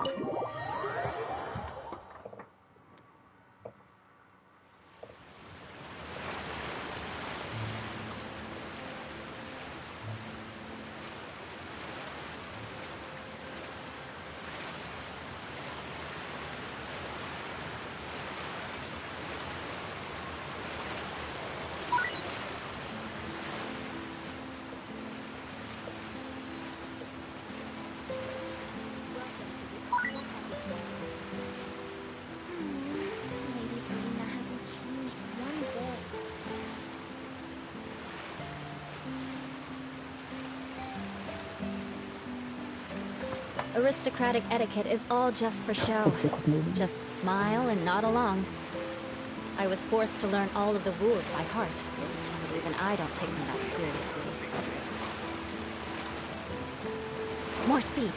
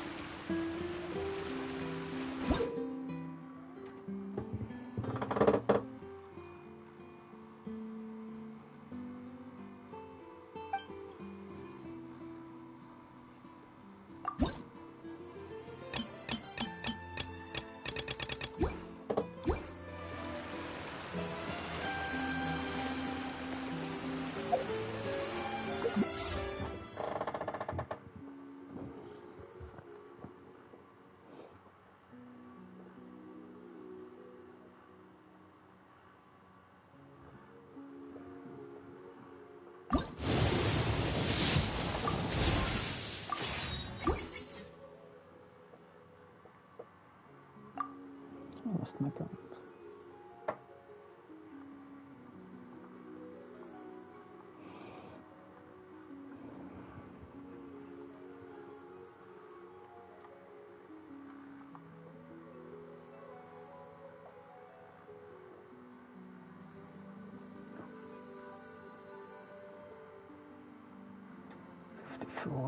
Fifty-four poles.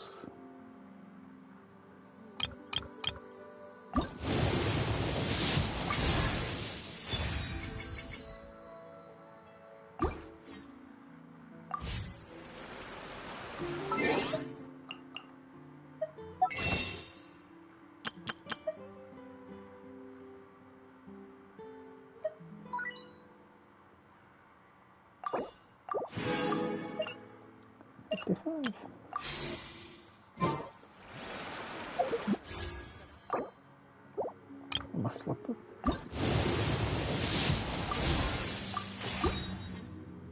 55. 2.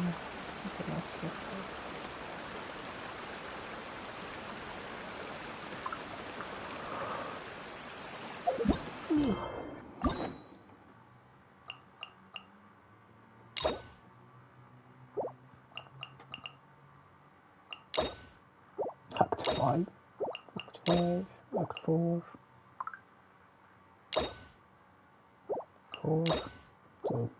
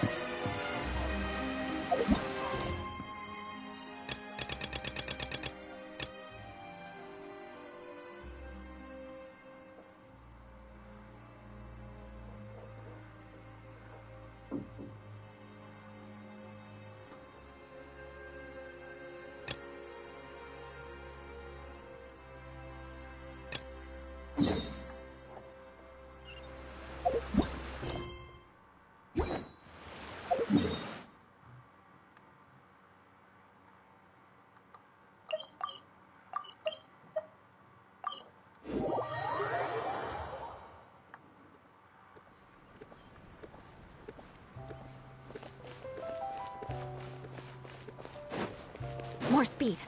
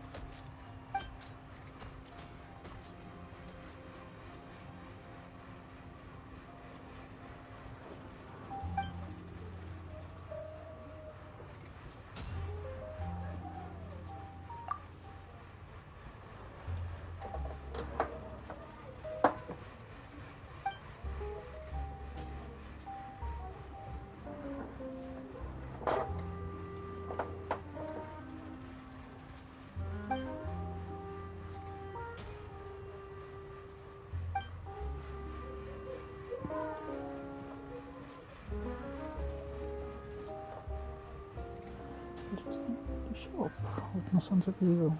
The items we handed over to you.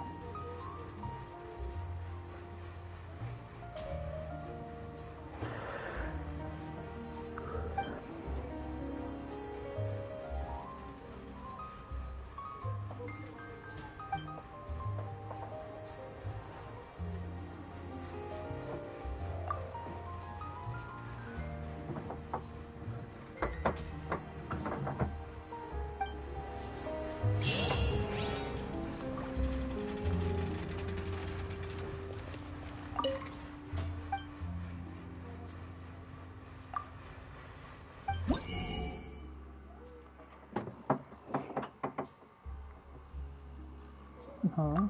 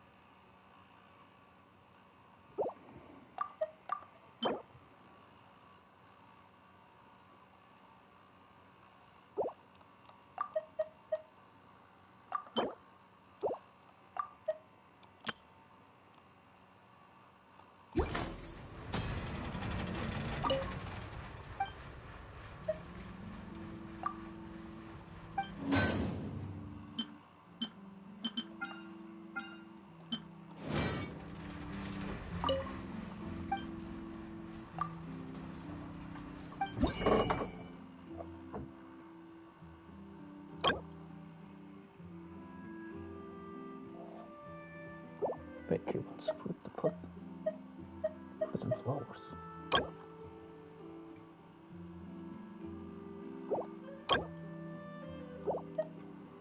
Oh, she wants some best graceful set of $40 for each, 50 for everyone. 30 for fruits.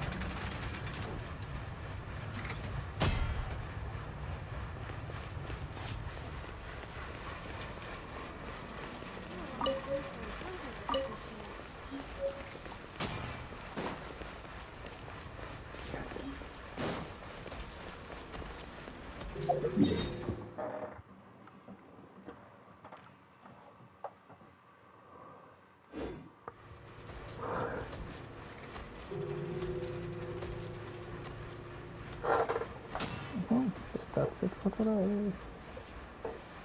Oh.